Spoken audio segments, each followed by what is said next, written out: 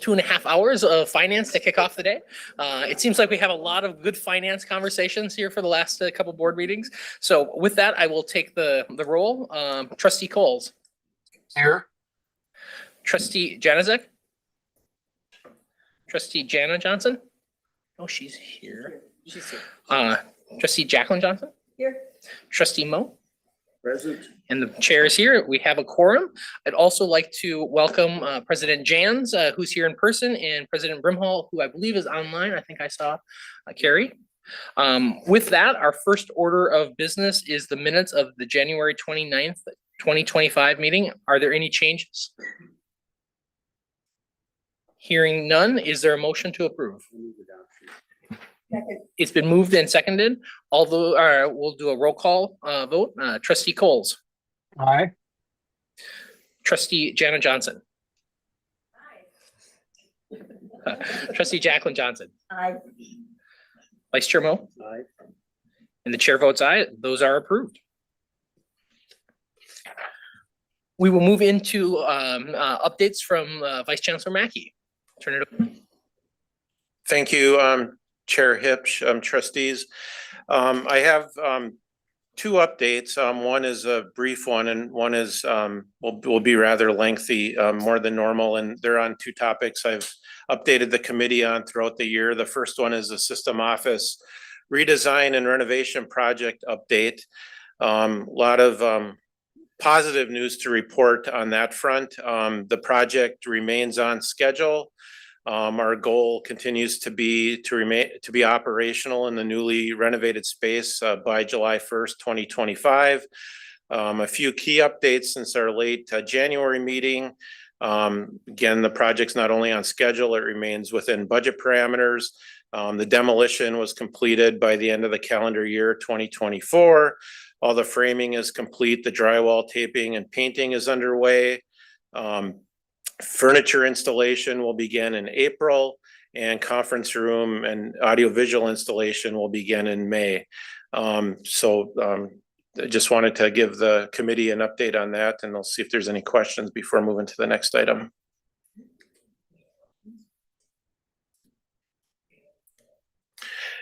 Thank you. The next update I'd like to give is related to our system, college, and university budget development.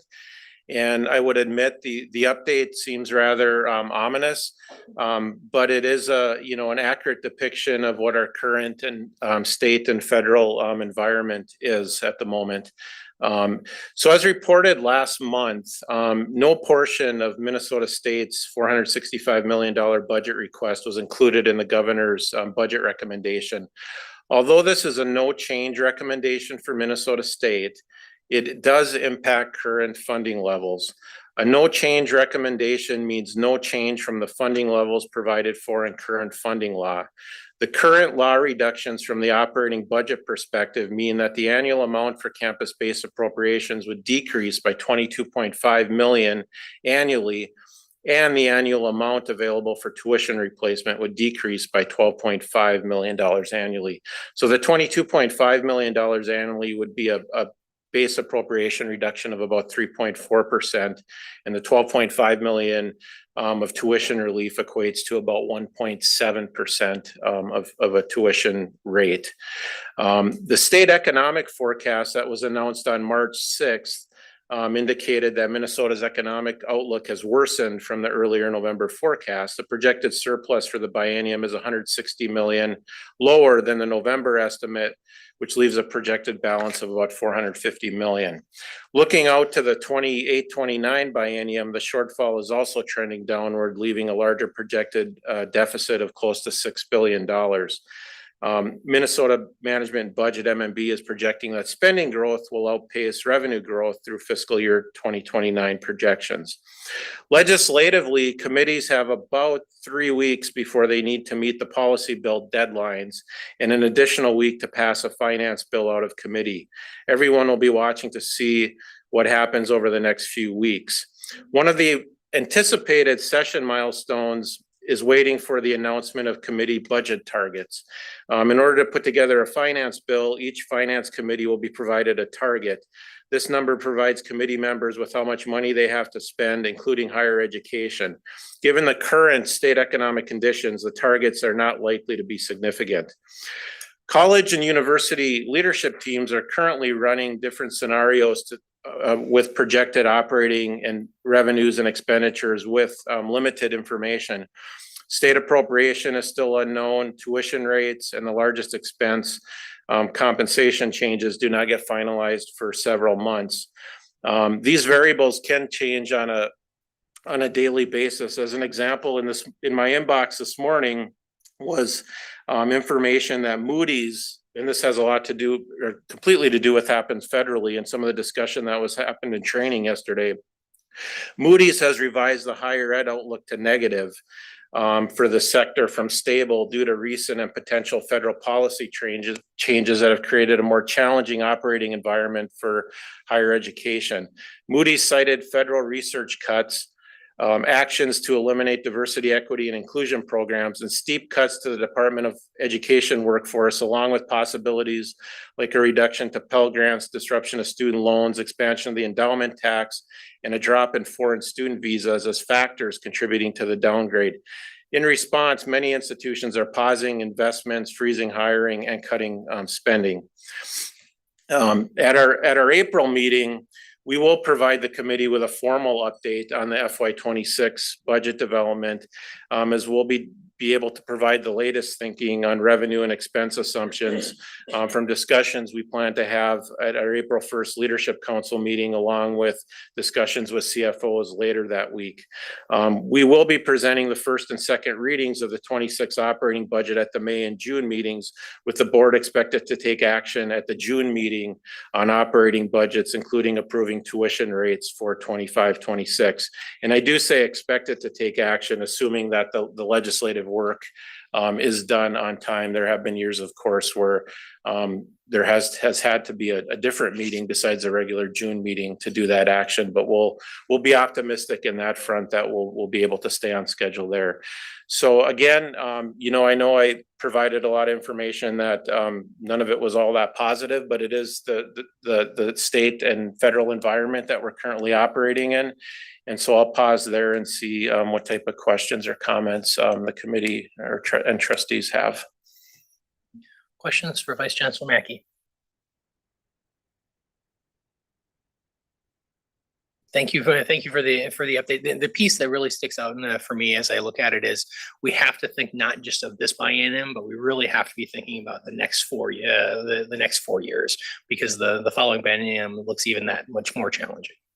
So with that, let's go ahead and move on to the contracts. Thank you, Chair Hips. So our first item today, we have 4 contracts for the committee's consideration. In your packet, there's 2 contracts listed that were approved between January 10th and February 28th in projects that were between 1 and 3 million. The contracts we have today, 2 of them, Dr. Tim Anderson will walk the committee through, and they both involve Lake Superior College.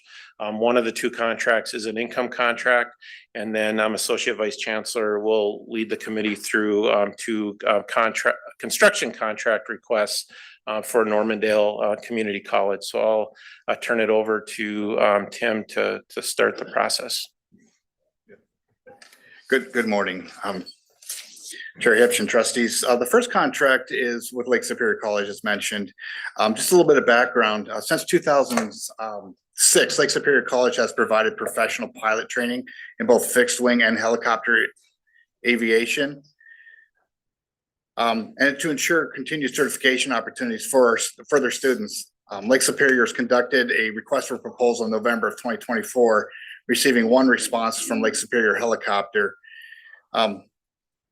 Lake Superior Helicopter has a long-standing partnership with Lake Superior College, delivering high-quality flight training for over 15 years. We recently came to the board as late as May of 2023 with a contract request.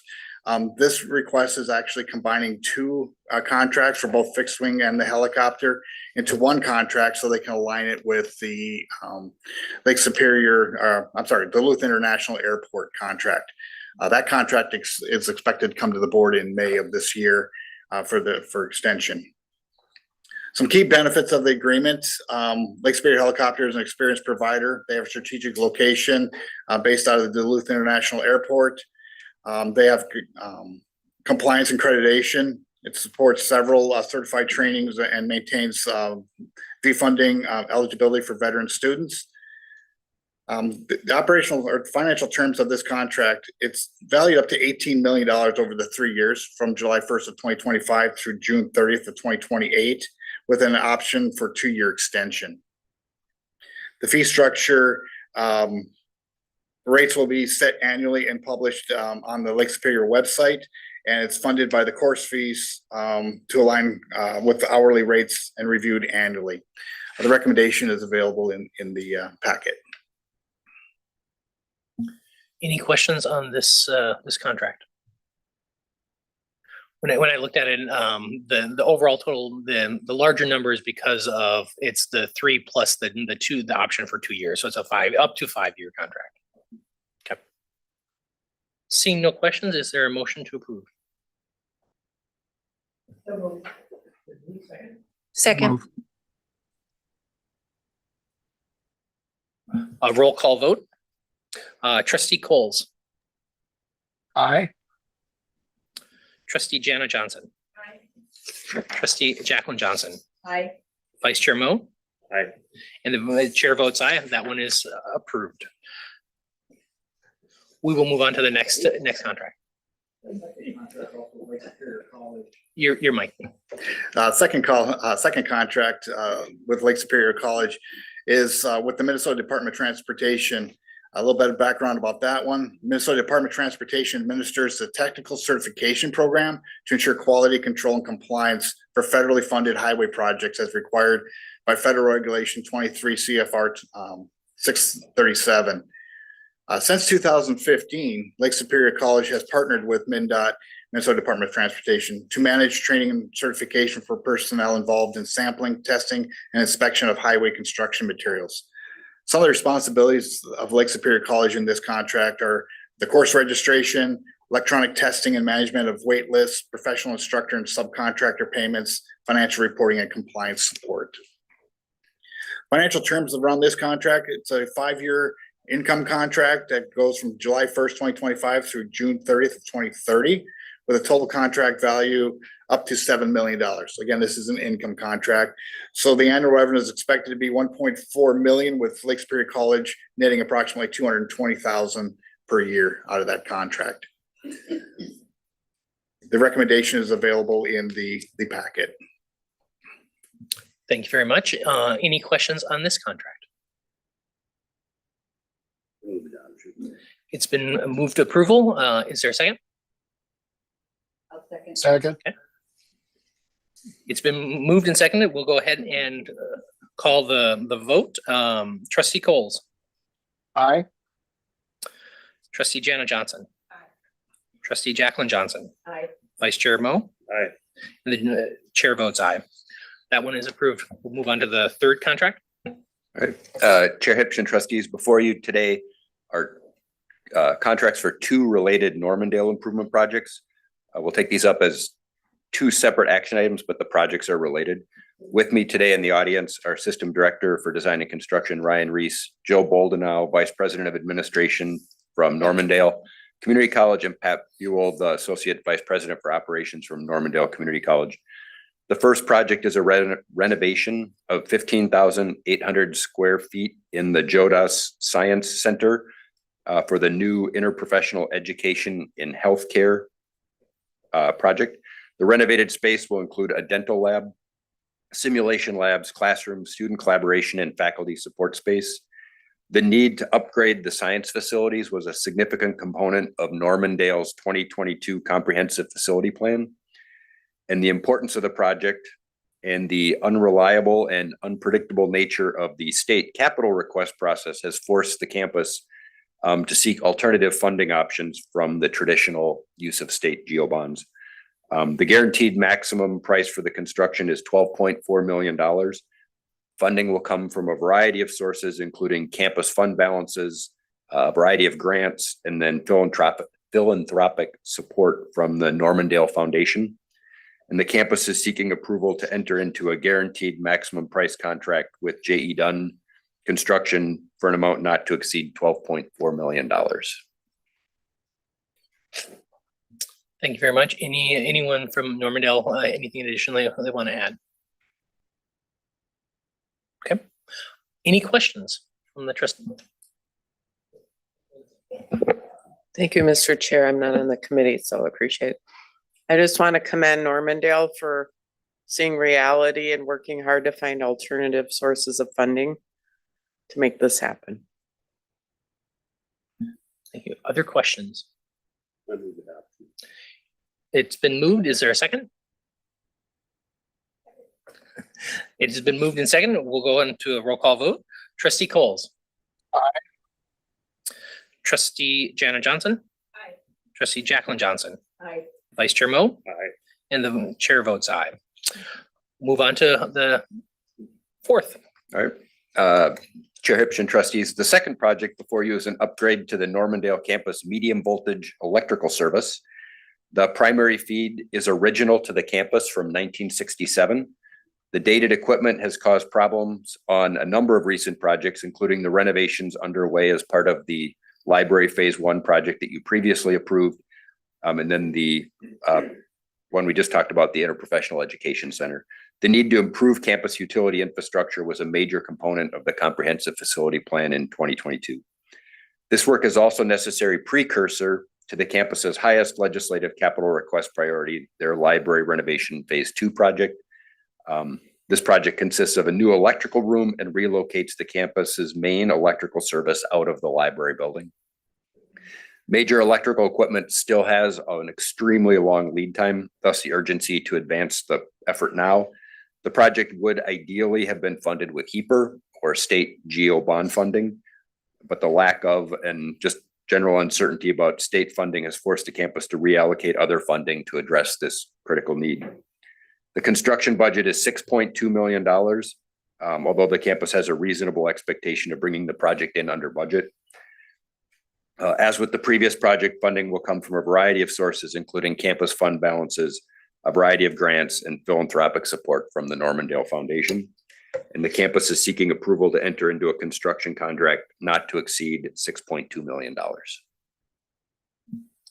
Any questions on this contract? You said it's a long lead time. What is the timing? I don't remember that. Chair Hipsch, Trustee Johnson, my recollection from the notes is that some of this equipment has a 36-month lead time.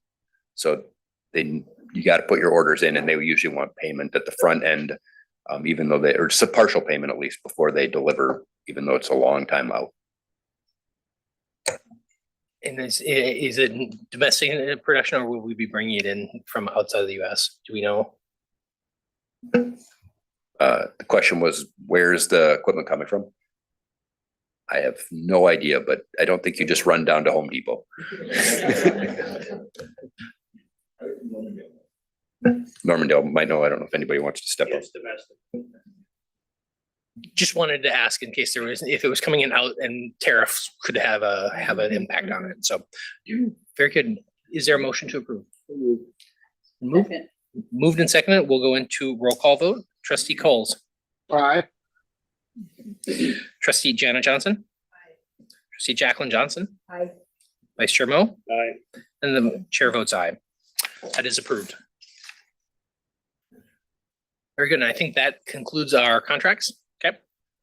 So we'll move on to our next topic of conversation, and that's the proposed amendments to Board Policy 5.10.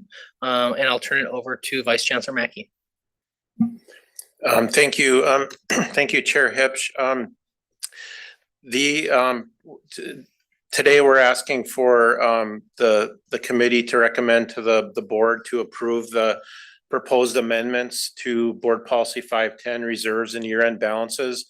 And this has been an ongoing discussion throughout this fiscal year and has been a significant part of the Finance and Facilities Committee work plan this year.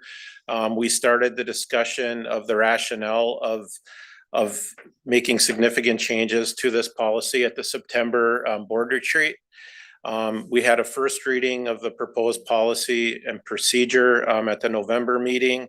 At that time, there was a lot of discussion related to getting a better understanding and cementing some of the details related to this on how it would work operationally. So we worked through that process primarily in December and January to get ready for what is in front of you today, where we're asking you to approve the policy, but we included the accompanying procedure and operating instructions so that you're able to see how this will all come together if it is approved and implemented. Some of the work we did between the first and second reading, which I did refer to a bit in January when I provided an update, is we did have further discussion with Leadership Council. We had further discussion at our system finance conference in December. We created a work group that had a significant influence in adjusting some of the language and creating the operating instructions that included both system office staff as well as importantly or more importantly, a representative from the university CFO community as well as one from the college CFO community. We then took that information and we put it out for stakeholder comment for 30 days.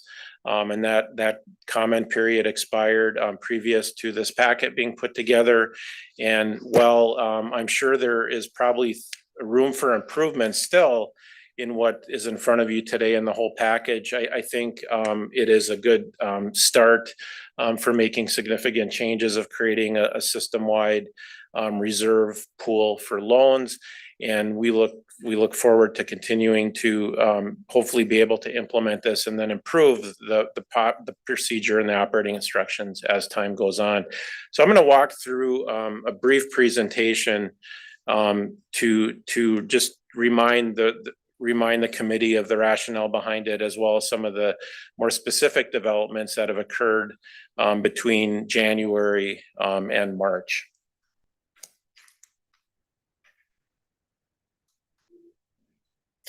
So again, the impetus behind the policy review, which this conversation started in September, this policy hadn't been reviewed for over a decade and it was slated for review.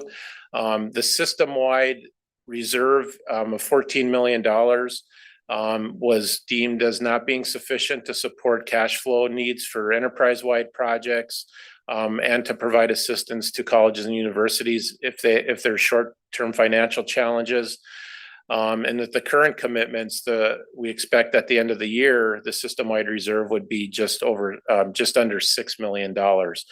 So the conversation, there's been several conversations that occurred between last June when the fiscal year 25 budget was approved of having, ensuring there's sufficient reserve available if there is those needs that are described there with emergency assistance needed or support for enterprise-wide projects. So the main change in the proposal is to effectively increase the amount of the system reserve by managing colleges and universities' already required reserves, which are at a minimum 5% of annual general fund revenues, and managing those at the system level. And if that is the case, there would be approximately $80 million available in this account versus the $14 million to use for these limited circumstances. These circumstances, again, and this was probably at the beginning of this conversation, probably not as clear as it needed to be from me to our various stakeholders, is that it's intended.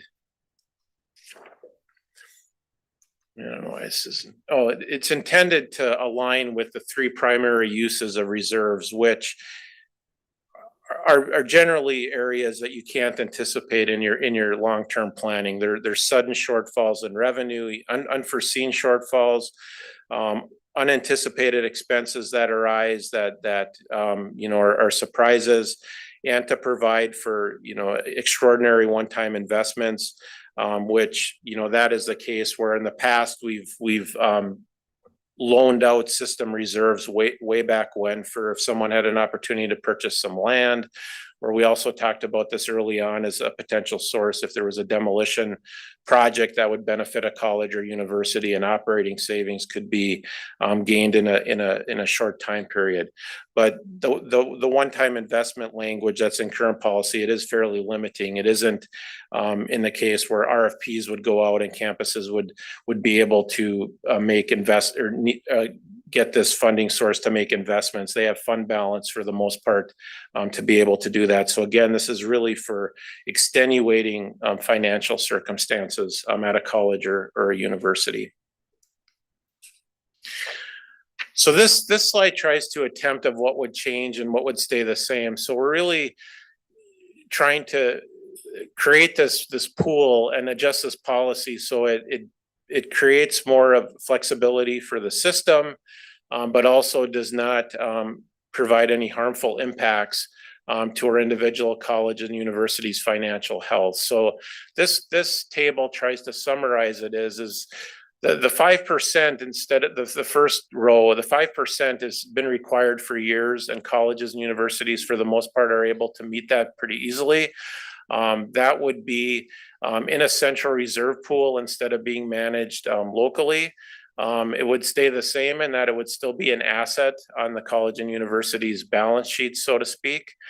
One of the changes would be that the pool would increase from the 14 million to the about $80 million. But again, the financial health of the individual college and university would not be impacted by being part of that pool. Again, the last row is probably the most important one, and probably the biggest change or part of this that I want to emphasize is that this would not be moving funding on a permanent basis from one college or university to the system or to another college and university. Use of this reserve pool would be in the form of loans. There would be interest attached to that. The premise related to the interest would be that the individual institutions funding for their portion of the reserve pool would be essentially held harmless. So they would receive the same rate of interest they receive today as being part of the state treasury as they would be as being part of this pool. So since the first reading, some of the revisions that have occurred as and I hit upon some of this in my previous comments, is to try to clarify the purpose of the system reserve pool to be used for loans and investments in emergencies or significant issues of an urgent nature. To be clear, the 5% minimum will be placed in the pool. So the policy, the current policy has a 5 to 7% reserve. This policy would increase the ceiling to 5 to 10%. 5% would be in the reserve. The other portion of it, whether it's 1 to 5%, the college and university would continue to manage locally. Being very clear about the reporting requirement to the board. So all activity related to the system-wide pool, whether it's a loan that would be made to a college and university or for a system-wide activity, would be reported clearly to the board and to other stakeholders, as well as having a clear accounting of the overall activity of the pool as part of the June budget process that occurs when the next year's budgets are being established. Related to the procedure, some of the changes that have been made there, and so some of them that have been made due to feedback received during the first reading, is that we would ask for that the minimum floor for the reserve pool be at 40%. So essentially that we wouldn't go below 2% of our general fund reserves. We were asked, what's the limit that all this funding wouldn't be loaned out. So we're recommending to start with the minimum reserve pool be 40%, which would be, about 32 million based on the $80 million amount that I quoted before. Another change that's been made is related to the interest rates. We did more, the work group did a lot of detailed analysis related to that. And, when we had made loans out of the loan fund in the past, we had generally used a 3% amount. And if we look over the last 20 years, in most years, that 3% was more than what the state treasury was paying us. However, recently, that amount would have been less than what the state treasury has been paying us. So we did add a little bit of complexity, but with this change, but in order to make sure that we do our best, we hold campuses harmless, we are going to align the interest rates with the ITC ratings, interest rates. So that review would be done on an annual basis. And if it was 5%, then if there was a loan under there, the campus would have to pay 5%, or the system office if it was an enterprise-wide activity. If it's 2%, then it's 2%. But that was a change that was made, and there was a lot of conversation, especially in the finance community, related to that. One area related to the procedure that isn't on the slide, but I want to mention too, is that it does talk about the administration of the pool. And the current practice is that when there's going to be a loan to a college or university, board leadership and finance and facilities committee leadership is notified in advance of it coming to the board as part of the June budget process. That is the current practice. And having conversations with Chair Hipsch, I think we will, make sure we add that language in the procedure so it's clear before the chancellor grants final approval to the procedure, assuming that the policy change is approved. And then with the operating instructions, some of these are brand new, but we very clear about what the loan terms would be, what an MOU would look like between the chancellor and the president. And these are things that that have been operational in the past. They just weren't laid out clearly in operating instructions. Change in recording of assets and interest earnings, of how we address that on our between the system office and individual college and universities records, making clear that, and then again, clear what the annual analysis would look like of the fund, as well as the reporting mechanism to the board and to other stakeholders.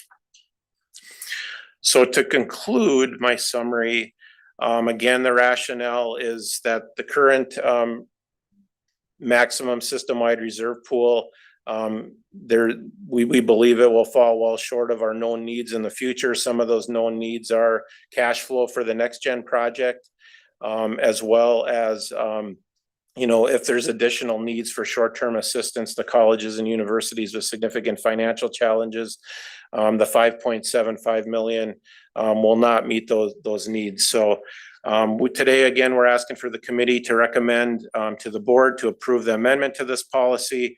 While the policies amendments generally go into effect the day they're approved by the board, the implementation of this policy, if it's approved, it would be part of the year-end close for fiscal year 25 and setting up budgets for fiscal year 26. So if this was approved tomorrow, my colleagues to my right wouldn't be going to the campuses and asking for accounting changes to move the funding into a central reserve pool. We would do that later this summer, early this fall, as we go through closing the books for 25 and getting things established for fiscal year 26.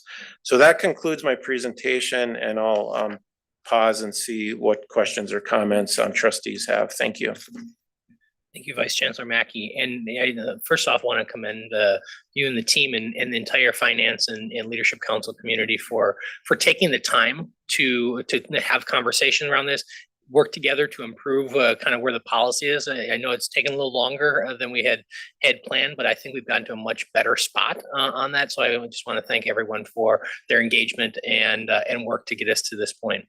With that, other questions from the trustees? Trustee Johnson. Thank you, Chair Hipsch. I just want to echo what you said, and I'm still trying hard to understand sort of how the system works, and I feel like with this proposal that it kind of goes back to when I started in July. So I feel like I have some understanding, or I'm developing some understanding of how the system works. And I'm sure that the presidents will correct me if I'm wrong, but it does seem to me that there was a really successful and intentional process to involve presidents and other leadership that resulted in the kind of changes that were made. And I hope I'm right in that, because I think it is that sort of collegial process that, that can lead to a good outcome. So I wanted to make that comment. And then I do have a question, and maybe you can't answer it exactly, but it has to do with the language and the concept of short term. And I wonder if there's a way to provide either an operational definition of short term, or maybe more meaningful would be some description of the process of short term. So say my campus has a kind of short term enrollment emergency, whatever. What's the process that would lead us to ensure that that was short term and that the problem, if you will be addressed, and that short term doesn't turn into long term? And I don't know, maybe that's a question that can't be answered, but it does seem to me that the process behind addressing that could be really important. Thank you. Chair Hipsch, I'm Trustee Johnson. Thank you for those comments. The short term is intended to be, at least in my thinking, is less than 5 years, somewhere like 1 to 3 years. The longer term commitment. So for example, when we've made loans to individual colleges and universities, generally the payback is 10 years. So but putting a more precise definition behind it, that's a good suggestion to add into the procedure and to think about it. And we haven't had deep discussion on that, but that's how we've operated in the past related to that. Some of the, I'll give an example with the next gen one as a short term for the cash flow, is we know the income stream is stable on that. So I'd see that as being a short term cash flow load that I know exactly when we'll be able to pay that back. If somebody's in financial distress, we try to give a long enough runway to be able to build back up flexibility within the budgets. And Vice Chancellor Mackey, I wonder if you can also talk about, as we do the loans like we have for the institutions, that memorandum of understanding between the chancellor and the president also increases a level of oversight and conversation that comes on what actions are being taken, the financial. Can you speak to that just briefly? Yeah, Chair Hipsch, the memorandum of understanding between the chancellor and the president is, provides pretty, clear direction of expectations, as well as, back and forth dialogue between college and university leadership and the chancellor's leadership team on a very regular basis, pretty much a quarterly basis, where there's, follow-up, written follow-up back and forth of getting budget updates and making sure projections are on track or how they've changed. So that MOU lays out, what that expectation is. For an example, that, we'll touch base, once in the summer before the fall semester starts, then another time after fall semester enrollment is in, then after spring semester enrollment is in, and then as we prepare for the next budget year, which would be later in spring semester. So that's kind of a rough timeline of how the quarterly process works. Thank you so much. Chair Sol. Trustee Johnson, I've been on the board for 8 years and I'm still learning how the system works. So, but I just wanted to say to Vice Chancellor Mackey, this is a big deal, and congratulations and thank you to you specifically and your team and all the people who engaged on this topic to bring it to an imminently successful conclusion. Thank you very much. Do you have any other questions? I'm wondering if President Jans, President Brimhall, if there's anything you want to add from the conversations or from the Leadership Council or the other presidents. Chair Hipsch, I can speak that for me and our campus, our Winona State CFO is actually part of the procedure and operating instruction development. And I've seen significant change from when this started several months ago to where it is now. I think it's landing in a much better spot than it was. I think the administration of the pool, the reporting requirement to the board all helps in transparency. So for those aspects, and in our conversations with even the university sector, we agreed it's moved significantly in the past several months. So it's good. I agree completely. I feel the presidents feel heard, and this was a great process for that genuine feedback and adjustments being made. So I appreciate Bill's leadership. Thank you very much. Any other questions? Seeing none, is there a motion to approve this change for 5.10? It's been moved. Is there a second? Second. It's been moved and seconded. We will move into roll call vote at this point. Trustee Coles, Aye. trustee Jana Johnson, trustee Jacqueline Johnson, Aye. vice chair Mo, Aye. and the chair votes aye. That is approved. And again, thank you to everyone who's been involved in this process. I think we've gotten to a really good spot and just appreciate everyone's hard work on that. With that, let's go ahead and move into our next topic, which is amendment to board policy 6.9 capital planning, and this is a second reading. Chair Hipsch and trustees, before you today is the second reading for the proposed updates to board policy 6.9 capital planning. The policy completed its 30-day review with no public comments. This policy was originally implemented in 2017, so it's the first time through the comprehensive review process. As noted in January, the proposed amendment makes 3 substantive changes. The amendment adds disposal in addition to investment. The amendment incorporates utility master plans to the campus comprehensive plan framework. As utility infrastructure in our campuses is an increasingly important component of both asset management and sustainability strategies. And lastly, it calls for establishing standards and procedures for effective space management and space utilization. And this requirement is in alignment with the long-term goals that we discussed in the comprehensive facility plan conversation in January. So if there aren't further questions and comments, we seek your approval at this time. Any substantive changes between first and second reading? Chair Hipsch, the only change was your change. Which was substantive and important and yeah. Yes. Are there any questions on this policy? Just, I'm assuming the presidents are supportive. Trustee Johnson, yes. Seeing no questions, is there a motion to approve? The move, second? Moved and seconded, we will go into a roll call vote. Trustee Coles, Aye. trustee Jana Johnson, trustee Jacqueline Johnson, Aye. vice chair Mo, Aye. and the chair votes aye. That is approved. We will move on to our next item, which is 5.16, which is a first reading. Chair Hipsch and trustees, before you today is the first reading for the proposed updates to board policy 5.16 risk management and insurance. The policy is currently in its 30-day review with no public comments to date.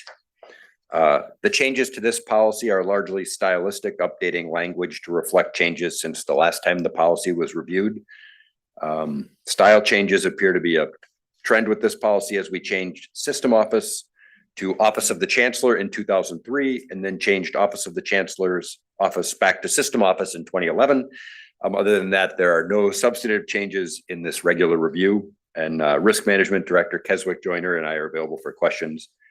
And I will preemptively defer any questions that require any actual knowledge about risk management and insurance to him right now. Are there any questions on this policy? Since this is a first reading, then we do not have to take action on it today, and assume this will come back in the next month for the board meeting. Our next item is policy 5.18 alcoholic beverages or controlled substances on. All right, Chair Hipsch and trustees, before you today is the first reading for the proposed update to board policy 5.18 alcoholic beverages and controlled substances. And before anyone gets their hopes up, there are not samples. It's a very dry presentation. The policy is currently in its 30-day review. The changes to the policy are largely stylistic to bring the policy into the format currently used for Board of Trustees policies. There was one substantive change if you're looking at the document on lines 45 to 49 under responsibilities, the policy previously authorized campus presidents to approve the use of alcohol at specific events on campus, but it never actually required people wanting to consume the alcohol to seek approval. The policy now requires the people to ask and to do so in advance of the event.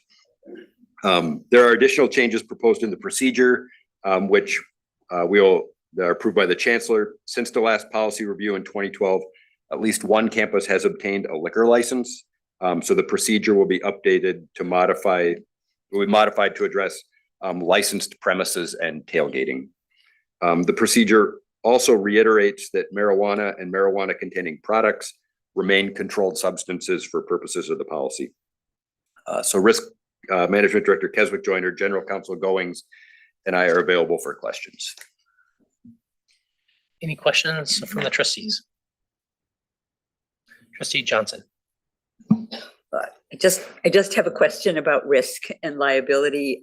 I was always hesitant to sign these approvals when I served as chancellor in Morris, just because of that issue. And so I'm just wondering how we are covered, how we address that kind of risk. So serving alcohol, I assume, would require someone who's been trained and authorized to serve alcohol under whatever the guidelines would be within this state. Am I correct about that? And are we okay, I guess, in terms of the liability? Yep. Whoever would like to come and join us.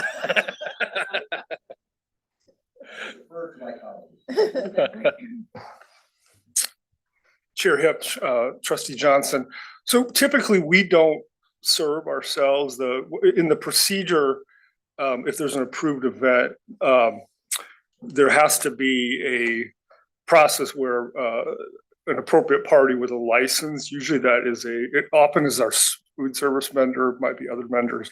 They're properly licensed. They have the appropriate dram shop liability insurance, et cetera. So that's how that works. Other questions? Trustee Sol. What is the policy other than events for students on campus consuming alcohol or legal controlled substances?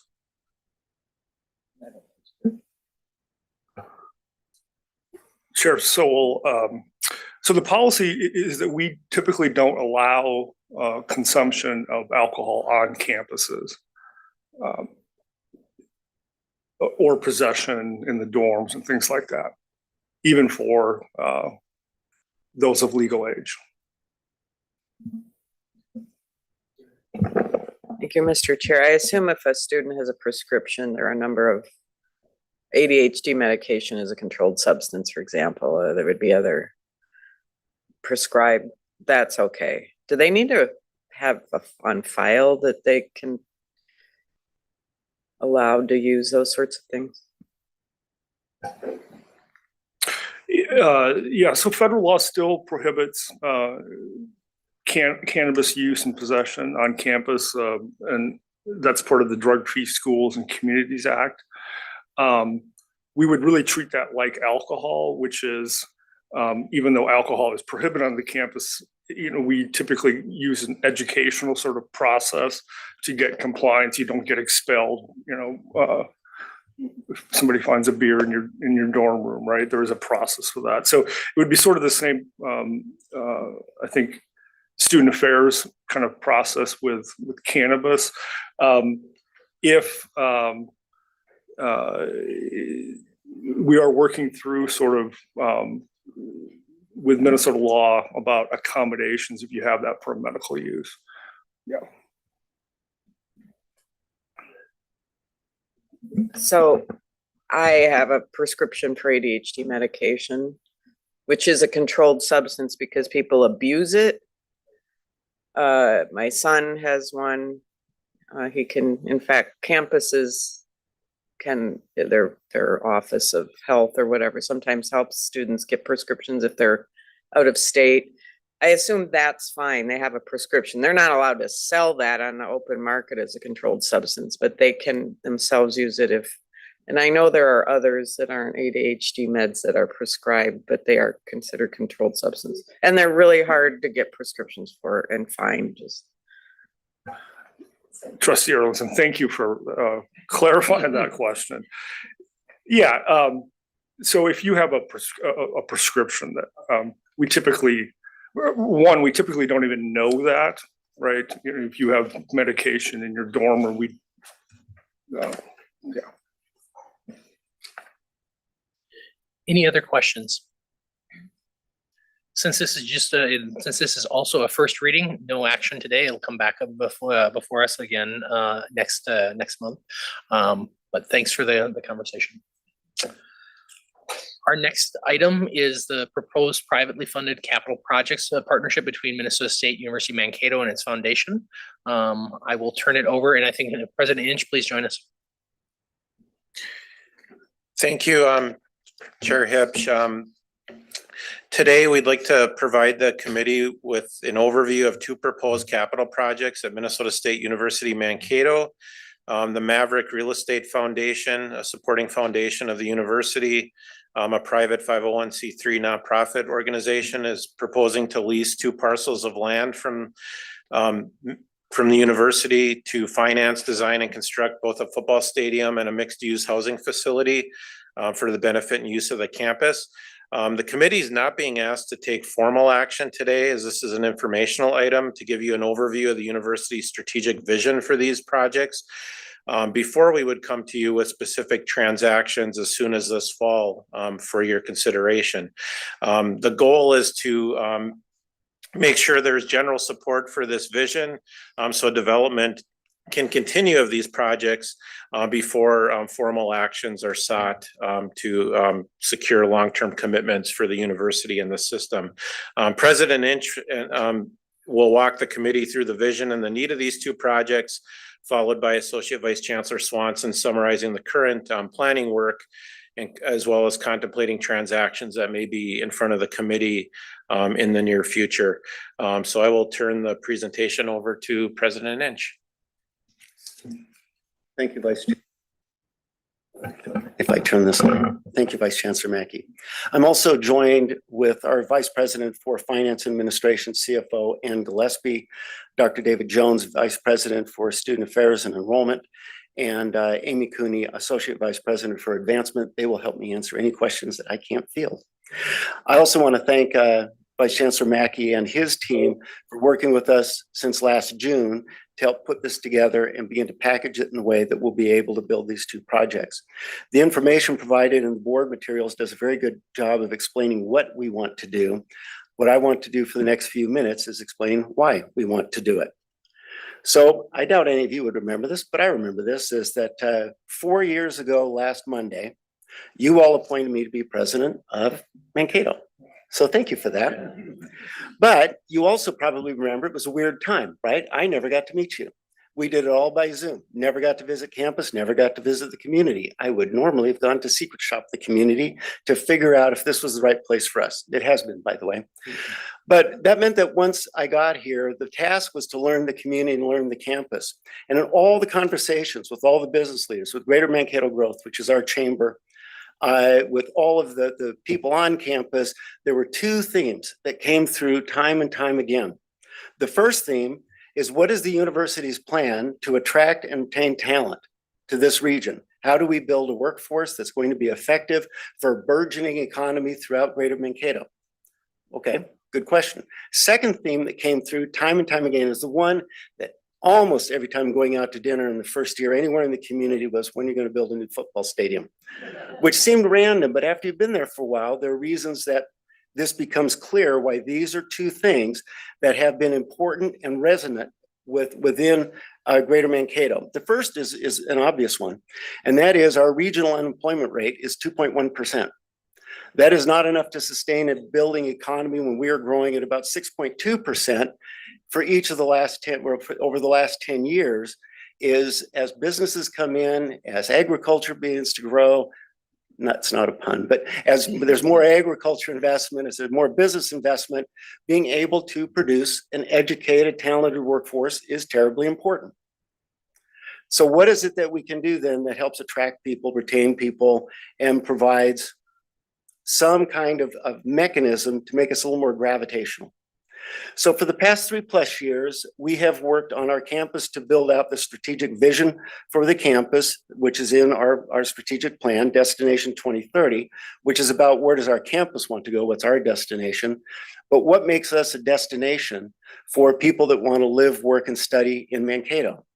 At the same time, the region, through Greater Mankato Growth, was developing its regional strategic plan called Transforming Tomorrow Together 2040. And these two plans are linked so that we can work together to figure out how we raise up the strength of Mankato, attract investment, attract business, but also to attract an educated workforce. For us, students are featured in both, right? So in our plan, it's what the student experience is, ensuring that every student has access to high impact practices and that we educate students that are ready and willing to go into the workforce, whatever path they're interested in. And for the region, the number one pillar of the plan there is to develop a talent hub, that we would be a place, the region, where our students are ready to participate in the economy that is growing in the Mankato region.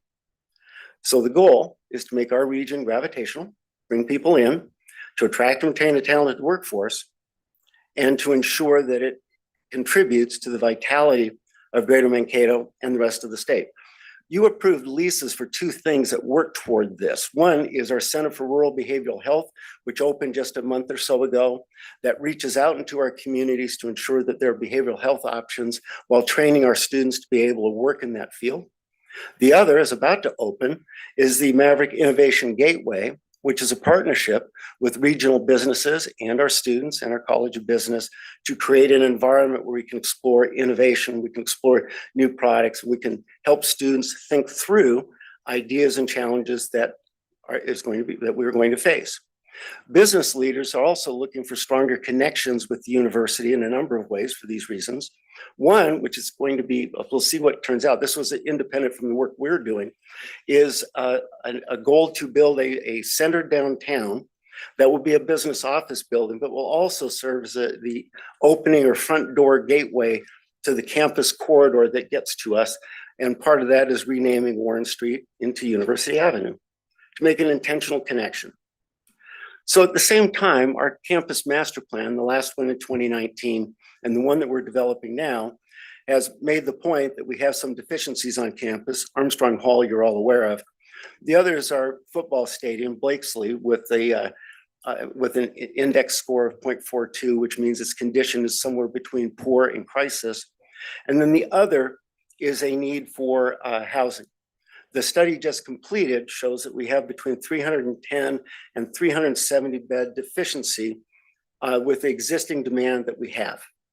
So the project that we're proposing reimagines the south end of campus, so everything south of Stadium, to focus on the things that are resonant with what the community has asked for, what our students have asked for, and that is to create a complex that focuses on wellness, recreation, and athletics. This to be developed to attract and support lifetime engagement with the community, with the university, with ongoing active learning through retirement. We've engaged many partners in working through this vision over the last 2 years, including the ones that are helping us form and design the program for the complex, including the Mankato area schools, Visit Mankato and its role as part of Greater Mankato Growth, the Vine Senior Living Community, Minnesota Zoo, Minnesota United Football Club, Green Seam, which is the agricultural piece of Greater Mankato Growth, and Region 9 Economic Development Region. For the last year, we've worked with the steering committee of community leaders of about 15 people who have helped guide the material that we've gotten in, the feedback that we've gotten, as well as provide direction on how we might visualize and actualize this. These include the city managers from both Mankato and North Mankato, nonprofit leaders from the YMCA, United Way, Mankato Area Foundation, our community banks, CEOs, public schools for the region, business leaders, including from Lifetime, from Taylor Corporation, from Betterstone, Sanford Health, and then our Greater Mankato Chamber, Visit Mankato, and Green Seam. We are currently in the silent phase of fundraising for this project, and we anticipate beginning the public phase in April or May so that we can have the funding design. These are designed to be managed through public donations, as well as what we may need to do through the foundation to raise additional funds or investment.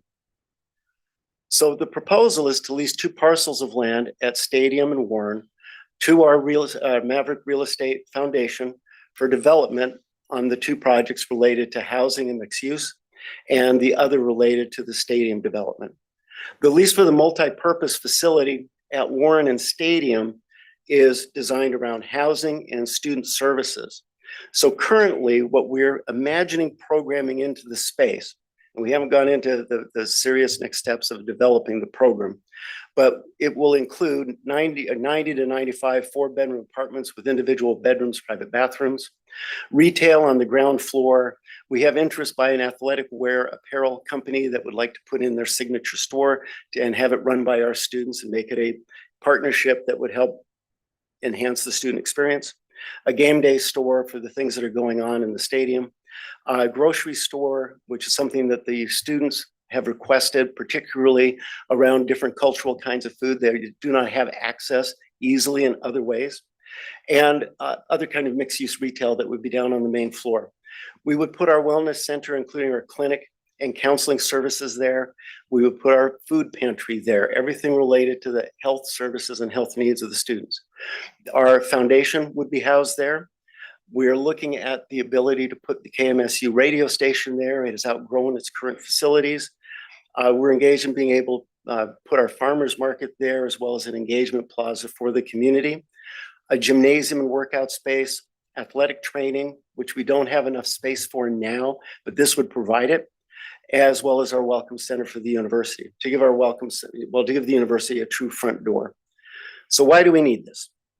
Well, the growth that I mentioned a minute ago is impacting our students' ability to find housing in town, because there's not enough. There are a lot of apartment complexes that are going up, but they tend to be further away from campus than is ideal.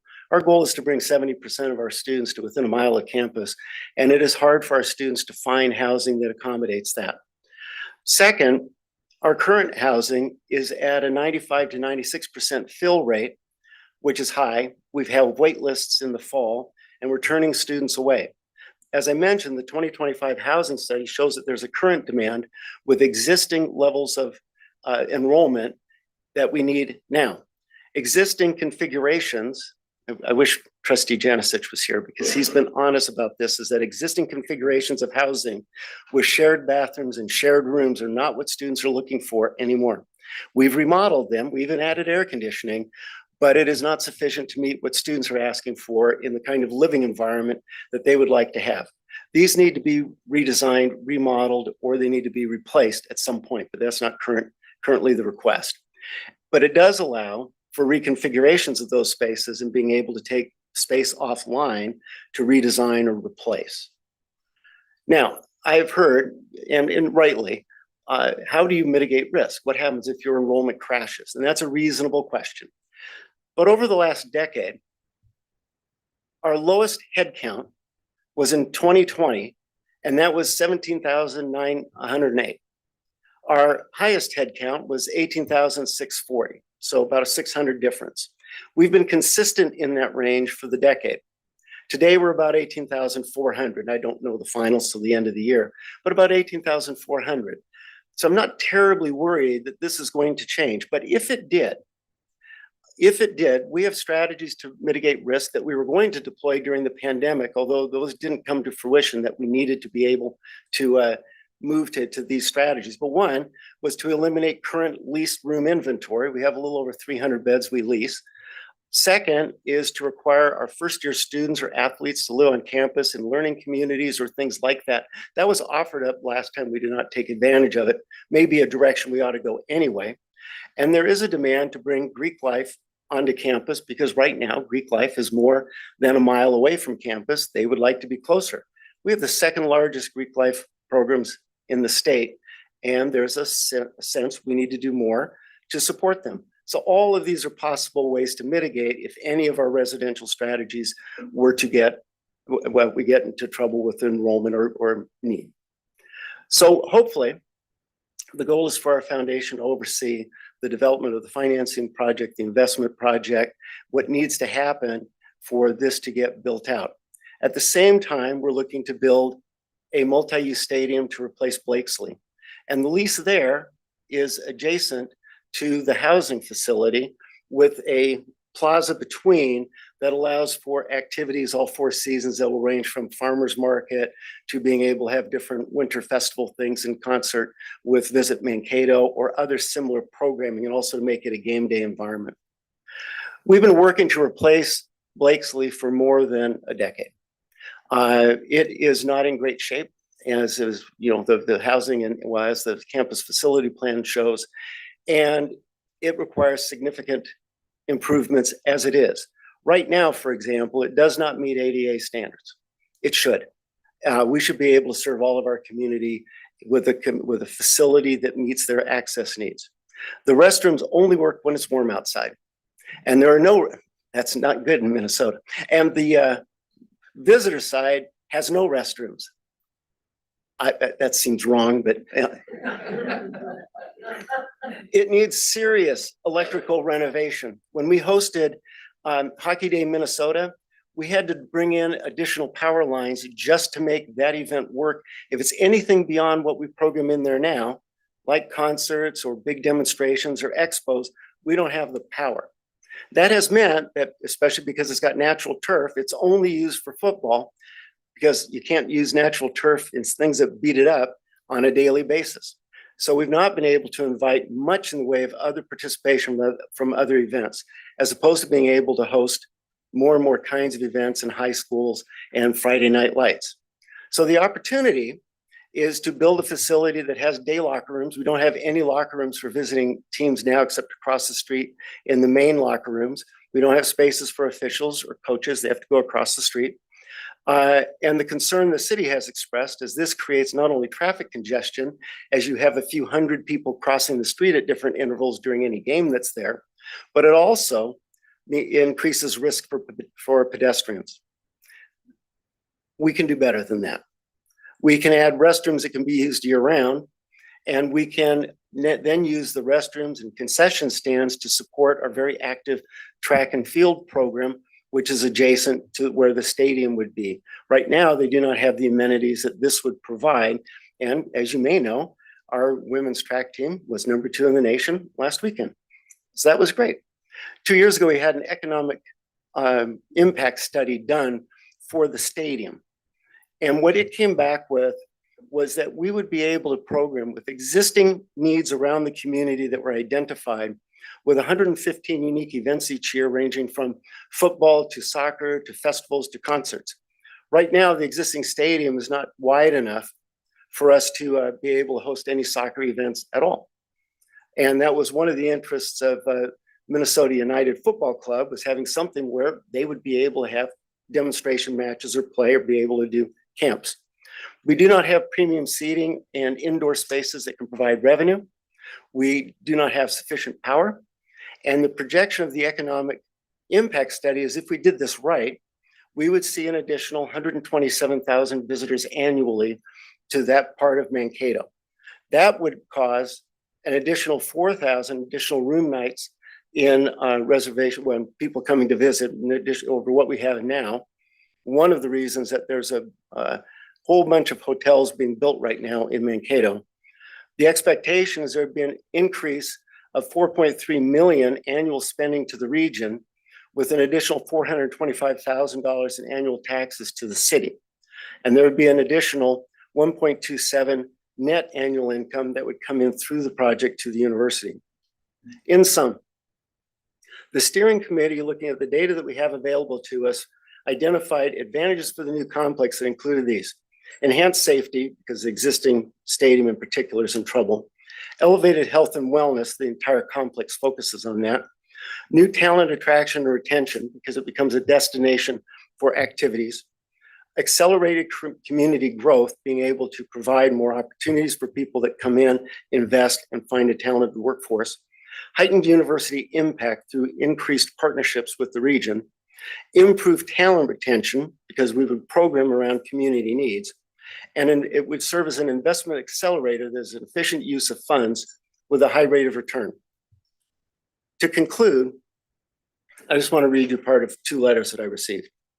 One from David Krause from Greater Mankato Growth, past board chair and CEO of Pioneer Bank. He wrote, "This state-of-the-art facility will not only benefit university students, faculty, and staff, but will also serve as a significant economic development tool, attracting essential talent to our region and benefiting surrounding businesses. The complex will foster numerous health, wellness, and cultural experiences, enabling the university to fulfill its commitment to building relationships and providing diverse experiences for Greater Mankato community. From advanced sports facilities to spaces for community events and cultural activities, this complex will be a cornerstone of our community, promoting a healthy and active lifestyle. Moreover, the economic impact of this project cannot be overstated." Charlie Whitaker, CEO of Taylor Corporation, wrote, "At a high level, Taylor's initial scrutiny and subsequent full support of this complex is driven by innovations and the broader reach of this endeavor compared to similar past efforts," referencing past attempts to build a stadium. "For example, attempts to build a new MSU football stadium have been on and off the table for many years. This vision goes well beyond that. Once fully realized, Taylor believes that this work will be transformative for our region. Early planning for this initiative has already inspired new regional, public, and private partnerships that will last for years to come. The community and region-wide scope extends well beyond college athletes. It will positively impact any resident in our geography who has an interest in the indoor and outdoor health and wellness activities that will be created by this initiative. The latter phases of this project go even beyond health and wellness to include expanded student housing, as well as desperately needed city infrastructure, added hotel capacity, and growth-driving community amenities. Thank you for your attention. We'd be happy to take any questions."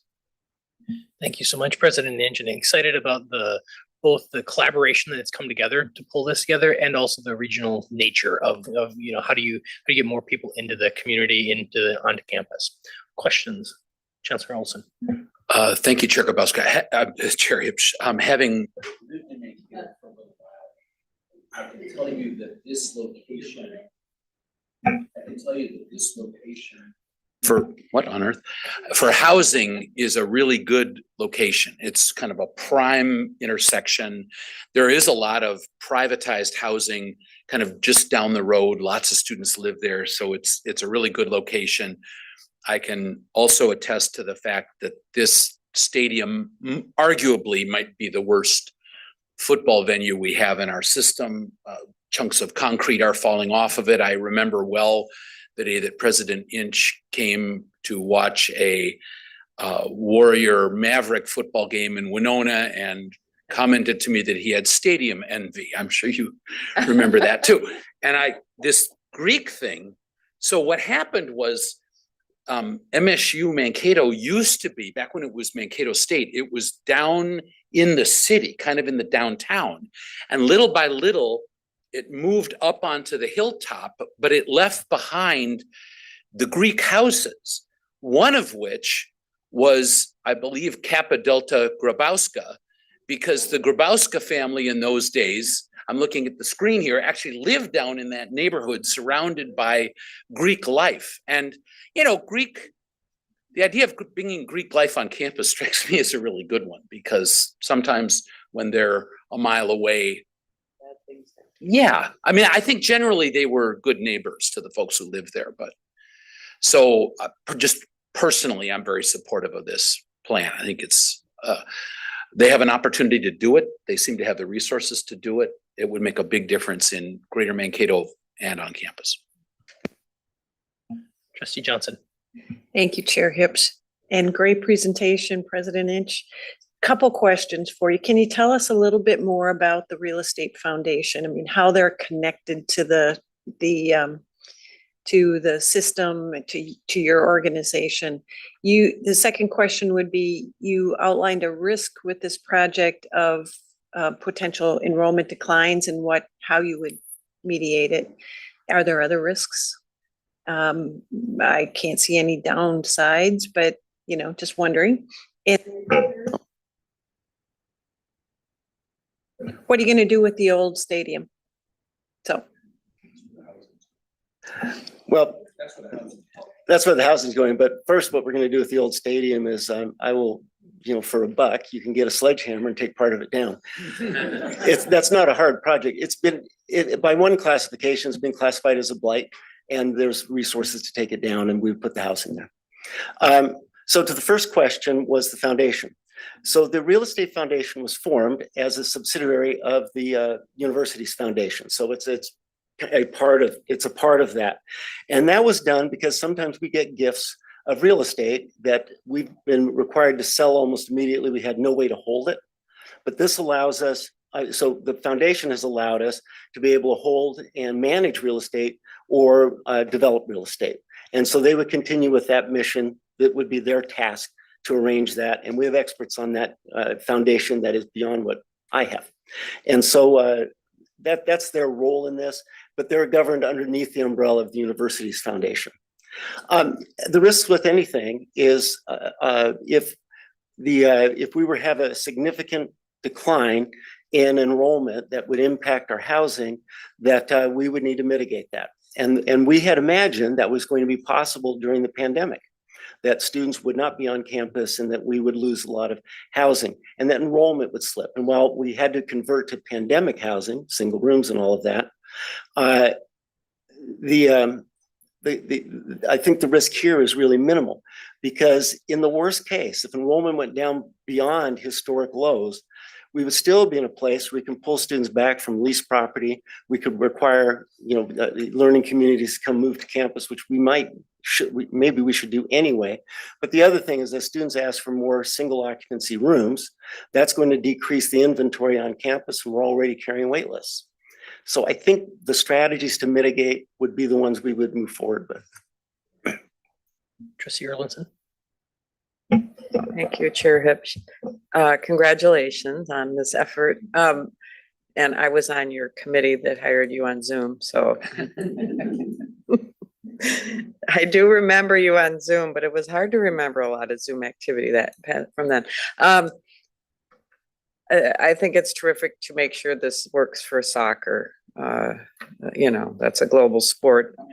You mentioned natural turf being a problem, but I know, and I am no expert on this, but I recall reading about athletes in the NFL who play on natural versus artificial turf having more injuries. I assume this is artificial turf, but maybe our former trustee Vekic has some thoughts about what do they have I don't even know what they have in the bike. I assume it's fake.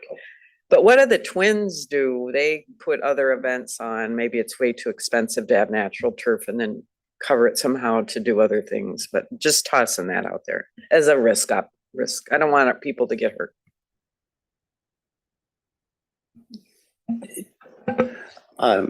Chair Hips, Trustee Erlinson, we've looked at that. We're the only stadium left in our conference that has natural grass. The challenge we have is to program 115 things in there each year, rips it up. And what happens currently is if we get a rainstorm, often Mankato West will ask, because they're in a bowl, will ask to be able to use our field. And if it's a rainstorm, they can't, because if we're going to use it the next day, it can't be ripped up the day before. And so it limits that stadium's use to 8 or 9 activities a year. And, one of the things that struck me is I took our steering committee out onto our back fields, the south side, June 12 last year, warm day, when we know that there's not enough youth sports fields available. We went out into the middle of this area, 150 plus acres, and stood there. And the only person at noon, only person on all of that acreage and all of that natural grass that we maintain was the guy mowing the lawn. We should have people there a lot. But to do that, it'll rip up your natural grass. So the anticipation is with this, it would be artificial turf, correct? Chair Hips, yes, the stadium would be artificial turf. The others would remain natural that are not having that kind of usage, with some exceptions, like the infield to the track, we're going to returf. And that's because there's a lot of demand by students who want to play cricket. And then there's a soccer practice that wants to happen there. And to use that regularly would be the natural turf. Perfect. Thank you.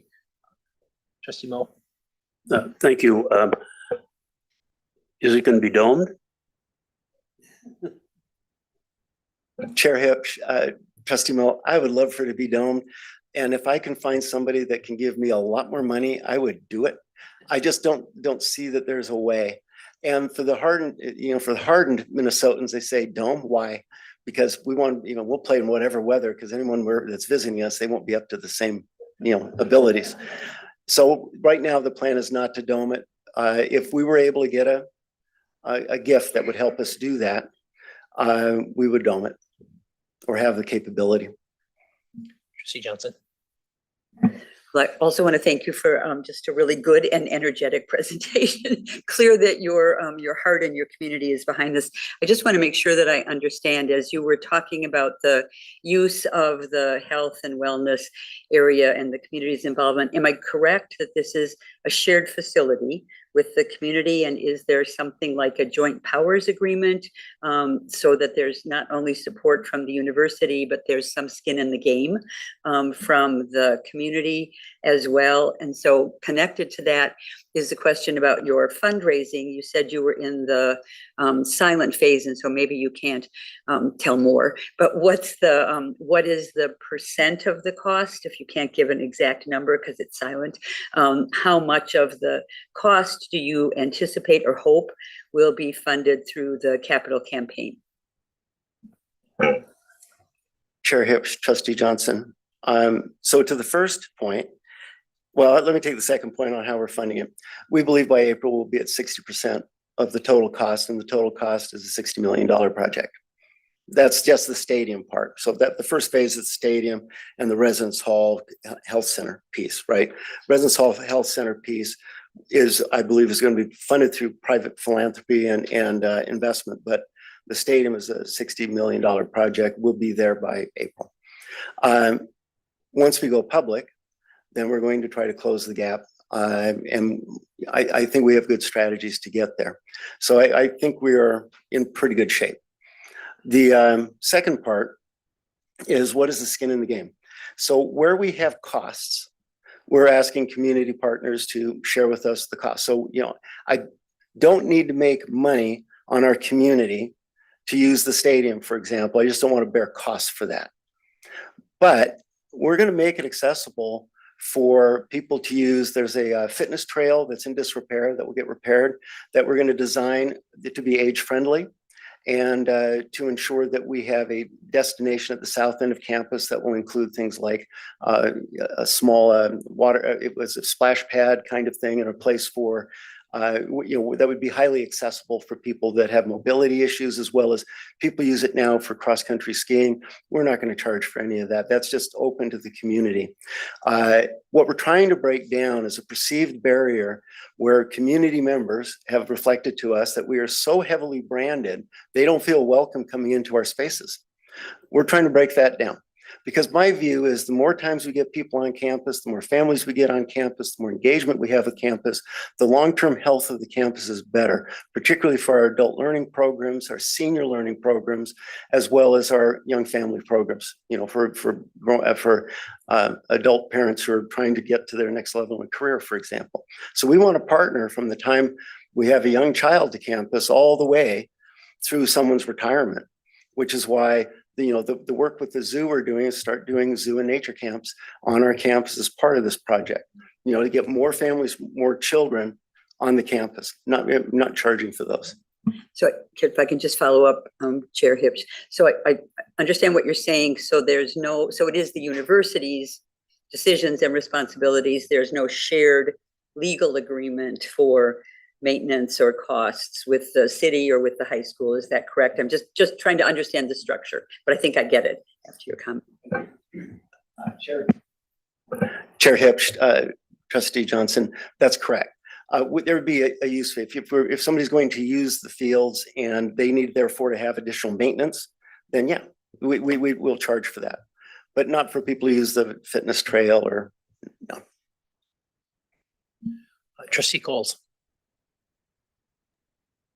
Thank you very much, Chair Hipsch. My question has to do with the proposed housing development, mixed-use property.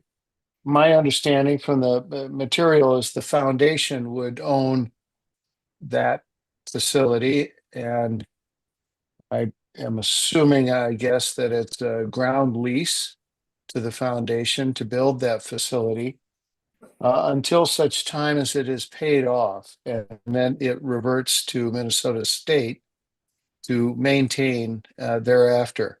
But I'm curious about what obligations the college will have during the period that the foundation owns that site. Specifically, is there a guarantee on the part of the campus to essentially provide bodies for all of the apartments? And now you did a good job making the case that there's more than adequate demand today, and you discussed alternative strategies for driving utilization of those spaces. I'm assuming it doesn't apply to the mixed use, but specifically those apartments. Is the college carrying specific obligations to cover essentially the room costs until such time as the quote building is paid off and reverts to Minnesota State? Chair Hips, Trustee Coles.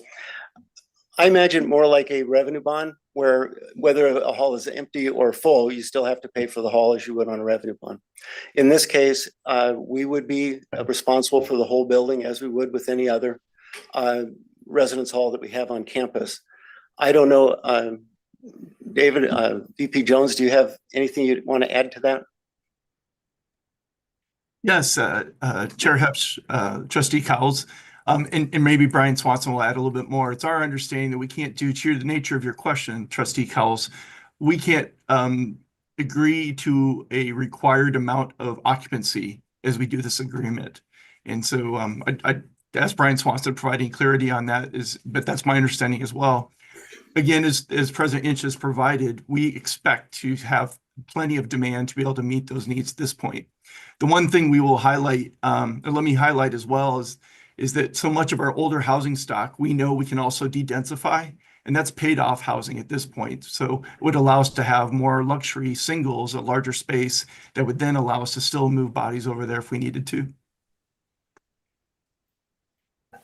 Yeah. Sorry, go ahead. Chair of Trustees, your questions are right on and they're in the details. So I think at this stage, we're still very early in the planning, design, and construction process about actually figuring out details. So the current plan has the foundation taking the lead on both projects, with the foundation being responsible for design, construction, and financing of both, with the campus facilities management, athletics, and student affairs being very involved in the effort. So right now, the foundation has initiated the pre-design studies for both projects, and those pre-designs will actually finalize the detailed space programs, the site plans, the project cost estimates, the funding strategy, and most importantly, that operating pro forma. And so the operating pro forma, I think, will provide a lot of insight into what options are actually available when it comes to the ongoing management and responsibility. So the current thinking, and again, this is all so what we would refine before we come back to you, but is that Minnesota State would prepare and execute 2 ground leases, one for the stadium and one for the mixed-use housing project. And the term of the ground leases would be tied to the funding strategy. So we have to figure out the project cost, the pro forma, and then we can finalize a funding strategy. And then that there would be a separate operating agreement for the services, to Trustee Johnson's comments about, how's everything going to get paid for? Who's providing those services? The form of the ground leases would be very similar as we're contemplating them to what the board approved with the Moorhead Foundation for their alumni association, where the alumni association had a ground lease, they planned to design it, they constructed it, and they operated. So we've got a lot of things to figure out. In an ideal world, as I understand it from the foundation's perspective, they would do, as President Inch said, where they would master lease the whole multi-use housing project to the university for a defined period of time. And the university would then be responsible for paying a check to the foundation for debt service, and some other expenses that they would incur, but it would largely be a campus responsibility to fill and finance the whole facility. But that is still a level of detail that we haven't gotten to actually ironing out all those components. I would look to President Inch to make sure that's fair. Trustee Well, Robinson. If I may, just as a brief follow-up, thank you for that explanation. That helps me understand the project a little more clearly at that level. And I raised the question simply because we've had mixed experiences with co-development in other residential halls, and we just want to make sure that we're learning from those experiences. I also specifically, President Inch, want to commend you and your team for the extensive community engagement process, which undergirds this. To me, this is kind of a master class in developing engagement with the community and its leadership broadly in addressing mutual needs. And I commend you for this and bringing it to us early as opposed to at its final stages. Thank you. Thank you, Mr. Chair. I'm just thinking about our conversation yesterday about attracting students and the trends in higher education conversation.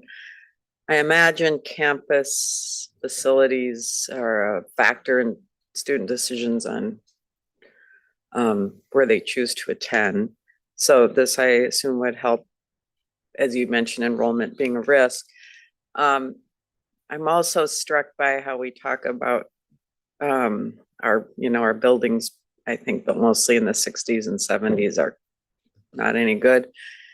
And I visited the Weissman Art Museum by renowned architect Frank Gehry at the U of M campus last 2 weeks ago, I think. And I'm just wondering, is there any way to make any of these buildings like so fascinating, like amazing that they get, international attention for something about them is so cool, right? Because that it's that little spark thing that, versus it just looks like another building. And I don't know who an architect would be that might do that at an affordable price. Although there is a guy who's building in Bhutan the most amazing. You should look it up. It was on 60 Minutes. He's a Danish architect that are fit with nature and fit with the community. And anyway, it's kind of pie in the sky, but since you're giving us a great vision, I'm like, let's even make it more gorgeous. Associate Vice Chancellor Swanson. Trustee Hips, Trustee Erlandson. So you asked an interesting question about campus planning design, which is, do you want a campus that looks very contextual, where everything looks like a coherent, planned approach, or do you want a collection of look at me buildings? And so I think you want to always balance the look at me buildings versus kind of the overall contextual nature of the campus. I would also caution against overly avant-garde architecture, having been responsible for the Weissman Art Museum, that it is a wonderfully looking outside building. And I'll be very cautious about what I say here, but it's a rotting mess on the inside. So if you think we have heaper problems, the U of M has them in equal amounts. I'm raining on your parade. And maybe had you been in the building, you might have, they have a beautiful facility, but sometimes when you're on the cutting edge of architecture, they push the envelope a little far. President, your mic on, your mic. The Johnson Foundation wing spread designed by Frank Lloyd Wright. I think Mr. Johnson lived there. And he had a dinner party with like the President of the United States, and it was raining. And it was raining on the head of the president. So he called Frank Lloyd Wright. You know what he said? Move the chair. President Inch. Chair Hips, Trustee Erlinson, the developer of the two new hotels that are going to be connected with one another downtown, a Marriott and Westin, is at one end of the downtown.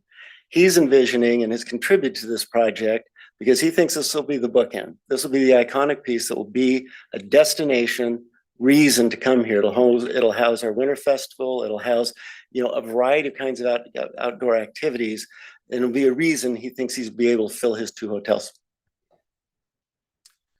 Thank you for the great conversation. I'm going to keep moving us forward, but appreciate President Inch, the entire team from MSU Mankato joining us today to give us the early view on this, and excited to hear it as it continues to move forward and hopefully comes back this fall for the actual ground leases. So thank you so much. With that, we have one more topic for our conversation for the meeting today, and that moves us back into the allocation framework, principles and design features. And with that, I'll turn it back over to Vice Chancellor Mackey. Thank you, Chair Hips. The goal of today's discussion is to provide the board with a historical review of the systems framework for the allocation of state support, along with an overview of the specific components of the model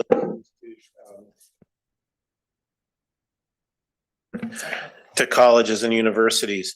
So we've structured a presentation that provides a definition of the allocation framework, a history of the framework, as well as the past and current approved board design principles, an overview of the allocation model, which is a portion of the allocation framework, and then concluding with changes that have occurred in our college and university and system financial landscape since the last major overhaul of the allocation model that was implemented in 2018. In your packet, there's a couple attachments that were included with the narrative. Attachment 1 and 2 were included the allocation framework and how the entire state appropriation to Minnesota State is distributed, which is $923 million for fiscal year 25.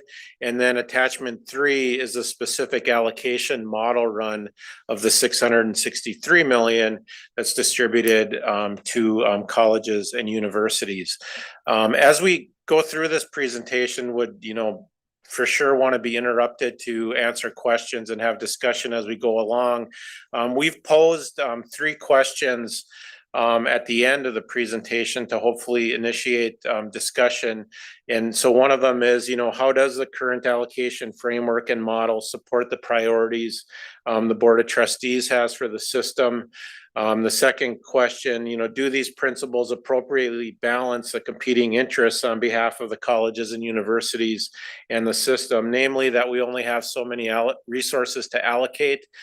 So, does it generally meet the expectations? And then where does a potential review of the systems allocation framework fit into the system's priorities over the next few years in comparison to other strategic initiatives? If I might, just as we're getting kicked off, so as we started down the road for this year, really looking at work plan, this was one of the pieces we wanted to tee up for a conversation around the allocation model, because it has been since 2018 was the last time it was touched. Since that conversation started, 9-12 months ago of making it part of the agenda, we have had a number of training sessions that we've gotten just to bring everyone up to speed on that. So this is just a continuation on that. And I think Vice Chancellor Mackley really brings up the questions that we want us to be thinking about as we're going through this conversation here today. We only have about 40 minutes for the conversation. We certainly aren't going to come away in 40 minutes with understanding the allocation model completely. It won't happen, I can guarantee it. But just wanted to give that context of kind of where we are in the conversation. So with that, I'll turn it back to you, Vice Chancellor Mackey. Thank you, Chair Hipsch. I think I need help with the slides advancing. Thank you. So what is the allocation framework? So the allocation framework specifies how the system state support is allocated. And it's broken down into 4 major components. So starting with the smallest portion to the largest portion, the system office portion of the 923 million is defined in legislative language at $36.4 million. And that's 4% of our state appropriation for fiscal year 25. We then have priority allocations, which includes board and legislative priorities. And that compromises about 6% of our state appropriation, or $57.6 million for fiscal year 25. And some examples of those activities are leveraged equipment, workforce development scholarships, rural college aid, as well as access and opportunity funds, which have been priorities that have been from the legislature and or the board over years, and those are funded through different methodologies than the allocation model. We also have system-wide set-asides of $55 million, or about 6%, and those are for activities managed and paid for centrally on behalf of all colleges and universities. So the Next Gen Workday project is one example. How we pay for debt service at the central level for our capital projects is another example of that aspect. And then we have the institutional allocations, which makes up the majority of the allocation framework. And there's 2 components of it. 12% of it is for tuition relief funding, about 107 million that's allocated out to colleges and universities based on enrollment and tuition rates. And then what is commonly referred to, and when we talk about allocation, it's referring to the allocation model, which is that we'll spend time on it. That's a $663 million, which is the base operating appropriation for our colleges and universities. So as we look at this, and I know I've shared this graph or this chart with you several times over the years, is to just show the framework, the various components, and the allocation model being a portion of it. And I do want to, distinguish that over the years, there have been priorities of the board that have been funded for outside of the allocation model. So a couple examples that I wanted to give is that, for example, in 2018, or 2016, when the decisions were being made, 2015, 2016, for the changes in the allocation model for 2018, the board approved a recommendation at the time from leadership to move $5.4 million out of the allocation model and make that a priority allocation specifically for collaboration. So that became a priority allocation. Another example that occurred in fall of 2020 when the fiscal year 21 budget was being set is that there was the priority allocation for leveraged equipment, which is just over $7 million. That was utilized for a tuition buy down in fall 2020. During the pandemic, tuition rates increased by 3%, but tuition was frozen for fall of 2020. So I know we talk a lot about the allocation model, but I just want to talk about the bigger picture of the allocation framework, and that the authority that the board has is related essentially to 3 of those 4 boxes. The system office one has been set by legislation, but the set-asides, the institutional allocations, and the priority allocations all relate to the principles that the board has approved in the past related to the allocation methodology of our state support for our system and for our colleges and universities. The other part that I want to point out on this chart is that On the right side of it is tuition and fee revenue stays local, and it's been one of the key principles defined in the allocation framework for the system since the system came to be one in 1995, and that is to ensure that autonomy is given to colleges and universities to retain their own local revenue. Some of our past allocation models did redistribute before Minnesota State was formed in 1995, did redistribute tuition and fee revenue between institutions. And the board had an early principle that revenue needed to stay local at each colleges and universities. So one of the things we talked a little bit about in training yesterday is that's why there's a revenue offset or a revenue buy down calculation that's part of the allocation model, is to distinguish state appropriations from other general fund revenues. So we're not redistributing general fund revenues from one college and university to another.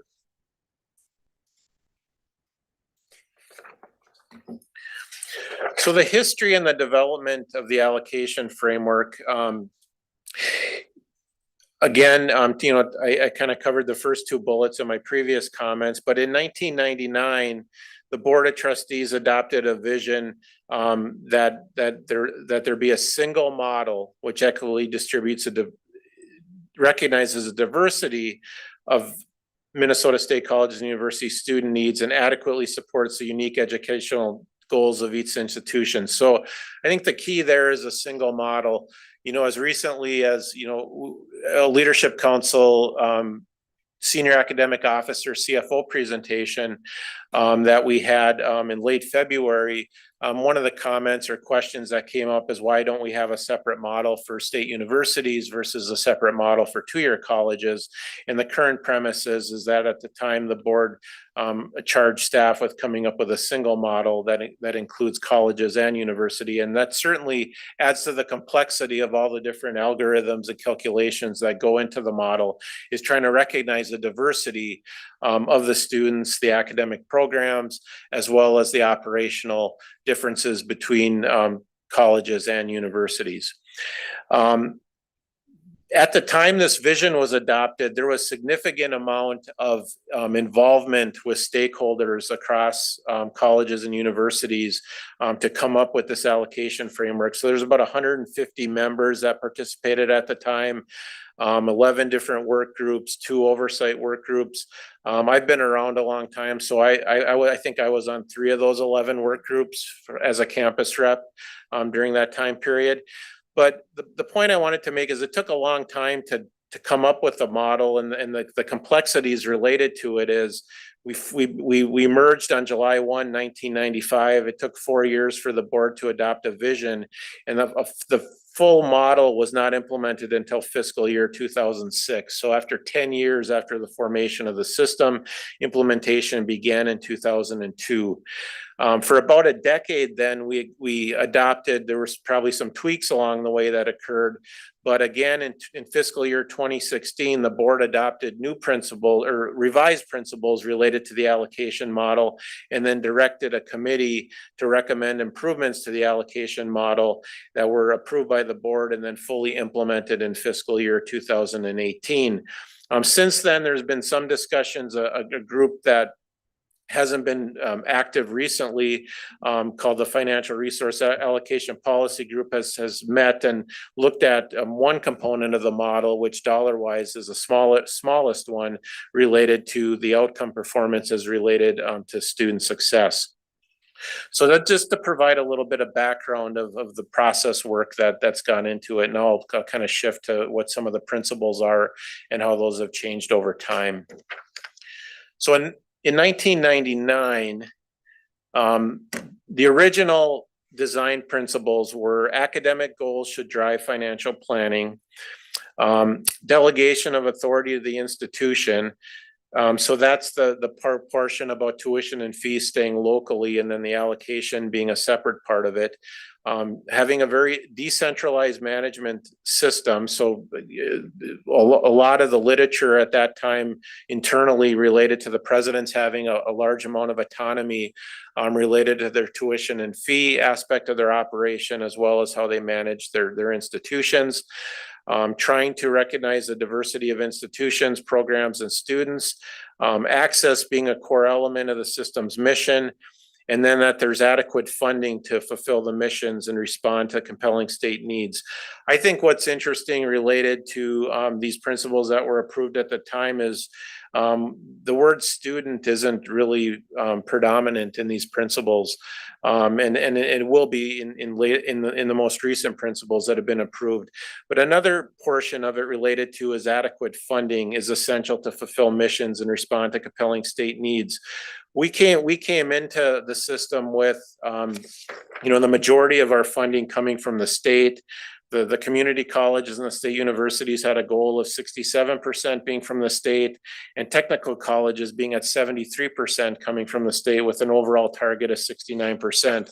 Well, we know that's changed considerably over the years. As has been mentioned, we're at 50-50 support for years, and now we're at about 53, 54, 46, 47% between the state appropriation and the tuition.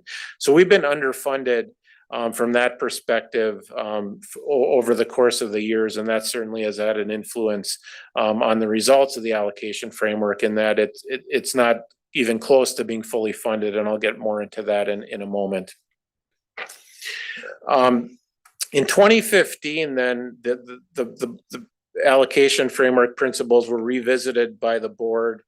They aligned pretty strongly with the strategic framework at the time, providing access to extraordinary education for all Minnesotans, being a partner of choice to meet our workforce and community needs. And you'll see some of the principles were tweaked a bit. Some of them changed a bit. The collaboration and systemic change, the last bullet that refers to the $5.4 million being pulled out of the model and moving into a priority allocation. That was one of the decisions made at that time. Again, related to tuition and fees staying separate from allocation, that stayed the same. But again, trying to recognize that we have diverse institutions, programs, and students that need to be supported, again, which I think attributes to some of the complexity of the model. The design principles then that were approved in 2015, and this is one where it's hard to say this with a straight face, but to be flexible, simple, and transparent. Simple is from all the training sessions we've had, and even those of us that have been around a long time still have questions about various parts of the model. And Susan Anderson to my right is the one that is a resident expert of the model of administering this and running all the various calculations for about the past 20 years. But it is not simple. We hope it's transparent. It is. It's on our website. Information is readily shared. When there's questions asked about various calculations, Susan and team take a deep dive, working with campuses on that. One of the other parts of the design principles that changed in 2015 was also to try to incent and reward student success. So that's one component of the model that was added. It's essentially a performance funding portion of the model. I would say as we've had conversations, and we'll get into that, it's only represents about 1% or even less than the annual appropriation. So I'm pretty sure that the outcomes of that over the past several years hasn't been as it was intended. And I think the feedback we've heard as we've had conversations is the calculation is rather complicated related to that, as well as does it incent and reward the right behavior. So that's a little bit about where we're currently at with the design principles related to that. And I'm going to go through one more slide and then pause for questions and comments, because I know we're going through this fast, but this was all included in the narrative as well. So after a year later, then the board approved specific portions of the model and the different and how calculations changed. I mentioned the second bullet a couple times right now. There were some other changes that were made related to calculations. One of them was, and this is one that depending on where a college and university sits, they could say the model's not responsive enough to enrollment growth. But we went from a 3-year average related to some of our components to a 2-year average, so that, you know, the results of any one year used to be a third on the main component with instruction. So there was more time to adjust if a campus was in a declining mode and had to make programmatic adjustments. And at that time, it was decided we needed to move to a 2-year adjustment. So now, or 2-year average. So we'll hear various feedback related to that, where things shift faster in the model than they did in its first few years. We also, with the student services methodology, used a weighted head count to account for different student services related to that, and also isolated concurrent enrollment, both within the student services as well as instruction, realizing that the delivery at college and the schools is different than on-campus delivery. So that was a significant change that occurred and was approved by the board in November 2016. So I know I'm talking really fast and going through a lot of different things, but I'm going to pause there and see what kind of questions or comments or discussion there might be related to what's been presented to this point. Questions up to this point on the conversation? Trustee Johnson. I'm a little afraid to even ask a question. I think I said yesterday that I was either looking for a Cliff Notes version of this, but I think I had an epiphany about how this works. And so if I understand it correctly, this is something like a multiple regression formula with weighted variables within it. Is that correct? Looking at some of the things that you have up here.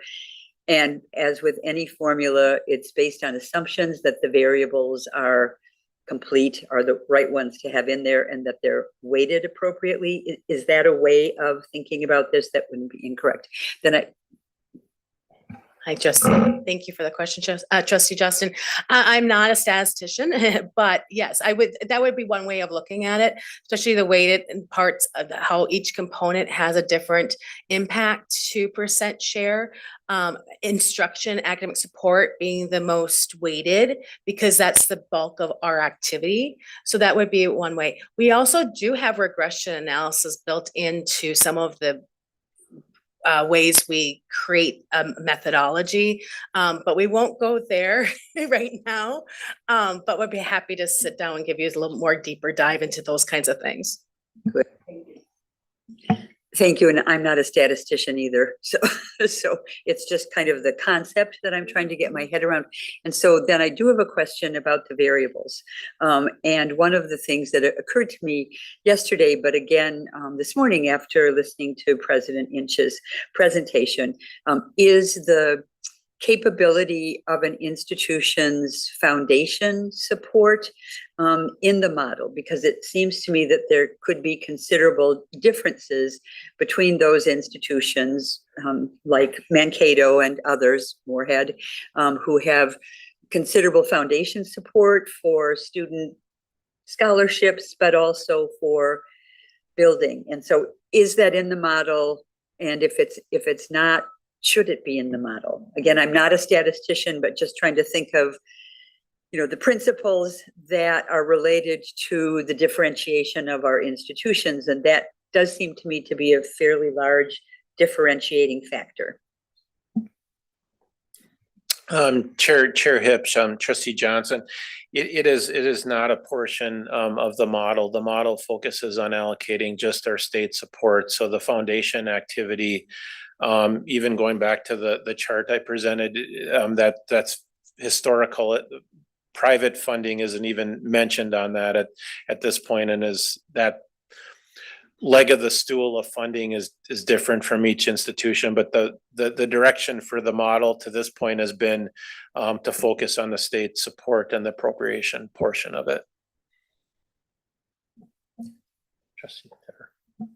Thank you. I'm not on the committee, but I first of all, I want to thank you for the rather dense and a lot of information. I am not a finance person, and everyone is grateful that I am not on this committee, but I want to thank you for it. It isn't like reading a murder mystery novel, which is usually what I do at night when I go to bed, but it sort of can keep you up also. So who knows? Anyway, as far as the allocation model is concerned, I've been on this board for a long time. And then, I mean, I've been around Minnesota State since practically it was born. So I know that the allocation model changes almost always provoke a certain amount of anxiety among the governing body here.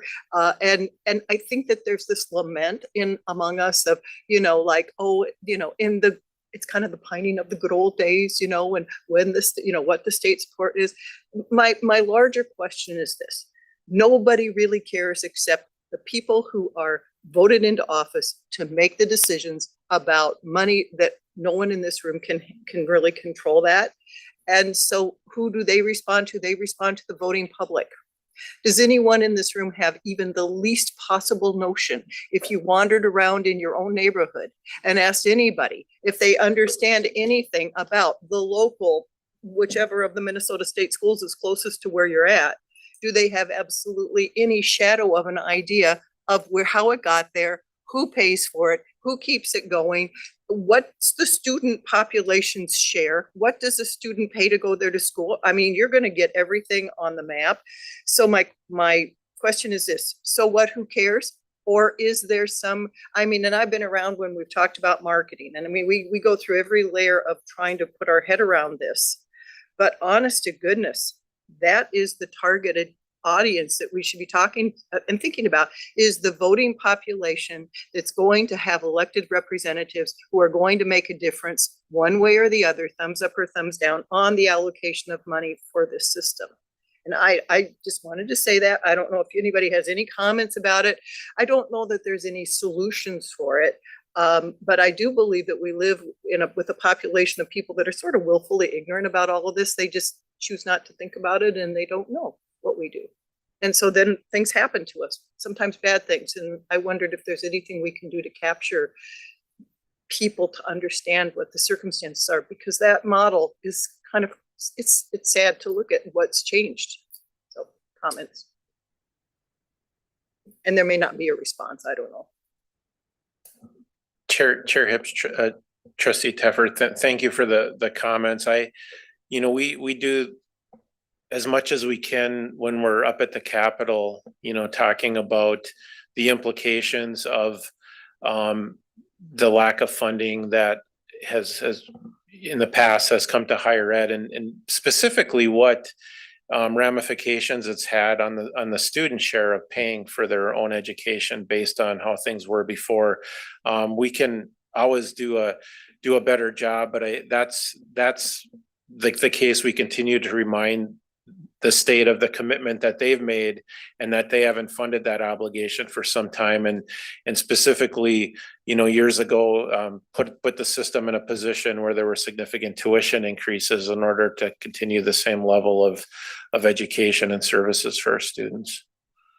Well, I do want to thank everyone in the system, including some of the people that are on this board, for the legislative breakfasts that have been a very powerful way to get the chamber people, some people from our system, some of the trustees, and some of the people that are in elected office to understand exactly what you're suggesting. But I'm just more lamenting the general public not understanding this, because we are an absolute crown jewel for the state, and it's sad that people don't quite know that. So. Trustee Erlinson. Thank you, Mr. Chair. At some point, I'd be interested to hear from the presidents what they find this. Let me step back.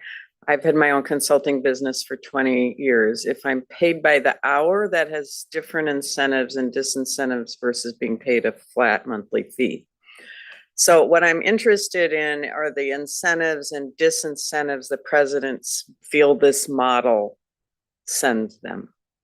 Like, Trustee Johnson raised an important point about fundraising on campus. It's my view it should not be counted. I want them to reap those rewards. And if they don't do it, they don't get the money. I don't want President Hoffman to be sending money to President Johnson Because he worked hard and I'm making the names up. I just see the two or vice versa, right? So, but those incentives and disincentives matter. And that's to me what ultimately matters. And the presidents are the ones who can and the chancellor, because he was the president. You don't need to do it now, but that's what's of interest. And building on that, I know one of the opportunities that we've had recently is to have a training like this with that leadership council here in the last couple of months. I don't know, Vice Chancellor Mackey or President Jans, if there's anything you'd like to add from where that conversation might have sparked certain conversations, or kind of what we're hearing back from institutions on, where are we incenting the right things? Where might the model today be missing the mark? Chair Hipsch, perhaps I would defer to the president liaisons to make the comments directly versus me trying to interpret what I think I heard. Chair Hipsch, it's a great question. We've had very spirited discussions, I would say, within our university sector as well as the Leadership Council in general. If you haven't looked, 6 of the 7 state universities have triggered financial health indicator warnings. One of our president has data to show how the tuition buy down has impacted the university sector because of that. We've been having conversations around that. So it is a discussion within I would say between the two sectors, because the community college, technical college sector does not have that many institutions in financial risk right now. Now, someone could say it's the lay of the land and how things move forward, but I think from the university sector, we at least want it looked at. That's our concern. And I know Carrie had to drop. I don't know, Vice Chancellor Mackey or President Jans, if you can share some of the pieces from the perspective of the community technical colleges.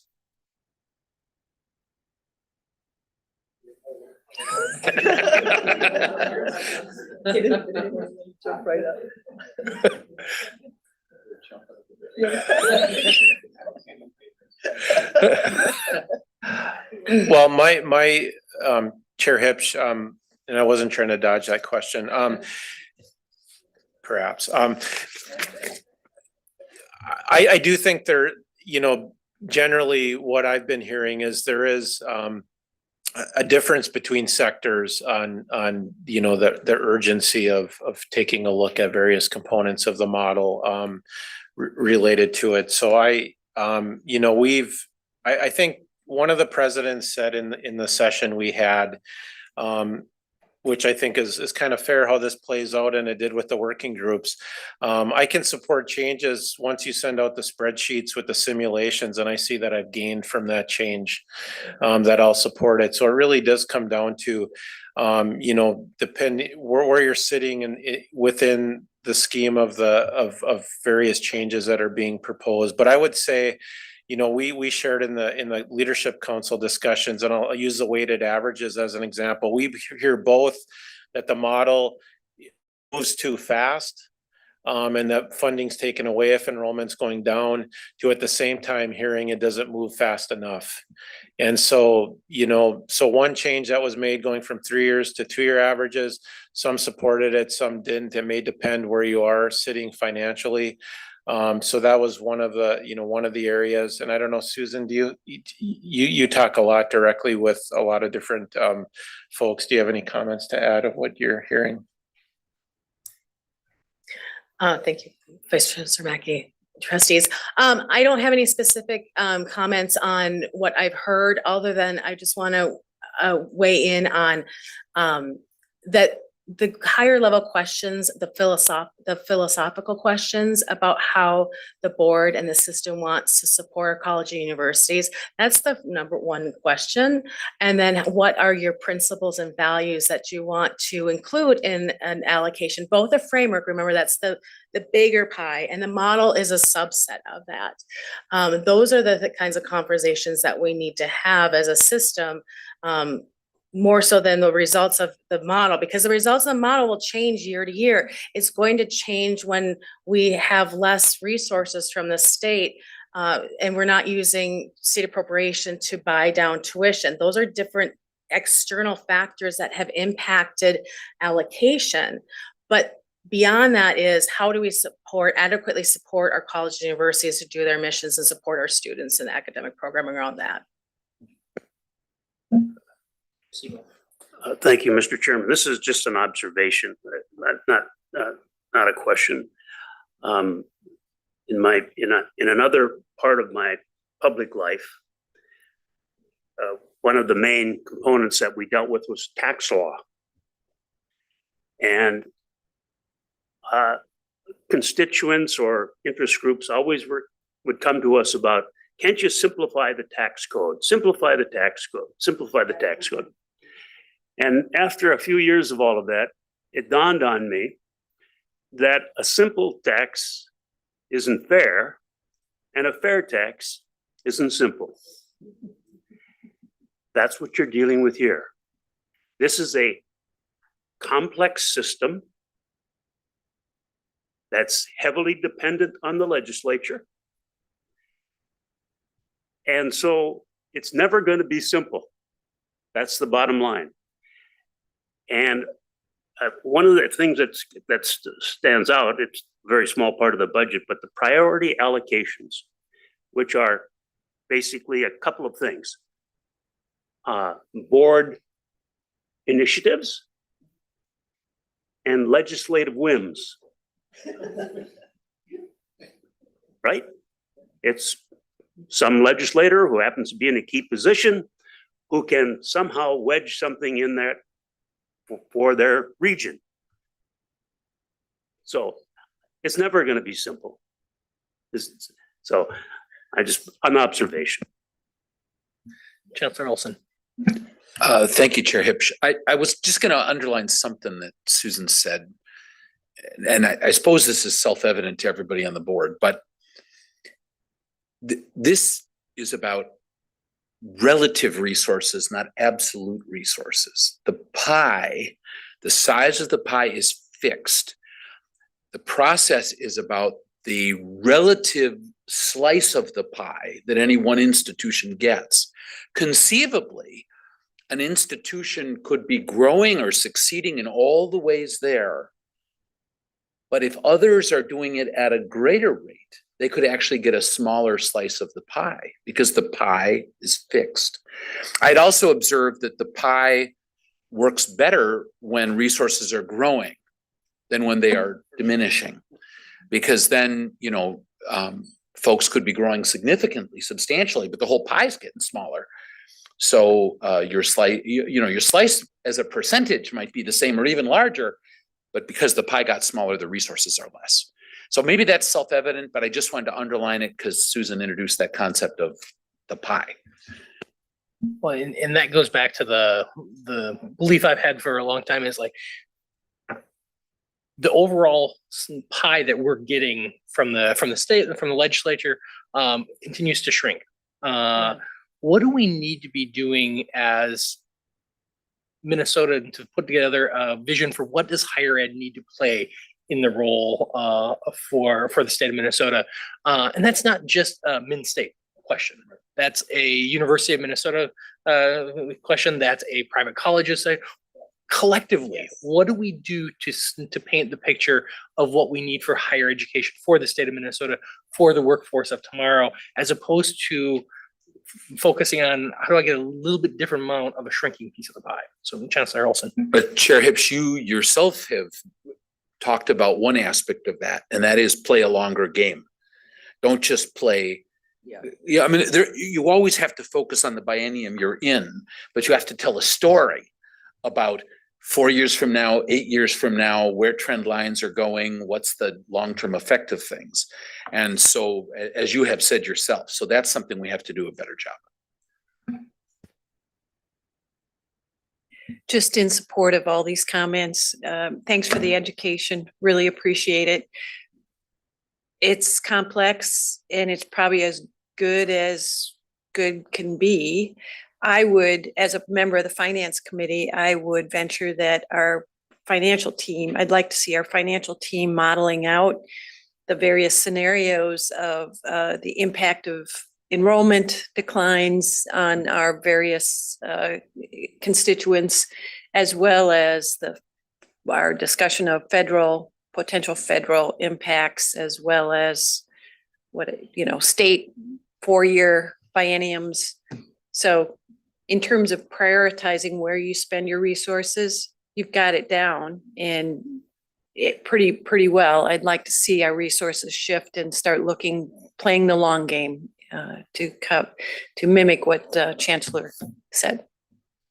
Chair Soul.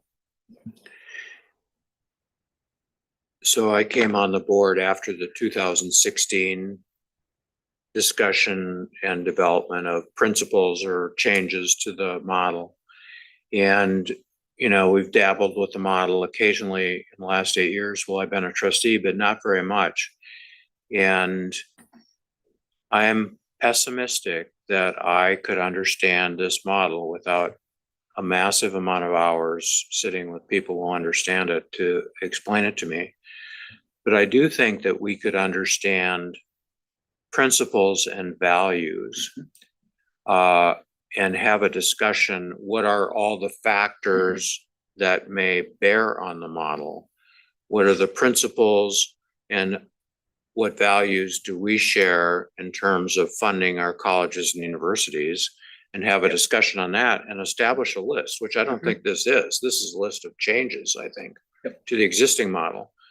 But we could have a discussion about values, and then you can figure out how that should change the mathematics of the model, the computer system that is used to develop the model. We could run projections, see how we feel about that. So, that's one suggestion as to how we might go down this road. 100%.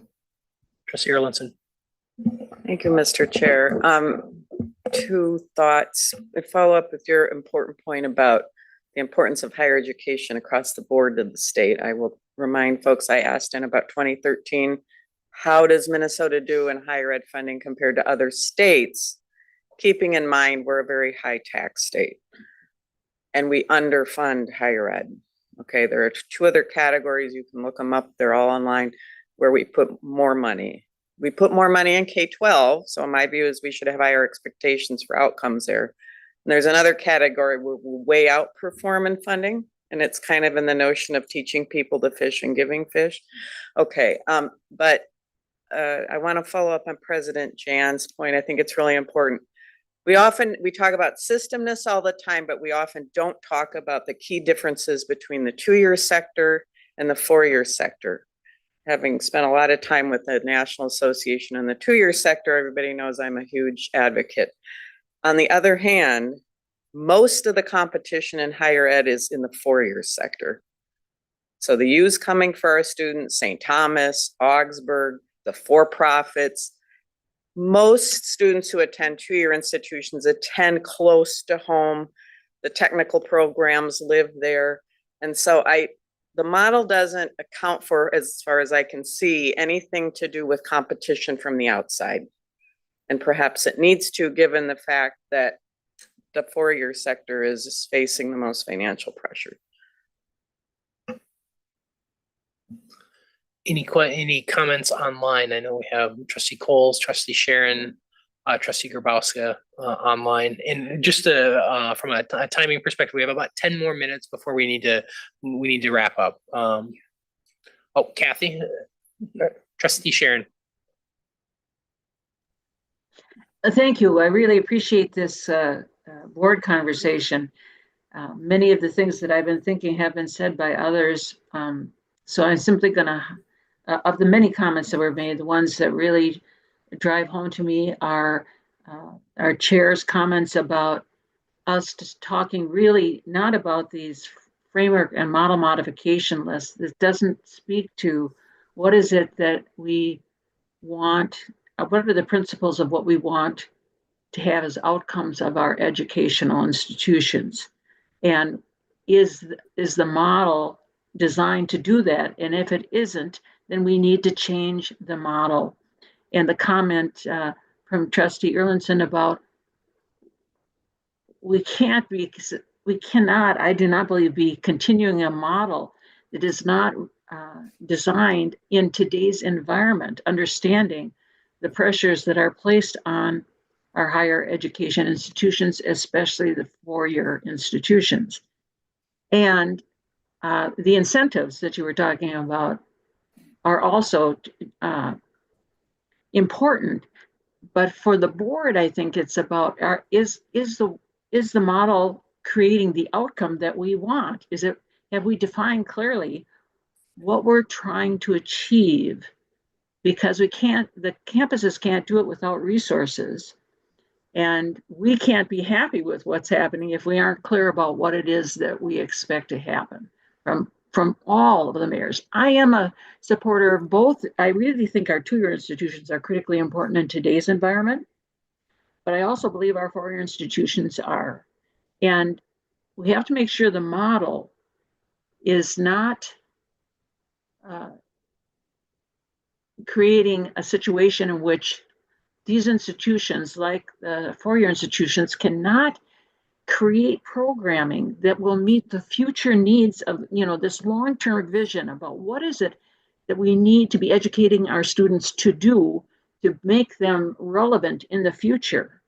Because if we're only trying to sustain what we have and keep one campus from not failing and another, if we're just mushing around in that kind of conversation, we aren't designing the principles of allocation to meet the long-term needs of our students to be prepared to work in the future. And I know that we talk a lot about how do we get more money, where is money coming from? I agree. We are going to be receiving less and less money from the legislature under the current environment. And we need to try to impact that. I don't disagree with that. But for this conversation, we are simply saying whatever amount of money it is they give us, we have to figure out a way to have a shared formula for our campuses. And we need, as a board, to talk about what is it that we're trying to have as an outcome from our campuses, and what do we expect them to do, and then how do we distribute the money so that they're able to do that.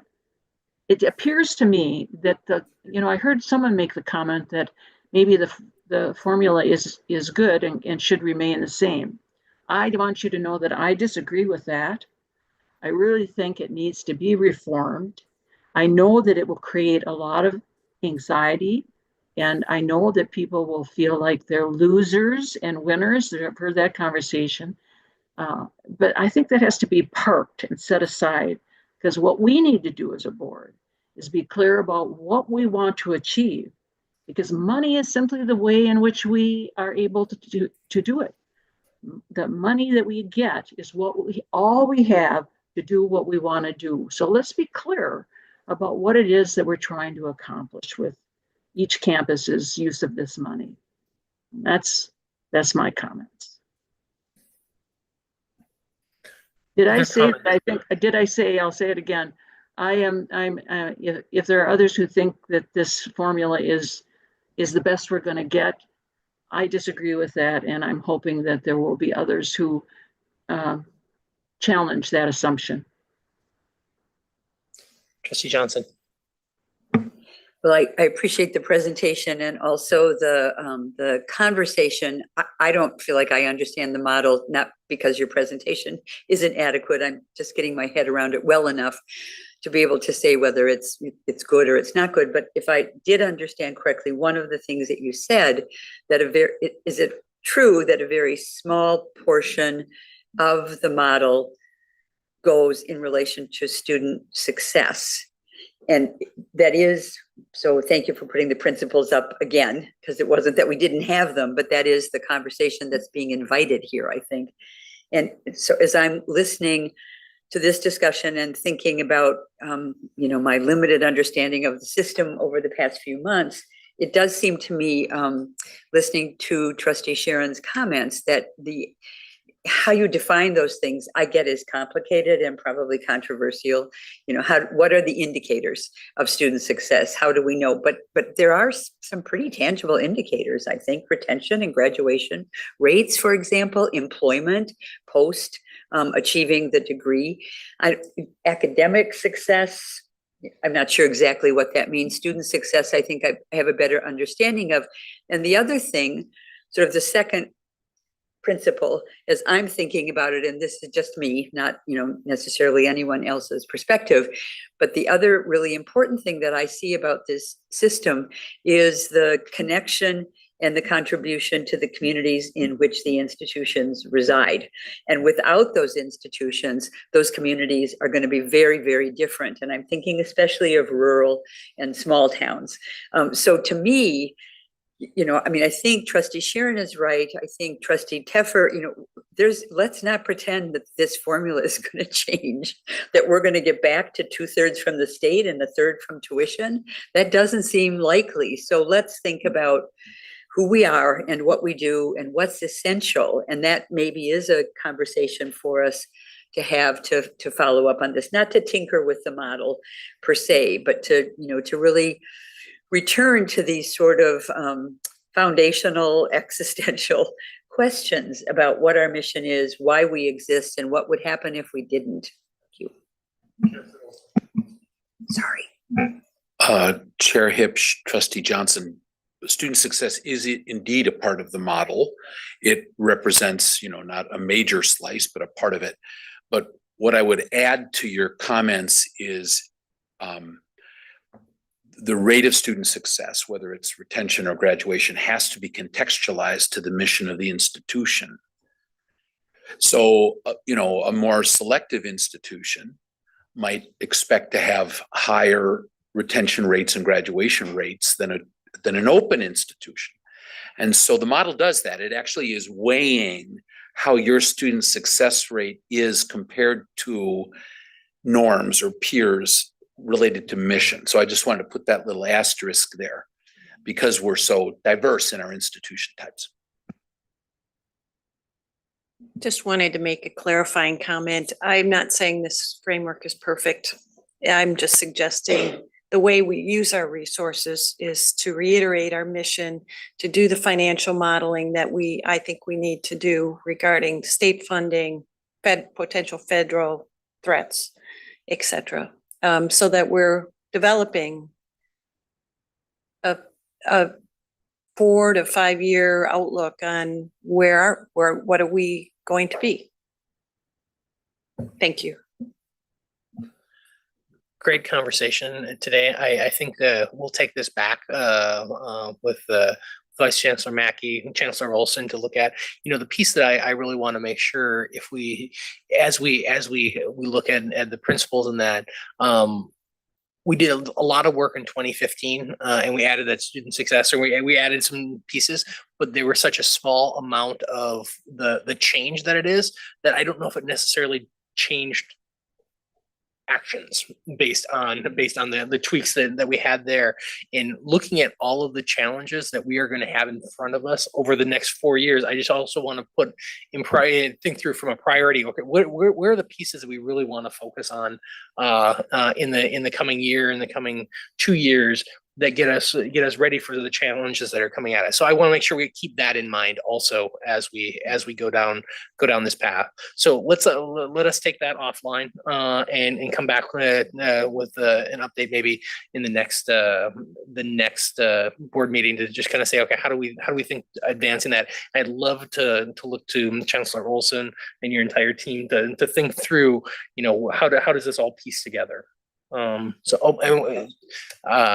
Grabowska, I just see that I have a hand up from you. Anything you want to add there before we wrap up today? I appreciate the opportunity. I think that the discussion has been exceptional. One other piece that I want to toss in for consideration is that based on what we've seen, the world in which we live now, in terms of higher education, has changed dramatically since 2015, 2016. We are no longer the same. And part of this observation is invited by the comment that the chancellor just made in terms of student success. In 2015, for example, we weren't talking about micro credentials. We weren't talking about the certificates that we are today. And so the entire perspective, really from soup to nuts, with regard to higher education has evolved into something that is barely recognizable, in my opinion, from 10 years ago. And so the opportunity to have this discussion and the invitation to reimagine, reconsider how we are funding and how we are supporting our institutions, I think at this juncture is critical. Thank you so much. Any closing remarks, Vice Chancellor Mackey? Thanks, Chair Hipsch. Just a very great and thorough discussion. I would note we probably got through about a third of the presentation, but the discussion was much better than probably me continuing on with the rest of the presentation. But I do want to make two points related to that, and I am going to advance a slide to do that, and it kind of emphasizes some of the conversation that's been had to this point. So the model, and I know there's a lot of numbers on here, and I'll just point you total allocation framework total, where it says $782.5 million. That's what it would be to fully fund the allocation model and the 5 components. And you'll see student success is 3.2 million. So it's not even 0.5% of our fiscal year 25 run. When we run the model, we are moving funding between institutions. So you'll see the highlighted base allocation. There was $663.1 million available to allocate.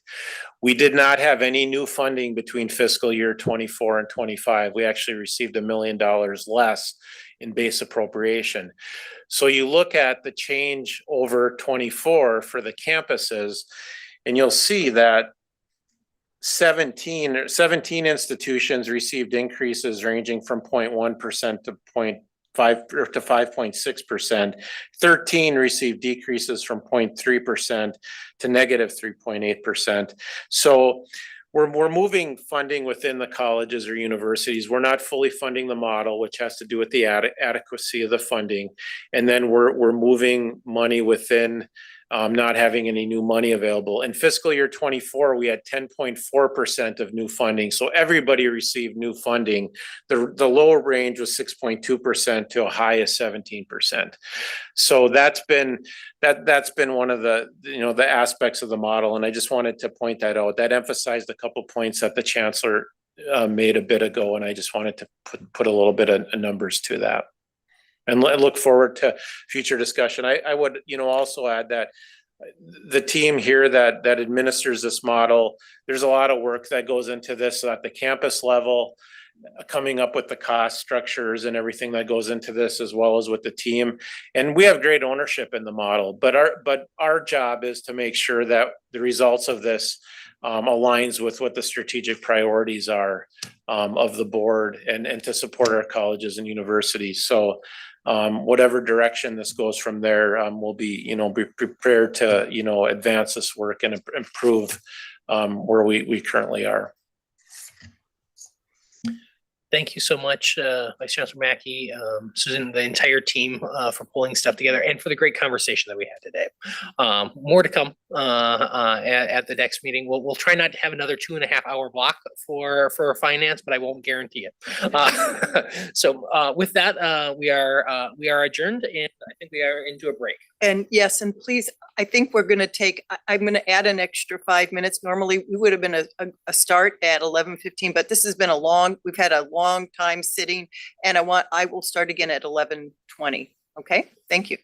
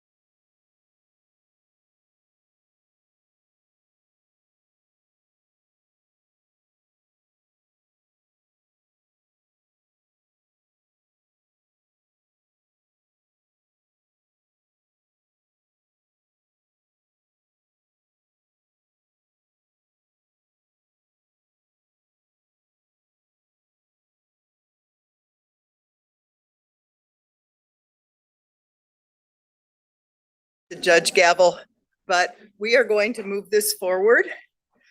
And thank you very much. The Academic and Student Affairs Committee is called to order.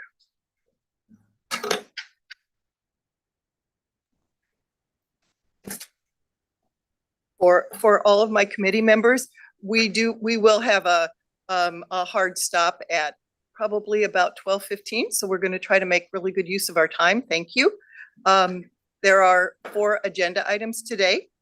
The first is approval of the January 29 meeting minutes.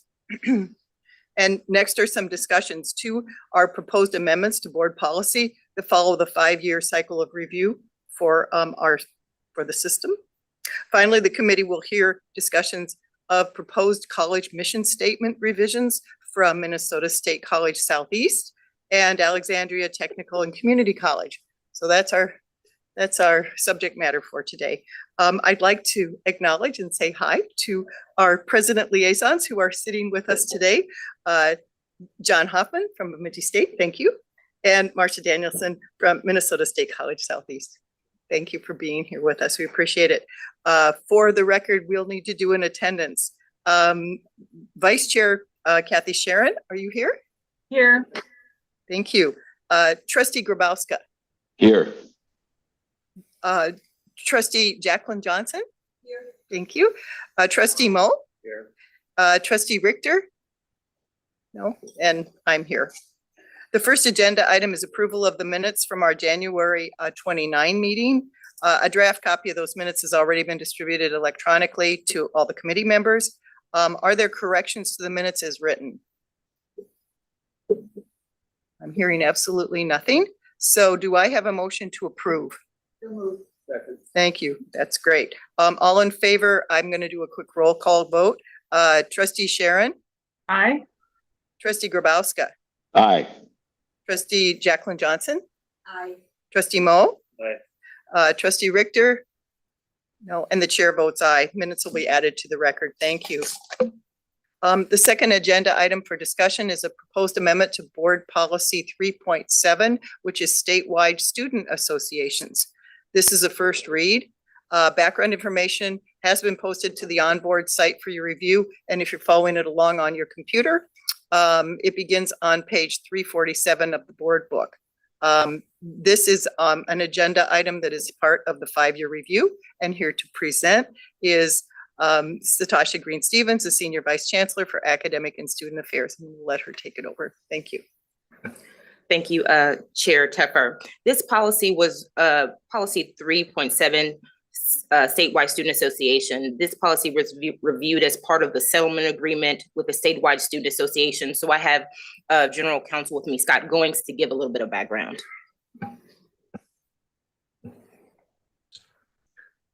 Chair Teffer, trustees, yes, I just want to give a little context and reminder. At a special board meeting last July, the Board of Trustees approved an agreement resolving a lawsuit brought by the statewide student association for 2-year schools. And as part of that agreement, the board agreed to commission the chancellor to designate a work group led by the academic student affairs and the finance divisions to study the criteria for fee increase proposals and evaluations and consider any corresponding amendments to board policy 3.7 through the normal policy and procedure review process.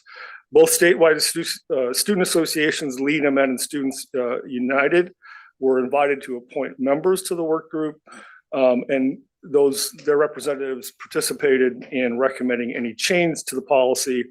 That work was to be completed by the end of this academic year in time for the board to consider any policy changes by the May and June board meetings. So we're a little bit early.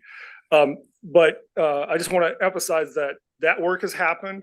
And so that has satisfied the agreement. There was no part of the agreement that the board had to approve any specific changes. But I'm going to turn it over to Dr. Shepard just to talk about that work and the changes that are before you. Chair Teffer and trustees, shortly after the agreement, we reached out to both statewide student associations and had a productive conversation about the makeup of that work group. Both organizations agreed to that they felt as though selecting the presidents and the treasurers of both organizations and the executive directors made sense to make up that work group. We also had two representatives from the System Office Finance Division, Kathy Hainan and Steve Ernest, and then myself and another one of our academic and student affairs staff members, Sean Anderson, rounded out the System Office team as part of that work group. The work group met several times during the fall semester, starting in September and then also October. There was also a lot of work done virtually between meetings, and very quickly the conversation centered around the proposed changes to Board Policy 3.7 that you find before you. They were productive, robust discussions, and at the end, we arrived at a consensus that the proposed changes before you today represented the best thinking of that work group. Thank you. Do we have any comments or questions? I do want to make sure everyone understands this is a first read. This is going to be open for further conversation, and we'll bring it back. Anyone who is online would like to comment, or are we good? Everything looks like it's just fine. Thank you. We will leave that and revisit it and just watch for public comments, and we'll have it back on our agenda. Thank you for coming. The third agenda item for discussion and approval is a proposed amendment to Board Policy 3.26, intellectual property. This is a second reading, and so we will be voting on this one. Just as a reminder, background information is posted to that on-board site beginning on page 351, if you're following along. Again, this is part of a 5-year cycle, and here to present once again is the Senior Vice Chancellor, Satasha Green-Stevens. Thank you, Chair Teffer. Trustees, this policy was reviewed as part of the normal 5-year cycle, and there were minimal changes made to the policy. With the first reading of this policy, I believe Trustee Hitch had some questions about AI. And so we've done some follow-up to get some information about the history of why AI was not added to this policy. And so the committee actually, the ASA Policy Committee actually had an extensive conversation about AI. And so the issue of AI was discussed during the written policy 3.26 review process. And the ASA Policy Council determined that the fast changing AI might require the policy to be reviewed sooner than 5 years. The council also recognized that there is newly created system-wide AI task force working on AI guidance. And the council wanted this task force to complete its work before considering how the guidance might impact the policy. As a reminder, policy 3.26 is known as IP ownership policy. Ownership of intellectual property is evolving when AI contributes to the creation of work. For example, under current copyright law, if a work is created solely by AI, 100%, the work falls into the public domain. The AI created work is not eligible for ownership because one of the requirements for copyright is that it must be created by a human.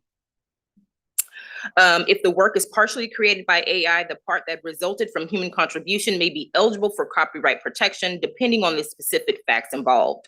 This area of copyright law will continue to evolve in line with the evolution of AI, and the AI task force will continue to update the task force and Minnesota State guidance in this area.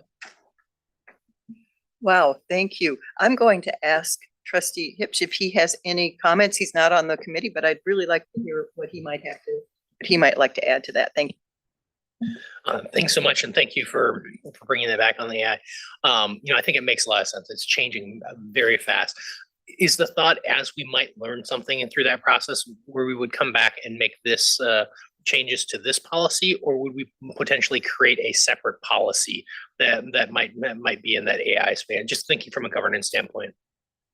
Chair Tepper, Trustee Hitch, what I think currently the ASA Policy Committee is thinking, looking at that task force, coming up with guidance, and then after their guidance, we would determine if it needs its own policy, do we add it to this policy, but wanting that work to be completed because they will guide how the system engages with AI. Is there anyone else on the committee who has any other comments or questions before we take this to a vote? No? Very good. The proposed action is on page 351 of the online board book, and it reads, the Academic and Student Affairs Committee recommends that the Board of Trustees approve the proposed amendments to Board Policy 3.26 as written. Do I have a motion to approve? So moved. Second. Thank you. All in favor of the changes signify. We're going to do a roll call vote. Vice Chair Kathy Sharon. Yes. Okay. Trustee Grabowska. Aye. Trustee Jacqueline Johnson. Aye. Trustee Roger Moe. Aye. And Trustee Richter, who is not here today. The chair votes aye. The motion carries and it will be added to the board's consent agenda. Thank you very much. We're going through these with lightning speed. This is so happy, and especially when it becomes academic and student affairs. For anyone who doesn't know, we tend to be long-winded, and or a lot of really good reasons. Anyway, the fourth agenda item for discussion and approval is proposed college mission revisions to Minnesota State College Southeast. Background information, once again, can be found in the online board book. I think it begins on page 360. Don't actually hold me to that, but I'm pretty sure it is.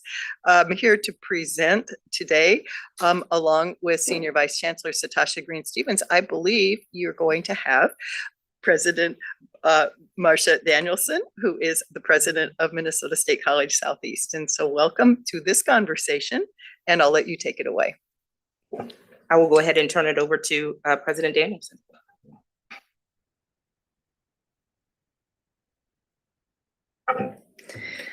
Chair Teffer, trustees, Chancellor Olson, thank you for the opportunity to bring forward before the board our proposal for mission, vision, and core belief statements for your approval. Do I have a clicker? Thank you.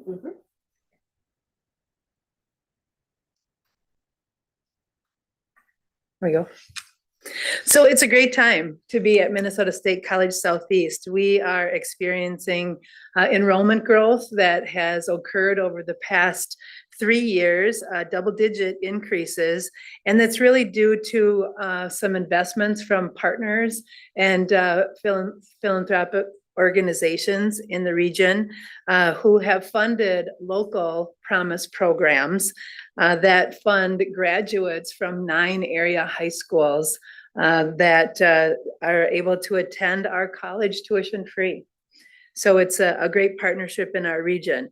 We also have received our FY24 financial health review, and I'm happy to say that after a decade of showing up with concerns on that, after doing some really tough work to make sure that we had our financial efficiencies in place, that we also have the program mix that serves our communities, I can tell you that we were really pleased to have all 6 of the indicators with no concerns. And then finally, you probably are seeing us sporting our green each time you come. Last April, we unveiled a new brand, and I can tell you that internally and externally, it's been very well received, and we have merch that's showing up, the students are wearing, the community's wearing, and so it's a good time at Minnesota State College Southeast. We have 9 program areas, and they are exceptional. We have transfer, of course, and career tech ed education and workforce education. And we really have that rich history as career tech ed. 75 years in Winona, 50 years in Red Wing. And what we've discovered is that we have some work to do from the perspective of 2016, we became a comprehensive community college. And in 7 years, we have not made a lot of headway in perceptions, understanding that we are a community college and a comprehensive community college. So that's why we're here today, because we think it's important with our mission, vision, and core beliefs that we help others make that transition that we made just 7 years ago. So at Southeast, we believe that college is for everyone. We believe in meeting the students where they are and getting them to their goal in the least amount of time for the least amount of debt. And we believe that every step of the way, we should provide resources so that that is simple and achievable for our students. And at Southeast, that just isn't words. I want to just quickly let you know that just a couple of weeks ago, we received a letter from a student. She came to us underprepared, needing developmental education in both math and English. So starting short, right? So in this letter, she explained that with all the help that Southeast offers, she was able to gain that associate's degree. She went on to a university in our system, actually, and said that it was tough that first year because it was different not having the same amount of hands-on help that we were able to provide. She was writing the letter because she was so grateful. She earned that bachelor's degree and was just accepted into her master's program at the University of Minnesota. So we're changing lives, right? We're doing what we need to do. So this before you is the new mission and vision. And the reason why we're here and why we wanted to do this was we really wanted it to complement our brand, which we spent almost the year of 2023. We were lucky enough to receive $100,000 from the Lumina Foundation for our brand. We wrote that. It was the $1 million competition. One college in the nation received $1 million and 9 received $100,000. So we were able to use those funds to do a perception study. And I'll tell you that over 300 people participated in our focus groups and our surveys, et cetera. And what we found in that perception study is that 63% of our population did not know that for 7 years, we've been offering associate's degree and transfer. So we really needed to simplify our mission, simplify our vision, really hone in on our core beliefs and our key messaging so that we can help more people in our region to accomplish their goals of transfer. So we're here today. The update of our mission, vision, and values is part of our 22 to 25 strategic plan. It was built into that. And we have 4 focus areas in our strategic plan: student success, teaching and learning, community impact, and financial sustainability. So this really fits well with our timing, having just completed our brand study. And you will see that our mission, vision, and core beliefs really reflects that with clarity on transfer, career tech education, that we make an emphasis in our vision about helping our communities to thrive. And then our access, being that we believe college is for everyone, you just heard that, being student-centered, learner-centered, believing that we meet our learners where they are and bring them to their goal in a very inclusive and welcoming environment. Our value, you might ask, why are we doing core beliefs instead of values? And this is the one that tripped us up. How do you have a value of value? So we tried really hard with all the kinds of synonyms that you could come up with. And what we decided was we need to move to core beliefs because value is so much of who we are that we promise our students that we'll get them through in the least amount of time for the least amount of debt. So we really live that. And then, of course, innovation. We're always looking at that continuous improvement, which again, indeed, brought us out of our financial indicators being less than positive. And again, that we really are there for our community. So With that, I really want to thank you for your attention, and I'm really happy to answer any questions you might have.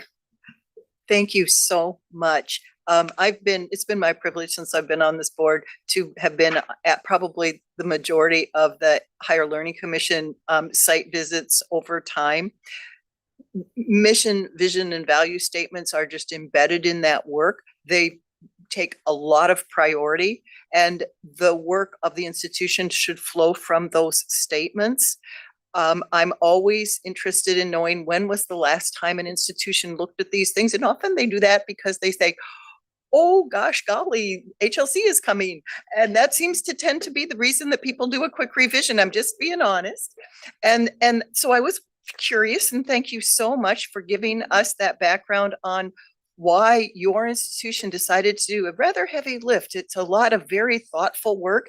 It's very philosophic work, and it doesn't pay anything. It's just a piece of who you are. So I'm very grateful. I'm going to open this up to my committee for any comments that they might have before we do our vote. And I have a feeling there's one right here.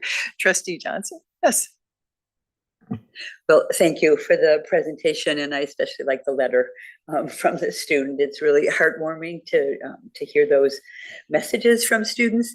I also think what an honor that you received the grant from the Lumina Foundation. I know how important branding work is and marketing, and so I'm just wondering, and it may be too soon for this, but you have the kind of the pre-branding study that shows that people just don't know what has changed. How will you measure your success? Is that part of the plan afterwards to move that number of people who understand the changed mission upward?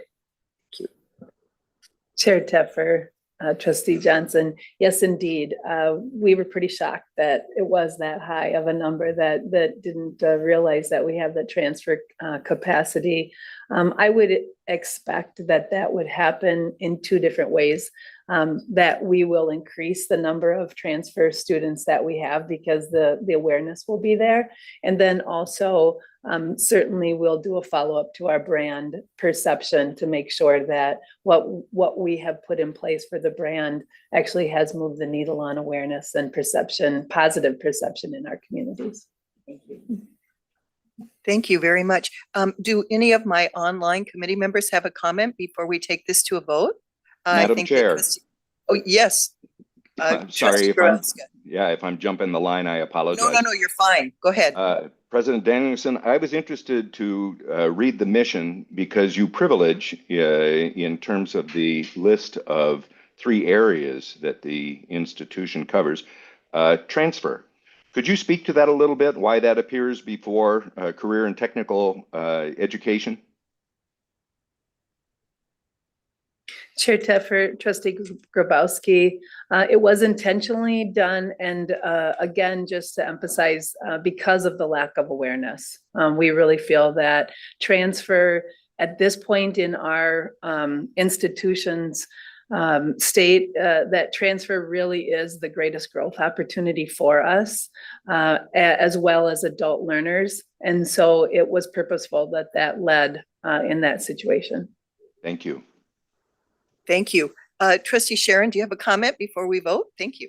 Yeah, just want to make sure I've got mute off, I'm on. So thank you very much for the presentation, President Danielson. I also was going to comment on that you highlight transfer in your mission statement, and I think it's really a very strong message about the importance of transfer for you, and I think it is important for our whole system.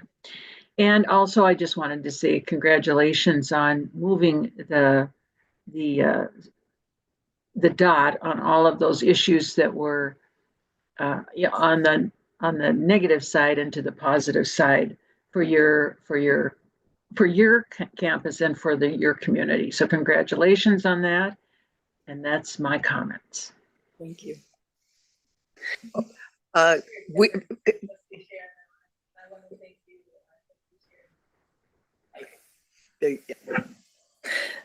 Chair Teffer, Trustee Sharon, I just want to thank you, Trustee Sharon, for those positive comments. And yes, the moving the financial indicators, a great big yes when we read that email. Congratulations. It's a big deal. Thank you very much. I'll just take a couple very quick questions. I'm to time here, so Chair Soul. Thank you.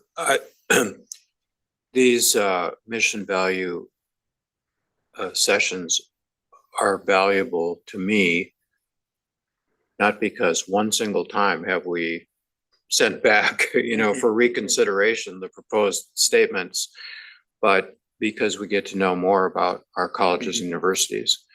And if you could just talk for a couple of minutes, President Danielson, about kind of what campus life is like, how many students are at each campus, how many are still in high school, how many are coming to school, the campus, how many are online, what programs are doing well.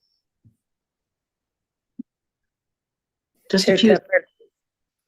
Trustee Scholl, I'll do this off the top of my head and preface that by saying, it's always a president's opportunity to embellish, but so we have about 2,700 students.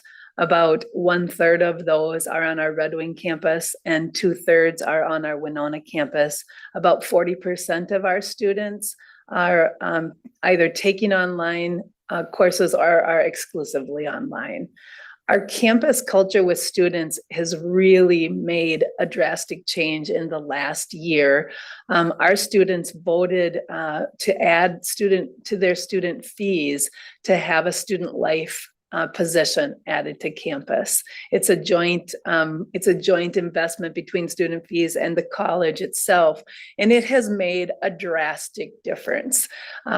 Just the amount of students that are hanging out and gathering, just everything from the voting, the voting efforts. Yesterday, or maybe it was Monday, St. Patty's Day, there was Shamrock Shake kind of thing the students were doing. And so it's just really changed our environment. So what else didn't I cover, Trustee Soul?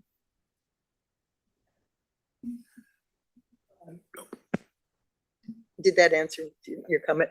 I wanted to thank you personally for those comments, and thank you for that question, because that's the huge rich part, and that's the joy of learning about the mission and vision statements. So Chancellor? Chair Teffer, when I have a turn, can you hear me? I think we're going to let the Chancellor speak first, and then I'm going to go to you, Kathy. Just one second. Thank you.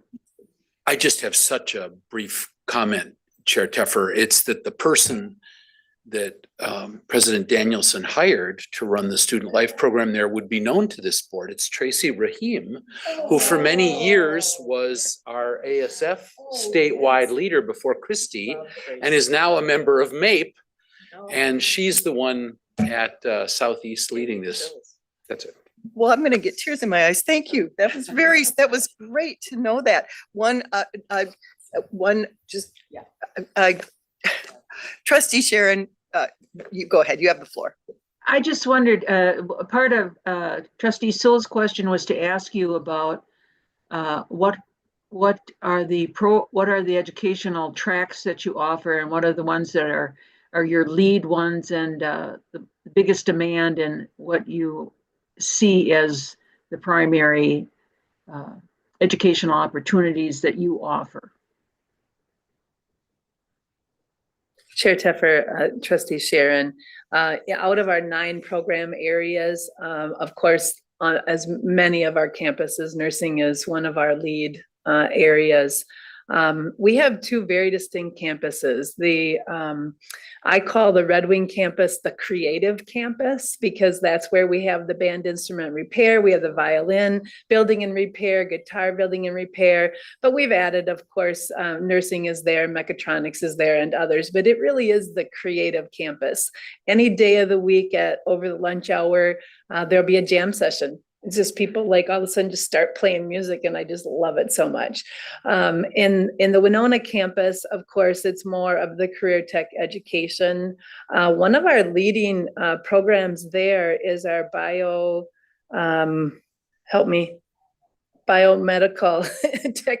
technology. And through partnership with the Mayo Clinic and others, our students are excelling in that area and being able to help with repair of medical equipment in health sciences. So thank you. President Danielson, we could probably have you here all day talking about your campus because it's one thing just leads to another. Thank you. I'm going to take one more comment before we come to a vote because we are to time. But Thank you, Chair Tepper. My first graduation was at the Red Wing campus, and I remember looking, I'm like, these students are from Europe. I'm like, what is going on? And then I learned about the instrument program and what a gem that is. I'm curious, and this is a little off topic, but it fits with our Equity 2030, it fits with enrollment, it fits with innovation. What's our relationship with the Prairie Island community on the campus? Chair Teffer and Trustee Erlinson, continuing to improve. We have a transition in tribal leadership. And so, boy, we were just making such great strides. We worked with them on a land acknowledgement statement. We fly the Prairie Island Indian Community flag every day on our Red Wing campus. We had a dedication last fall, which was just really wonderful. So we were really, really tooling along, and then they transitioned. So continuing to try and build relationships with the current tribal council, and we'll just continue to do the work. Just a quick follow-up, how many students from the tribe are enrolled, do you know, in our? Very few. thank you. With this, the Academic and Student Affairs Committee recommends that the Board of Trustees approve proposed changes to the mission, vision, and value statements of Minnesota State College Southeast as presented. Do I have a motion to approve? So moved. Do I have a second? Second. Thank you. All in favor, we're going to do a roll call vote. Vice Chair Kathy Sharon, Yes. Trustee Jim Grabowska. Aye. Thank you. Trustee Jacqueline Johnson. Aye. Trustee Roger Moe. Aye. Trustee Christopher Richter. Aye. Chris, are you here? Oh, that's Yes. great. Wonderful. Thank you. And the chair votes aye. Motion carries. The motion will be added to the board's consent agenda. Thank you very much. Thank you. Thank you, President Danielson, for your conversation. Very good. Finally, for discussion and approval, we have a proposed college mission revision to Alexandria Technical and Community College. Once again, the background information for approval regarding approval for updates to the college mission, vision, and value statements can be found on the online board book, I believe, again, starting on page 363.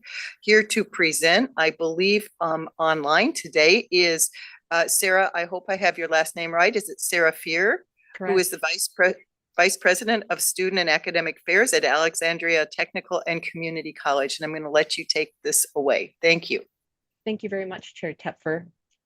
Good morning, Chair Tepfer, trustees, Chancellor Olson, everyone else in the room. Thank you for the opportunity to be here with you today to talk about our exciting mission, vision, and values change at Alexandria Technical and Community College. As Chair Tepfer said, I'm Sarah Fear, Vice President of Academic and Student Affairs. And if we could have the first slide, please. I believe you have, and if you can just put everything on the slide. I didn't realize that it had been designed to come up in segments. Okay. There it is. So you have, I think, your supplemental documents to this as well as some background information about our mission, vision, and value change process and how it arose out of our strategic planning process for 2025 to 2030, which was begun in the fall by a task force and a comprehensive process of engaging faculty, staff, all employees at the college, the community and surrounding communities that we serve as well as students and our business and industry partners. And out of that arose our new strategic framework. And through that process, what really came about is the recognition of how we have evolved and continue to evolve from being a technical college to a comprehensive college. Alexandria Technical and Community College had been a technical college until 2010, when the transition was made to add the comprehensive college portion and community college to our name. And so since then, we've been working on balancing our rich tradition in technical education with the transfer education and AA and AA degrees and everything else that comes along with it. And so broadening that perspective of our college has been a process, and we continue to evolve. In 2012, the college made an important step toward that evolution and toward becoming a destination college, in addition to being a commuter college, with the opening of our first 150-bed residence hall. And then just this past fall in 2024, we opened our second residence hall with 149 beds, and that was full for fall. And so as of fall of 2024, we have 299 beds on campus, and those were filled right away. And so we work toward living that change to being a comprehensive college, and we recognize the importance of a mission refresh. The last mission, vision, and values were implemented in 2010 when we became a comprehensive college, and we discovered it was time for some language updates, time to affirm our commitment to the community with a strengthening of the ties to our community partnerships, which are so instrumental to what we do. And in Alexandria, I'm new to the community. I just started my position in July of 2024. And one of the things I've been really impressed with is the synergy between the campus and the community, and how much value there is on both parts, the community for the college and the college for the community, and the interdependent way in which the two work together. And so our new mission takes us a step further along that commitment to the community with the incorporation of civic engagement into our mission. We capitalize on our commitment to lifelong learning. And this is timely because today we start a session of senior college and have over 100 community members ready to participate in college level learning on campus. We have partnerships throughout the community where students from K to 12 come on campus for a variety of things. And so that's important to us as well, the lifelong learning component. And so with this refresh, we not only reaffirm our commitment to the community, we reaffirm our status as a comprehensive college, and we look toward the great things that can come in the future. And so if you move to the next slide, please, I'll have a few more things to say about that. So a few things that have also correlated for us to get to this point, as all of the colleges and universities in our system have been, we've been working to evolve to meet the changing demographics and changing reality of our higher education and just national and beyond landscape. And so we've had a refreshed brand. Our marketing and communications team does a fabulous job. We've expanded high demand skills programs. We've had enrollment growth for the past from 2020 to 2025, and we hope that will continue indefinitely into the future. We've added bilingual student support, and that has been definitely helpful in increasing our students of color on campus. And there's a slide coming up in a couple of slides that will help demonstrate that. And we've been focused on increasing a sense of belonging on campus for all students, and enhancing our student services and ways to connect with students through student support, success coaches, more programming on campus, and some of those sorts of amenities that we can offer to students. Next slide, please.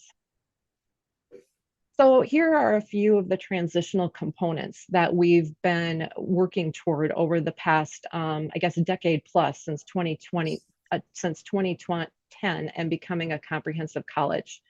As we work toward dealing with the enrollment downturn, we've sought to not increase our enrollment by just competing with those of you, our system colleagues, but looking beyond that. So we've broadened our approach to trying to have a national focus in our recruiting. We've become more of a destination college in addition to becoming a commuter college. And this slide helps illustrate that as the average distance students' hometowns are from campus has increased. I mentioned the increase in our residential housing offered through our foundation, and our recruiting focus, we are focusing more internationally as well. We're not there yet. At present, we only have approximately 5 to 6 international students, but we're looking to increase that in the future and hoping our mission, vision, and values refresh will help us build toward that. Next slide, please. This slide shows our involvement as well in students of color, first generation, and Pell eligible students. The groups involved that we're hoping to address the educational opportunity gaps in Equity 2030. And so as you can see there, we've really increased the percentage of our students of color and especially Pell eligible students. And so we're working toward making changes to meet those demographic trends as well with our mission, vision, and values refresh. Thank you for listening, and I'll open it up to any questions anyone has. Thank you, Dr. Fear. I'm going to open this up to the committee, and then in a minute, I'll open it up to the rest of the board. So questions? Thank you. I believe Trustee Grabowska, you do have your hand up. Thank you. We'll let you have the floor. Thank you. So I would like to follow up on the bilingual student support. What does that look like? And how is it that you plan on measuring whether or not that is successful at Alex Tech? Thanks for that question, Trustee Grabowska. So we primarily have, among our students of color, our largest population is Spanish-speaking students from surrounding communities, including Long Prairie and Wadena. And so at present, we have, 2 bilingual success coaches and a bilingual tutor who actually, 2 bilingual tutors. And so they work closely with our students. And we've seen since we have started having the bilingual speaking staff, our percentage of students of color has increased. And in terms of measuring success, we've looked at student outcomes related to that, including student grades, specifically looking at students who have a GPA of 2.0 or greater and have seen increases in that since the success coaches came on board. Madam Chair, could I follow up very quickly? Absolutely.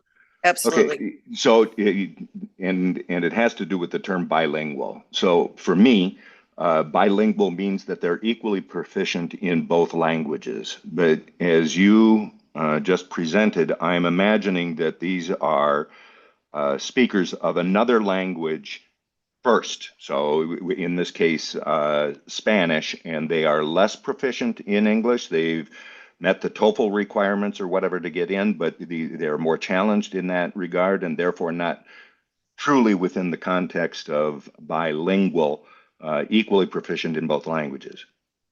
Okay, thank you for that. I apologize for terminology inaccuracy. And I would say, for the support being provided by our staff,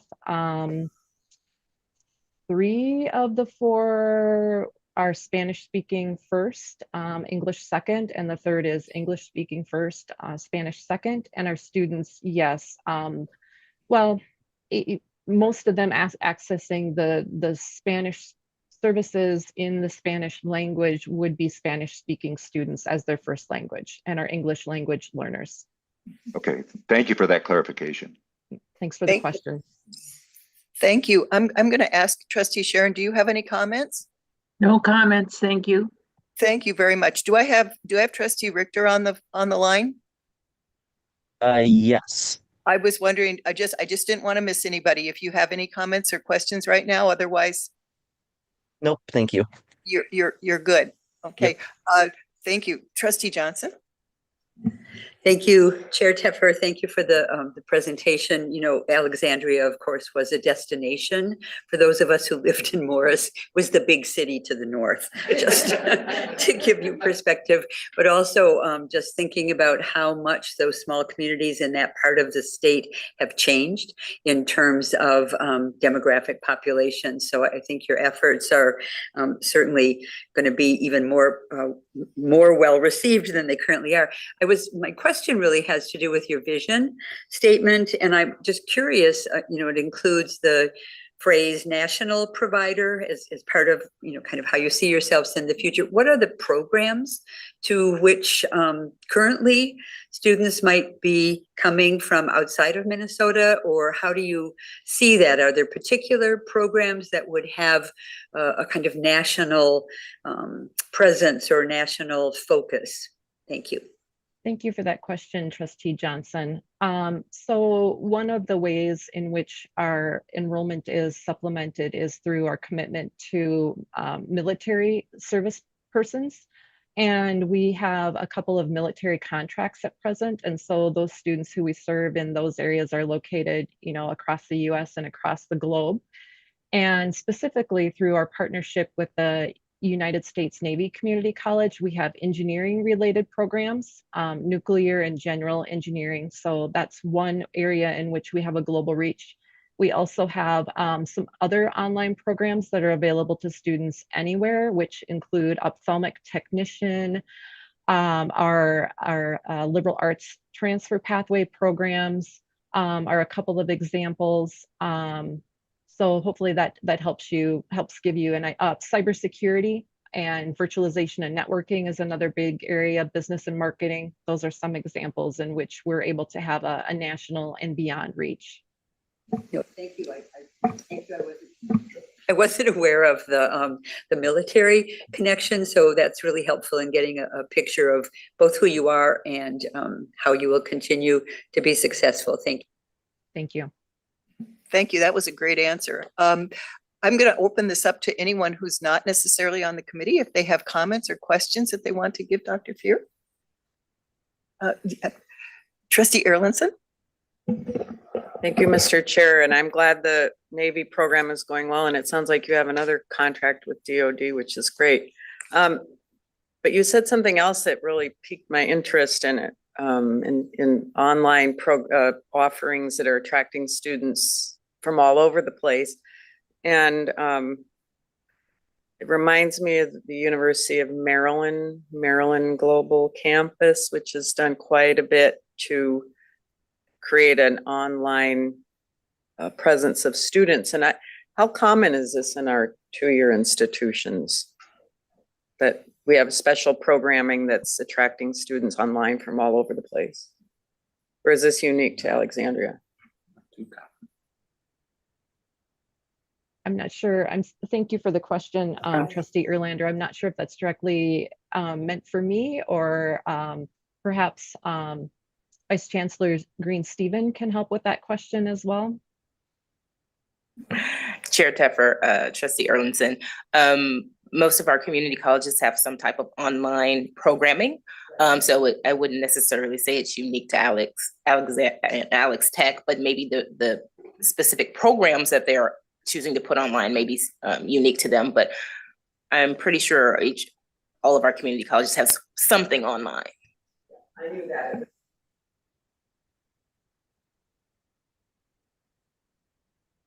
I believe that is going to be a conversation that the Senior Vice Chancellor and I will have in the future about being able to display that to this board, how that works. And Dr. Fear, your comments just ignited a whole lot of conversation here, but we appreciate it. On a very personal note, every single time I have been on your campus, I have had not only the most wonderful welcome, I have been astonished by everything that goes on. And it was, again, it's a joy to read when colleges take the time and the energy and the effort for something as valuable to me as making these changes to these particular values, mission, vision, value statements. And again, remembering that it's a huge amount of effort and intellectual conversation, and that there's no immediate return on investment except just the love of the work. So I appreciate it very much.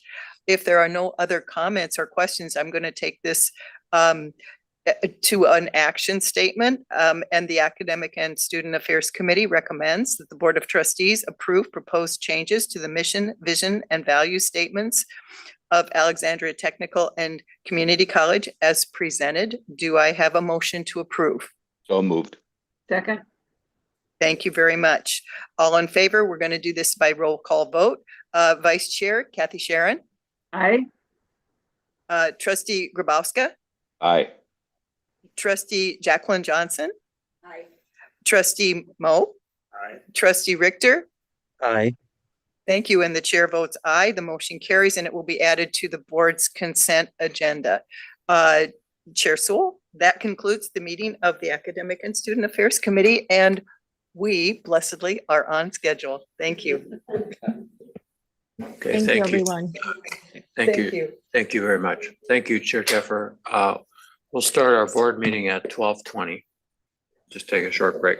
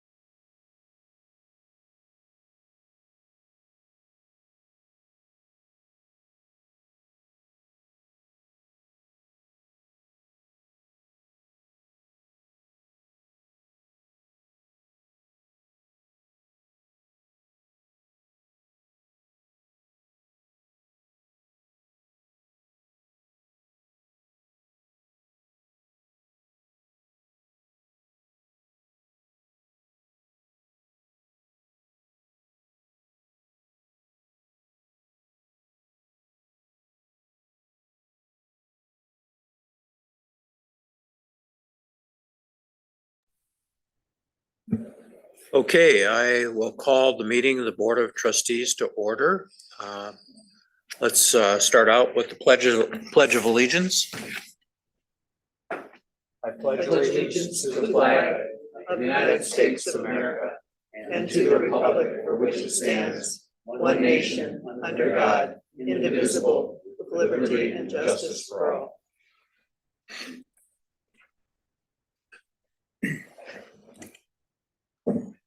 And I will call the name of each trustee to register their attendance. Trustee Coles. He's there. I see your name.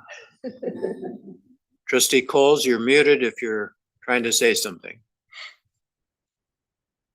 We'll circle back to Trustee Coles. Trustee Erlinson, Vice Chair Erlinson. Here. Trustee Grubowska.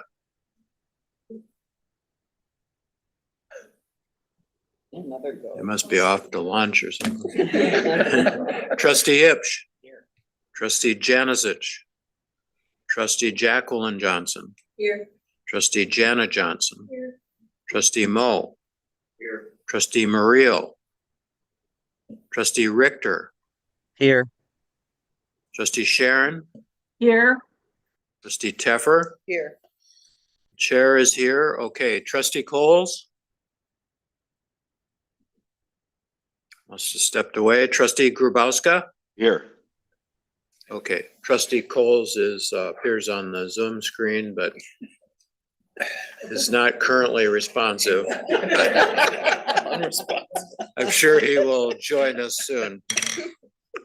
All right, welcome to student associations and bargaining units. We will hear your statements before we get into the rest of our meeting. For lead MN, we have Casey Snaza. You can tell me how to say her name? Snaza. You're right on it. Okay, Campus Organizing Director. Well, Hello, Casey Snaza, Campus Organizing Director with Lead MN. I am here in place of our students who are normally coming to speak with y'all, but they are off in DC advocating for our other students. Just a few updates for what we've been working on. We recently had Advocacy Day in February on the 18th. We had a great group of students who were able to go to the Capitol and host 44 legislative meetings with our legislators to advocate on the policies that we are currently pushing for, including a hunger-free campus, the budget ask with MnState, and North Star Promise, things such as that. Right now, we are continuing to have students testify at the Capitol in front of the Higher Education Committee.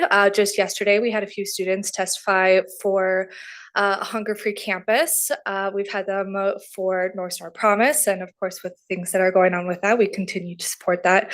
And things such as that, which has been very, very exciting and a great opportunity for our students. In the near future, we are going to be having our General Assembly in St. Cloud to gather a bunch of students from the 48 campuses that we support to come together to vote on our next cabinet and governing council members, as well as participate in some professional workshops. But yeah, that's what we've got going on right now at Lead MN. Thank you. Does anybody have any questions for Casey? All right, thank you very much. And for Students United, we have State Chair Sierra Roiger, who's joining us. She's not online yet. Okay. Ask Me has no remarks, I'm told today. And IFO Jenna Chernega.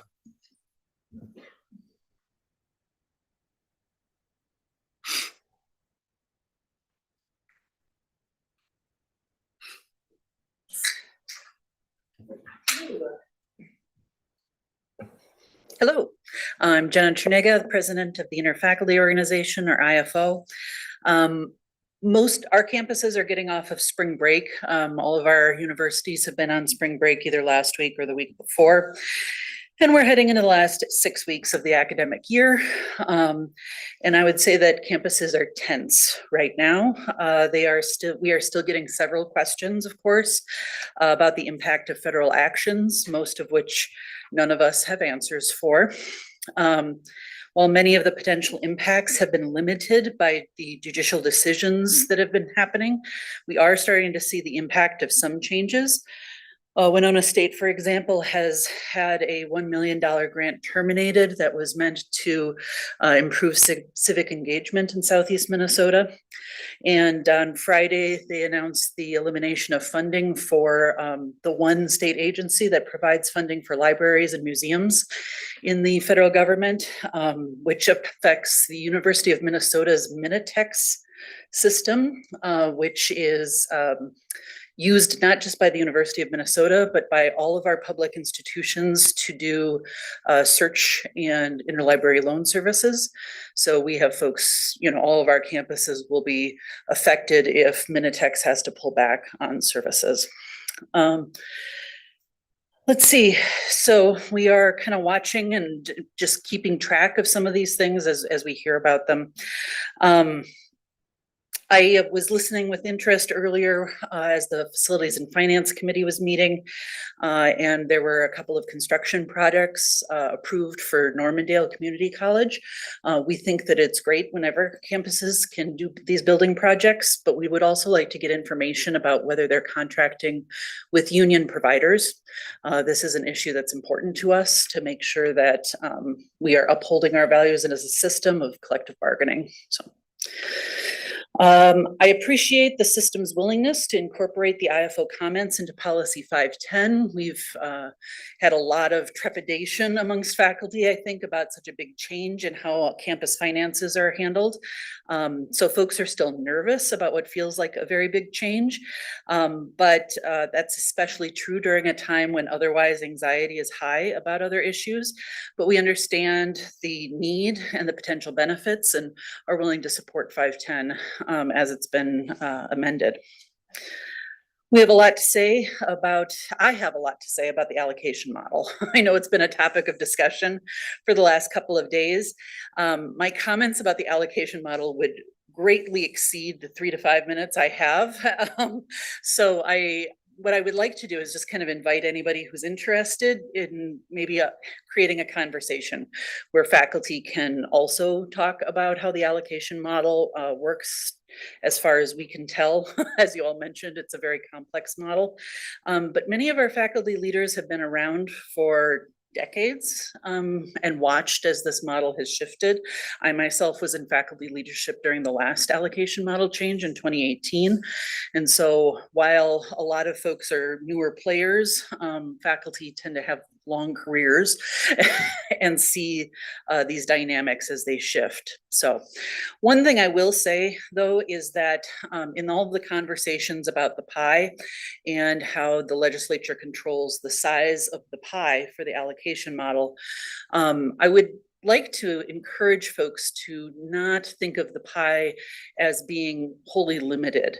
One way to affect how much allocation we have is by ensuring that the state knows that they need to raise revenue if we can't get the things we need.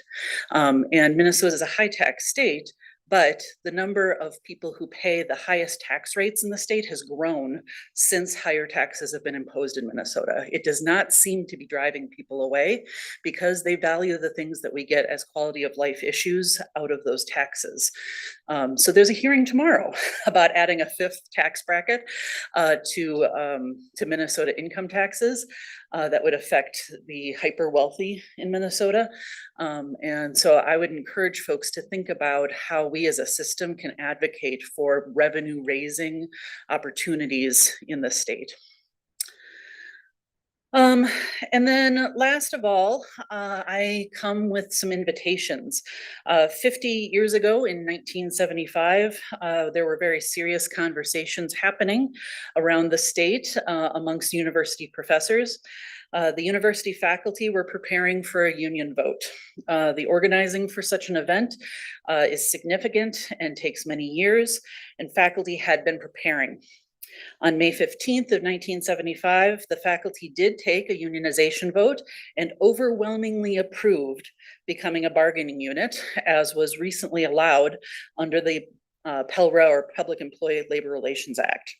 On May 15th of 2025, we are going to have a party to celebrate the 50th anniversary of the IFO's unionization vote, and we would invite the Board of Trustees to attend. Invitations should be coming out next week, and so you'll keep an eye out for that. But I did want to just let folks know that that's happening. Yeah, so we're gonna have a little shindig. Okay. Sounds good. Any questions for Jenna? Where? Yes. So it's going to be held from 6 to 9 in the evening at the Como Zoo front porch area. So we will have the Fern Room and part of what's called the front porch at the Como Zoo.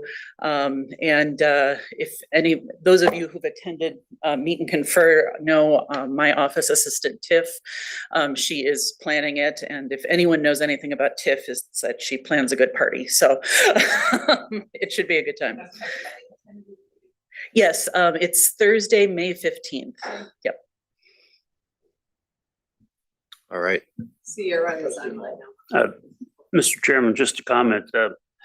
I served with Bob Ashback. He was a state senator from Arden Hills, and he was the author of the PELRA Act. And he's a Republican. It changed Minnesota.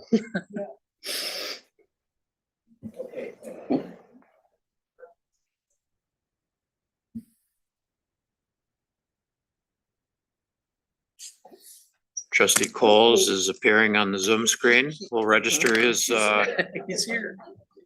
his participation. Do we have someone? Students United? Adam? Or, oh, no, there's Sierra, Sierra. I'm sorry. Sierra, welcome.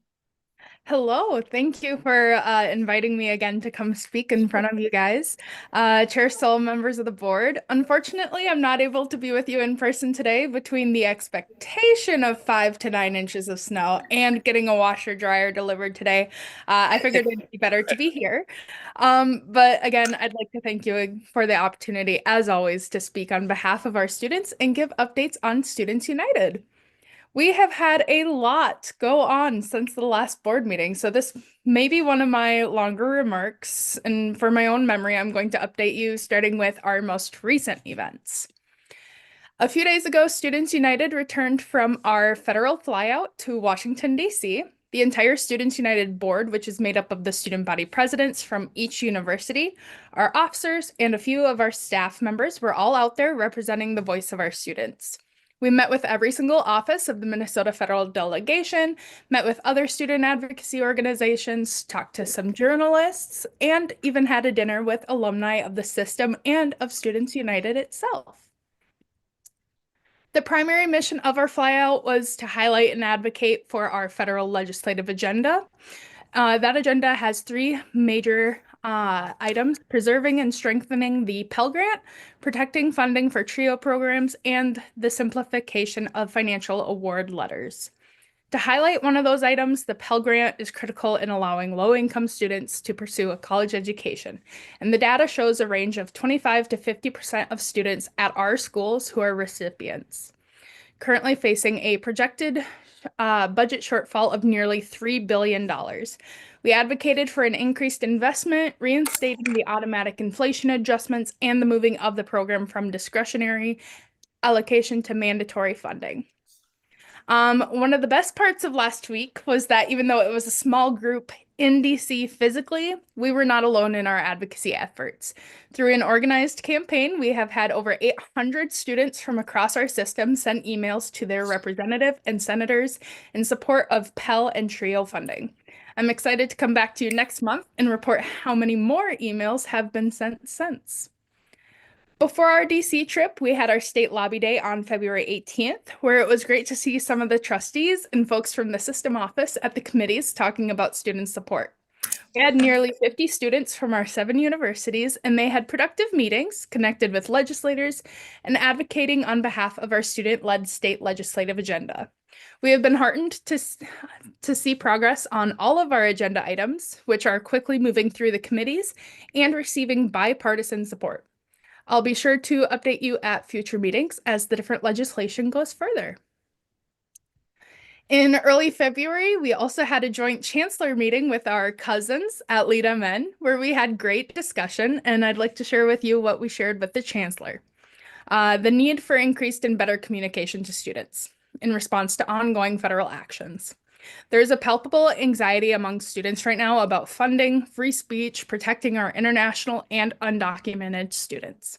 We know there is heavy uncertainty and that often it takes time to interpret the various actions that are taken, but it's important to make sure that students are being made aware of what is going on.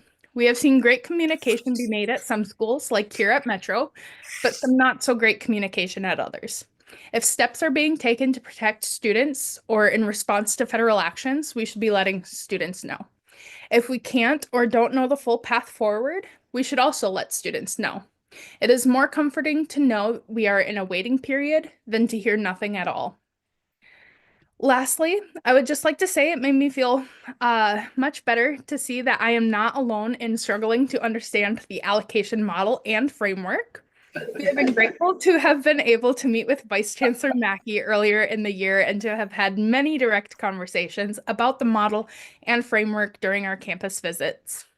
We would echo the comments of President Jans of a desire for the model and framework to be looked at as we heard across our universities for a re-evaluation. We find it important that we step back and make sure that it is reflective of the long-term mission, values, and goals of our system, that it is serving our sectors in an equitable manner of supporting the financial health of our schools, and most importantly for us, that it is serving students and the ability of schools to provide student support. We would also love to think and work together about how to expand the pie. And then finally, to end on a bit of a lighter note, I just want to say I am super proud of the Maverick men's hockey team moving along in the NCAA D1 hockey team. Sorry, Bemidji, if President Hoffman was there, I apologize. It was a great game to watch, though. But again, as always, thank you for your partnership and the opportunity to speak today. And I look forward to providing further updates next month where I can hopefully join you in person yet again. Okay, thank you very much, Sarah. How is that southern Minnesota? Is there any snow? I have not seen a drop of snow, but apparently about 12 miles south of Mankato, it's pretty heavy, almost blizzard-like. So real fine line here. Trustee Grabowska, how's the snow? So what snow? Okay. Okay, and finally, we will not ask Trustee Sharon about the snow. No snow, no snow. All right, thank you very much. Any questions for Sierra? All right, thank you very much, Sierra. Good luck with the washer and dryer. Yep.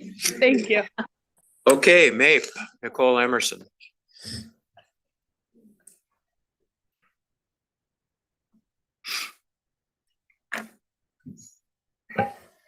Hello, Chair Soul, Chancellor Trustees, thank you so much. I guess in an effort not to sound redundant, I echo Jen's remarks and as well as Sierra's in terms of just the uneasiness. We requested some info from Vice Chancellor Eric Davis on impacts of our membership with the federal grants systems. How would this impact us? And it's actually quite large. So it is uneasy. It's a lot of members are scared, and not only that, but our colleges and universities work a lot with fellow agencies that are seeing the impact even worse even currently now. So I will echo their statements. Update from us, we did our lobby day with MAPE at the Capitol. The governor spoke. We had over 750 MAPE members in attendance there, the largest we've ever seen. I think that also goes to show the uneasiness and people that want to get involved because they're nervous about our future. To support revenue generating legislation is also something that MAPE is pushing for. We did demand of the governor that day to fully fund our agencies, and he did in some ways say he would. So we will see if that happens. Not obviously in so much language, but we want fully funded agencies and we're ready to stand up for that. I wanted to focus today on collaboration. I think a big part of working as a system is collaborating. The success of our colleges and universities depends on a strong partnership between administration, governance, and labor. Our MAPE frontline staff, whether they work in financial aid offices, in IT, academic advising, financial services, data analysts, student services, and so much more, we play a direct role in shaping the student experience. They are often the first and most consistent point of contact for our students navigating their educational journey in partnership with faculty. When institutions recognize and value their frontline workforce by ensuring fair wages, clear career pathways, and equitable working conditions, the entire system benefits.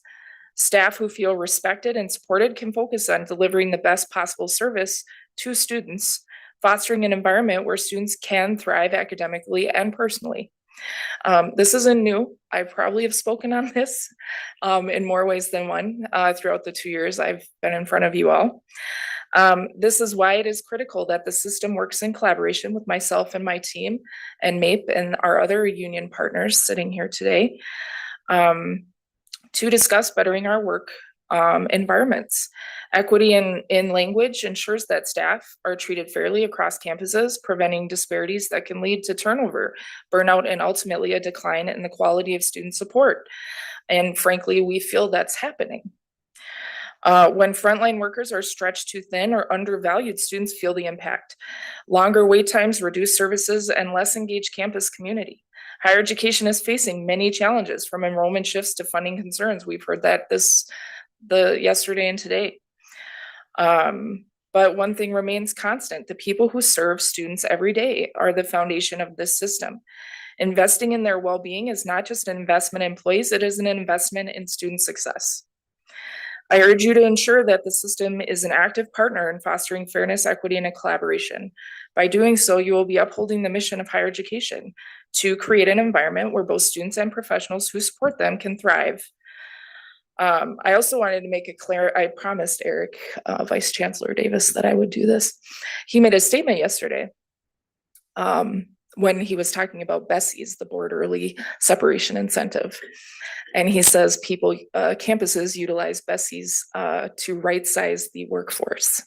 And I said, no, they utilize the BESI's to right-size their budgets, not that there isn't work for everybody that is being offered a BESI. There is. And every time somebody does leave, we have to separate their job duties onto other people that work there, in addition to what that person is doing, going back to our workload issues.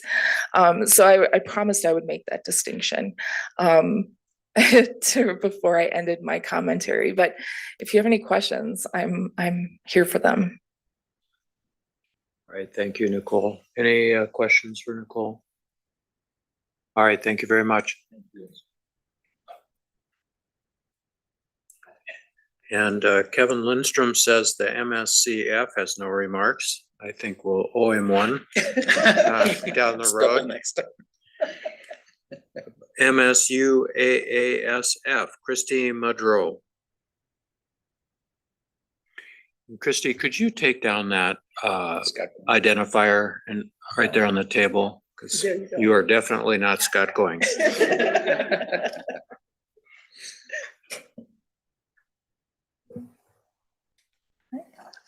Chair Sewell, Chancellor Olson, and trustees. Good afternoon, I'm Christy Madro. I am the statewide president of MUSAF.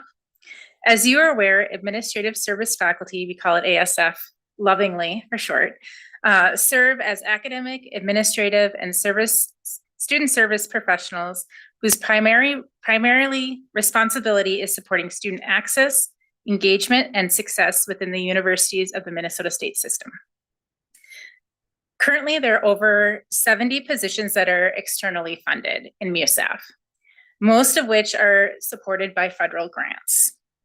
These positions are primarily in TRIO, Veteran Services, Campus Child Care Centers, Academic Advising, and Student Success Coaching. I'm going to talk a little bit about each of those programs. The TRIO program is designed to serve and assist low-income individuals, first-generation college students, and individuals with disabilities in progressing through the academic pipeline from middle school to post-baccalaureate programs. Veterans Resource Centers assist veterans, active duty members, including those who serve in the National and State Guards and the ROTC, and their dependents with educational benefits, understanding their rights, and providing support as they pursue their degrees. Our University Child Care Centers support student parents and their families by providing access to food, housing, and wellness resources. The centers also support employees and local community members. They are educational centers, often providing hands-on experience for our early child care center students. Given the uncertainty for funding of these roles and programs, there's increasing concern that these programs may be eliminated, resulting in a significant negative impact on our students, our campuses, and the communities that we serve.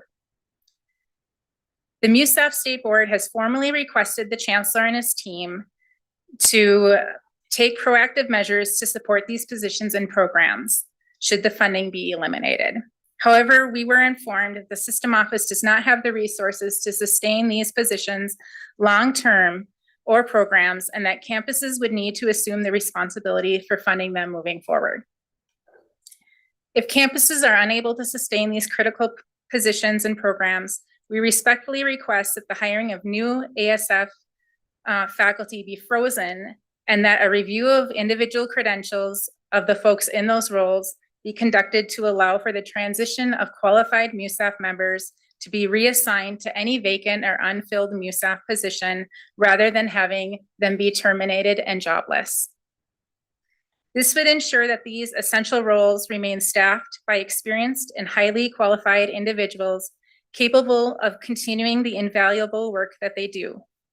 Over the years, ASF faculty have successfully transitioned from one ASF position to another due to the highly transferable nature of their skills, which are in direct alignment of the needs of these positions and programs.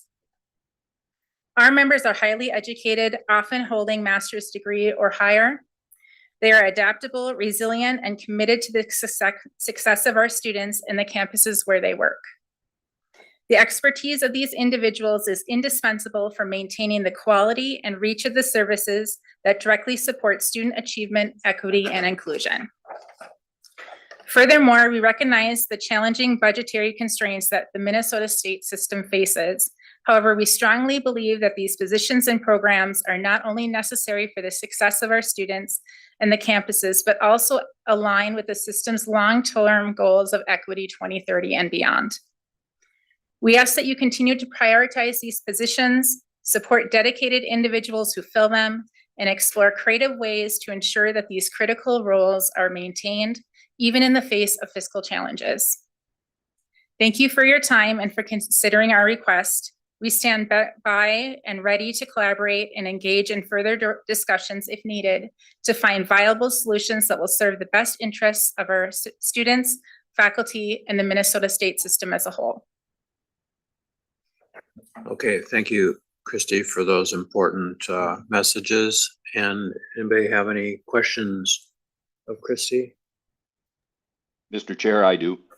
Okay, trustee Grabowska. I thought Christie's observations and requests are very reasonable, and I'm wondering if there has been any discussion at the system level about those issues. Do you want to address those in your comments or? Or You now? can do it now.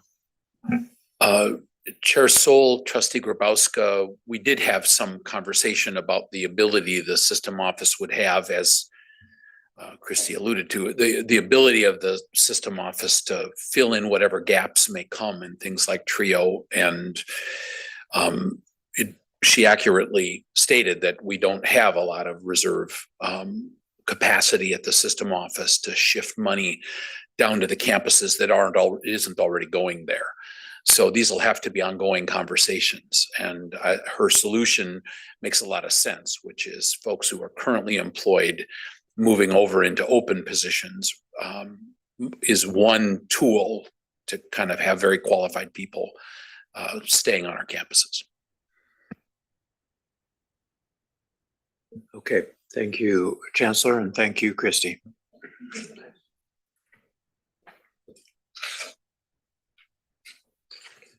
Okay, Chancellor Olson, your remarks. Chair Soul, Vice Chair Erlinson, trustees, friends, the theme you heard running through statements from our students and our collective bargaining leaders today included, things like anxiety, uncertainty, and the interconnectedness we all feel with each other, our campuses, our bargaining units, our administration. And we know that some of the anxiety and uncertainty is coming from federal issues and from state issues. So I'd start by just talking about some of the federal stuff. It's no surprise to anybody here, there's a lot coming out of Washington, D.C. lately. We've been connecting with higher education partners. Dr. Watts and I just got back from a meeting of the National Association of Higher Education Systems, which has the out of order acronym NASH.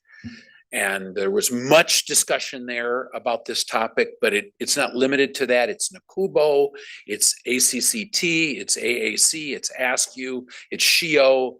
It's all the national organizations that are looking at what's going on and trying to help all of us understand what we're facing. We're monitoring this really closely. The first thing Scott Goings does every morning when he wakes up is go to the Department of Education website. This might be after he drinks a little Pepto-Bismol, then goes to the the Department of Education website, and not just Scott. All of us are monitoring this very closely, and we're having conversations at our meet and confer because there's different snippets of information we're gathering. And the board has been invaluable because some of you have seen and heard about things that you've shared. And so that's been so helpful. We created a repository where we're putting a lot of the stuff that's coming out of the federal government that is available to anybody here. So please be aware of that. And if you're not sure where to find it, we can help you do that. But despite those federal headwinds, we are, as you've often heard me say, our values haven't changed, our mission hasn't changed, the students we serve hasn't changed, and we are as committed as we have ever been to Equity 2030. We're going to continue to do the work. This is what we're called on to do. And it's for everyone to have a shot, meeting students where they are, whoever they may be, whatever their station, and helping them be successful. That's who we've always been. That's who we will continue to be, despite whatever headwinds, may stand in our way. Statewide, we all know the state budget has worsened.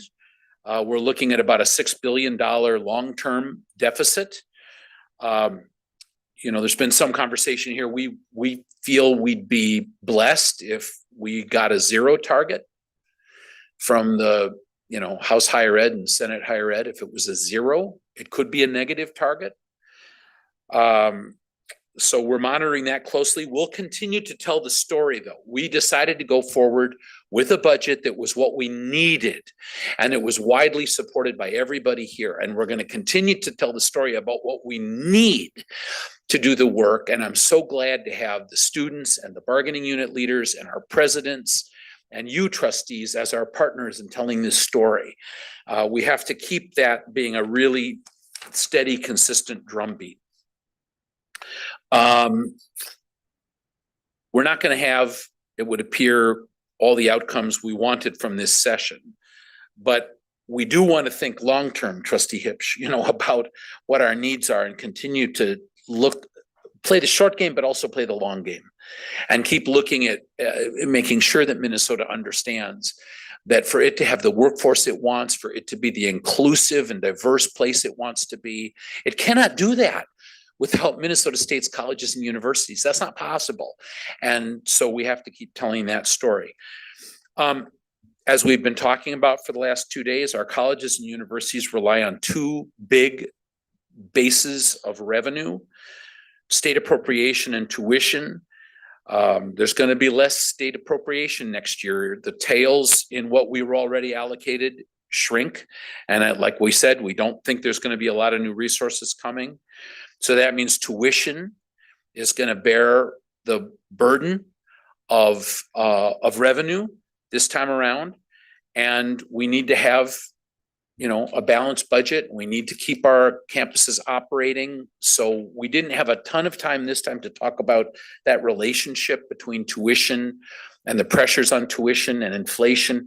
I think we're planning, there's a survey that we're getting back from the campuses on tuition soon in March. And so I'm thinking we'll do a little deeper dive on tuition in April. Before then, we get into the actual budget approvals in May and June that would come, because I know this board wants to have a broader, deeper conversation about tuition and the pressures that exist on it. Just as the campuses are reviewing their budgets and trying to figure out what to do, so we are doing this in the system office too. Unlike our campuses, the system office only has the money that we get that you just heard about earlier this morning as a fixed amount that we get from the state in an appropriation. It's a set fixed dollar amount, doesn't move up or down. And so the system office is also experiencing inflationary pressures, just like the campuses do. So the system office is going to be going through a process we'll keep you briefed on to look at how we can live within our means at the system level. And so that'll parallel what some of the campuses are going through. So much uncertainty and much anxiety. Now, a couple things I am certain about. Soon we'll be announcing finalists for the 3 college presidents that we're hiring at South Central College imminently, and at Northland, and at Lake Superior College. We had great, diverse, and meritorious pools of candidates, and so I'm quite excited as we go forward with that. So stay tuned for more on that. And one other thing I'm certain about is that the world was a better place because Bob Hoffman was in it. And, many of you know Bob passed away on March 7th. I won't say too much about his role as a trustee, because I think maybe the chair will say something about this, but I could say something about him as a friend and a mentor. Many of us here had him as a friend. Some of us here had him as a mentor, which is something he cherished most of all, was helping groom talent. And that was me. I mean, he looked out for me. Now, the first thing he would always say when he saw me, the first thing was some smart aleck remark like, "Oh, I see you decided to come in off the golf course today." That was his first line. And then it was all about, how can I help? Where are you headed? What do we need to do? A truly amazing person and a gift. And he served the system in so many ways. I had the opportunity, Richard Davenport at MSU Mankato put me in charge of a search committee when they decided to hire a VP of strategic partnerships. And we went through the process like we would anywhere else. And the star candidate, and how I really got to know him, was Bob Hoffman, who was the founding VP of Strategic Partnerships at MSU Mankato, a position that still exists. And he just did amazing things. And I know that was also kind of how he came to work with Trustee Grabowska. The three of us worked together a lot on trying to figure out how to advance those partnerships. So the world's just a lesser place without Bob, and it makes me sad. And I just wanted to share that with all of you because I'm certain that Bob made a huge contribution in this state. And with that, Mr. Chair, I conclude my remarks. Thank you, Chancellor. I'll start where you left off because Bob and I overlapped service on the board for 3 years. He served 2 terms on the Board of Trustees, 2000 to 2006. And he was chair of the board for 2 years during that period, and then started again in 2014 and 2020. And Don overlapped with him, Roger overlapped with him. Cheryl. Yeah. Yeah. Cheryl overlapped with him and Jay, yeah. And to borrow a word from my wife, Bob Hoffman was a oneer. He was a unique individual who was a great board member, always spoke his mind, and didn't mince words that much, was a thorn in the side on occasion, but was an excellent board member and contributed to Minnesota State in many ways, both on and off the board. Dawn and I drove down to Waseca for visitation on Friday, and Tim Hipsch and Jim Grabowska had already been there. And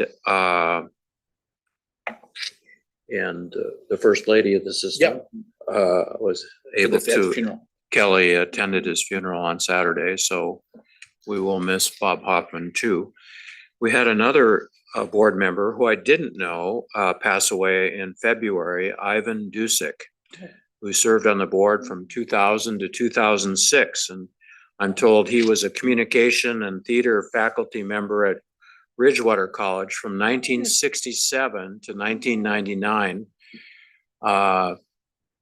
You probably know him, or at least his daughter, who is presently a faculty member at Ridgewater. And she commented how much he enjoyed his work on the board and respected the people that he worked with while serving as a trustee. So we acknowledge Ivan Dusick's passing also. Trustees Erlinson and Richter attended the Association of Community College Trustees annual National Legislative Summit in DC, which must have been very interesting. And they visited Minnesota's congressional delegation with support from Sarah Burns from our government relations team. And we heard from them at the executive committee meeting earlier this month. We had an opportunity to present Minnesota State to the Minnesota House Higher Education, Finance and Policy Committee on March 11th. And I think that went well, just as our appearance before the Senate Higher Education Committee went well in January. We have a lot of friends and allies on those committees. I'm not sure that will help us get any more funds, but they're certainly supportive of Minnesota State colleges and universities. We have the opportunity, one of the great parts of being a trustee is we have the opportunity to visit the colleges and universities and speak at commencements in May. And we have a number of commencements in May.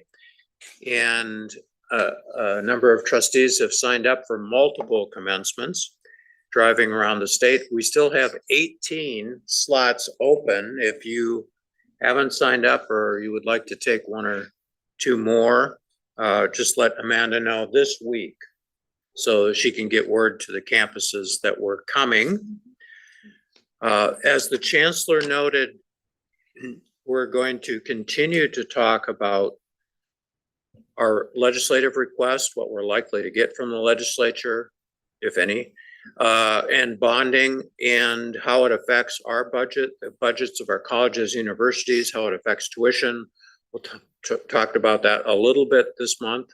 We'll talk about it in April. We have to deal with the budget in May and June. So everyone should be engaged on that topic, including student associations and bargaining units. We'll continue our discussion about allocation. We just kind of stuck our toe in the water today, but we'll continue those discussions going forward. I note that we've had a number of legislative breakfasts. We have a couple set for next week, and they are going, I think, super well. We have a lot of participation by legislators, a lot of folks from the colleges, universities at these breakfasts. I think they're very productive. And once again, they reveal the support that we have in the communities for Minnesota State colleges and universities. Also, I just want to put in a word, Chancellor said this, but full speed ahead on our mission, on our goals, on our strategies, on our ethics, our values. And there's a lot of events and noise in the background, as Sierra said, palpable anxiety, and I understand that. I have anxiety every morning when I wake up and listen to the news. And I know it affects a lot of people in our system more than it affects me personally. So I understand that 100%. But we are committed to our values and our strategies and full speed ahead. I agree with the Chancellor. And finally, almost finally, but one of the things when we had our listening sessions back last fall, we traveled around the state and heard about a lot from the communities in the places where we have colleges and universities. And there are community leaders there, politicians, legislators, business people, nonprofits, other community leaders.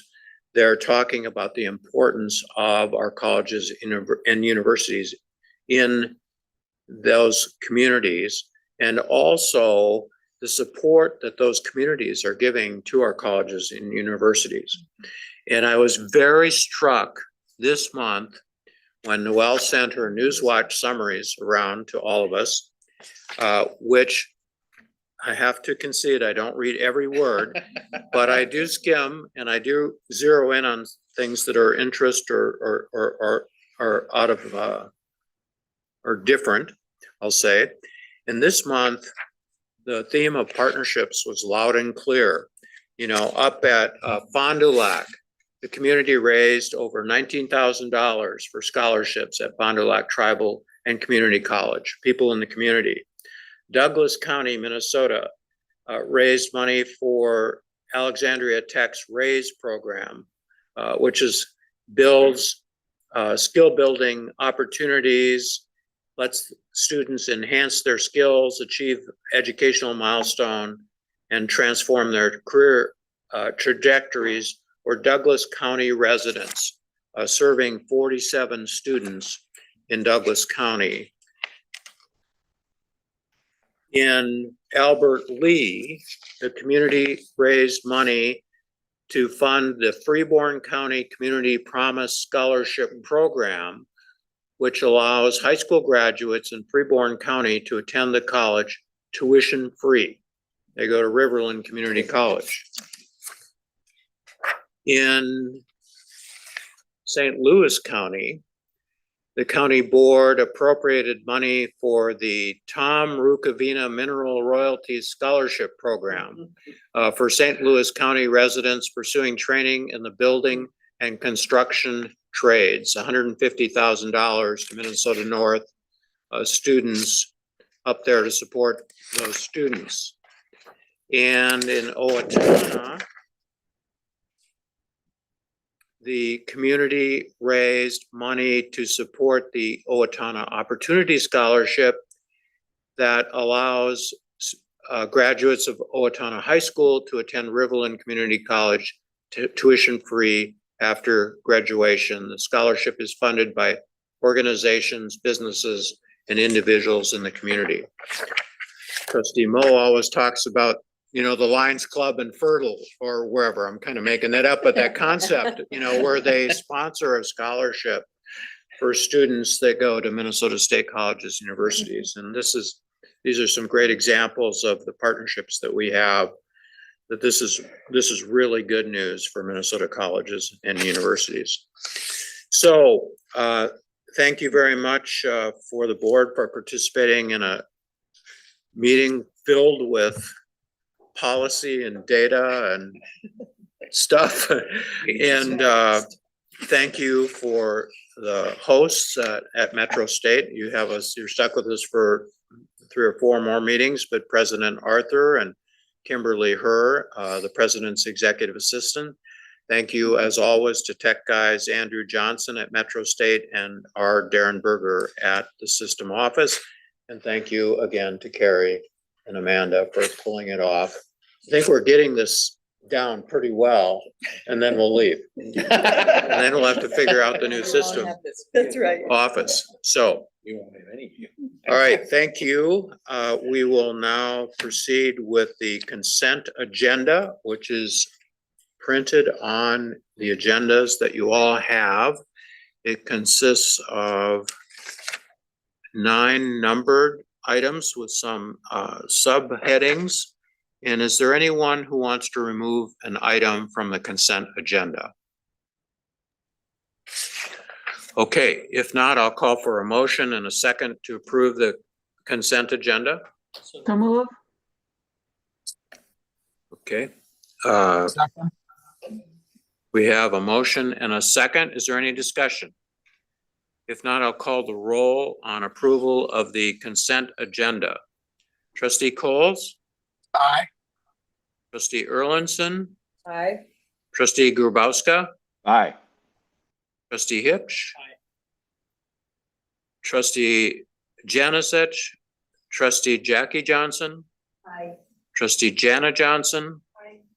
Trustee Moe? Aye. Trustee Muriel? Trustee Richter? Aye. Trustee Sharon? Aye. Trustee Teffer? Aye. The chair votes aye, the motion carries. Okay, board standing committee reports, Academic and Student Affairs Committee. Chair Teffer. Thank you, Mr. Chair. And thank you for highlighting the News Watch. We are very appreciative of it. It is a great summary. And so thank you. The Committee for Academic and Student Affairs met today, March 19th. Quorum was present and the minutes of the January 29th meeting were approved. The committee heard proposed revisions to Board Policy 3.7, statewide student associations in a first read. It then recommended that the board approve proposed changes to Board Policy 3.26, intellectual property, as part of a 5-year cycle of review. Finally, the committee heard from representatives of Minnesota State College Southeast and Alexandria Technical and Community College as they separately proposed changes to their college mission statements. The committee recommended that the board approve the proposed changes to each college. And that concludes our report. Thank you.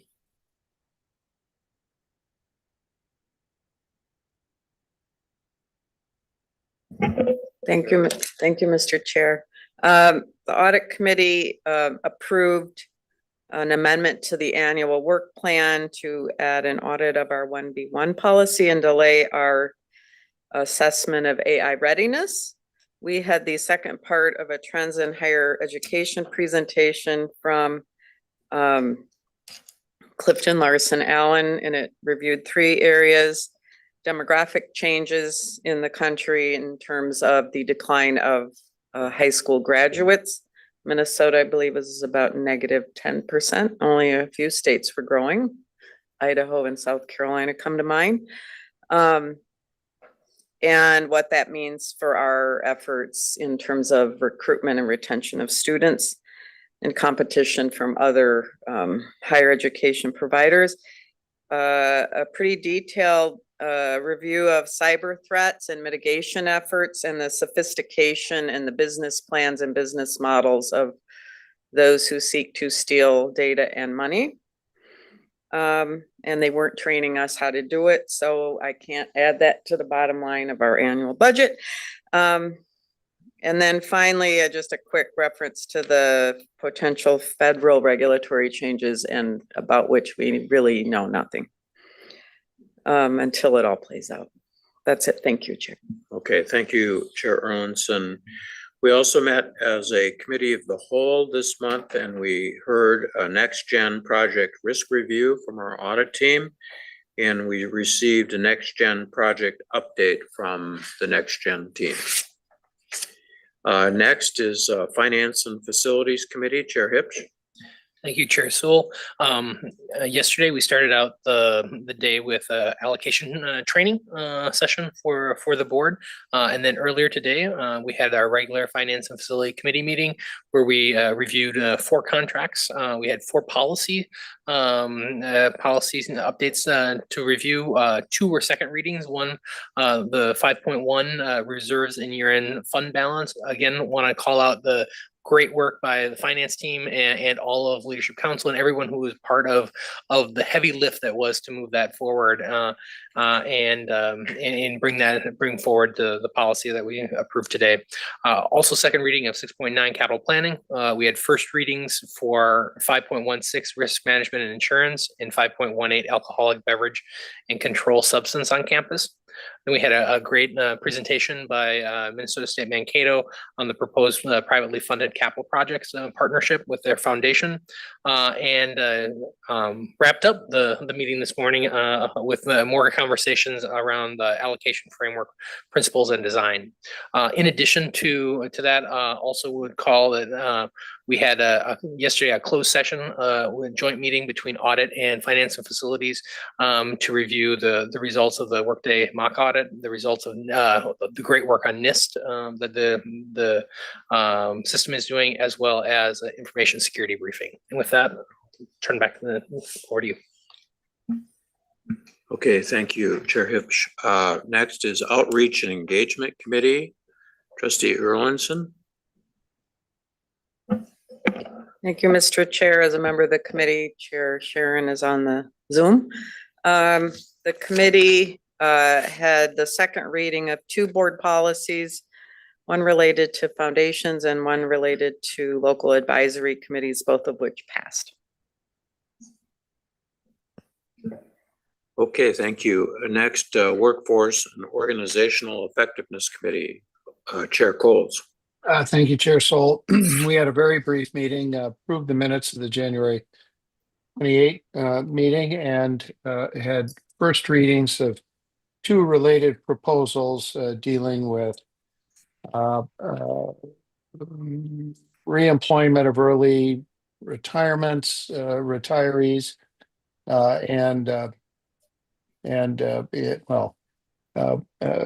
board policy 4.11, board policy 4.6, which are very useful tools that the president's affirmed, and they'll be reviewed in the next 30 days, come back at our next meeting. And that was our work. Okay, thank you very much, Trustee Coles. That concludes the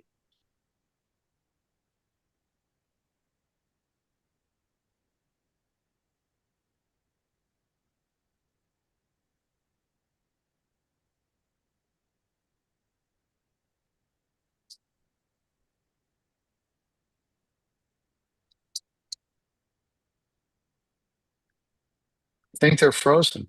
There, yeah, maybe. I don't see any movement. Oh, they're there. There. Okay. Our next meeting is April 15th and 16th here at Metro State. And a reminder that we have the Board of Trustees Excellent Awards Luncheon. Is that at the Doubletree? Yeah.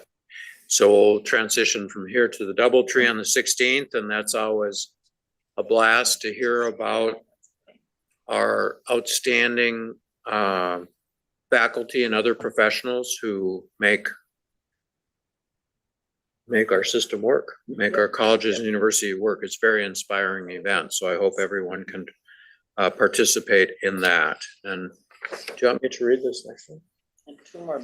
So the next line on my script is, of course, I want to thank Amanda and Carrie, who are absolutely wonderful. So, yes, you are. And thank you very much. So there being no further business, the meeting is adjourned. Thank you.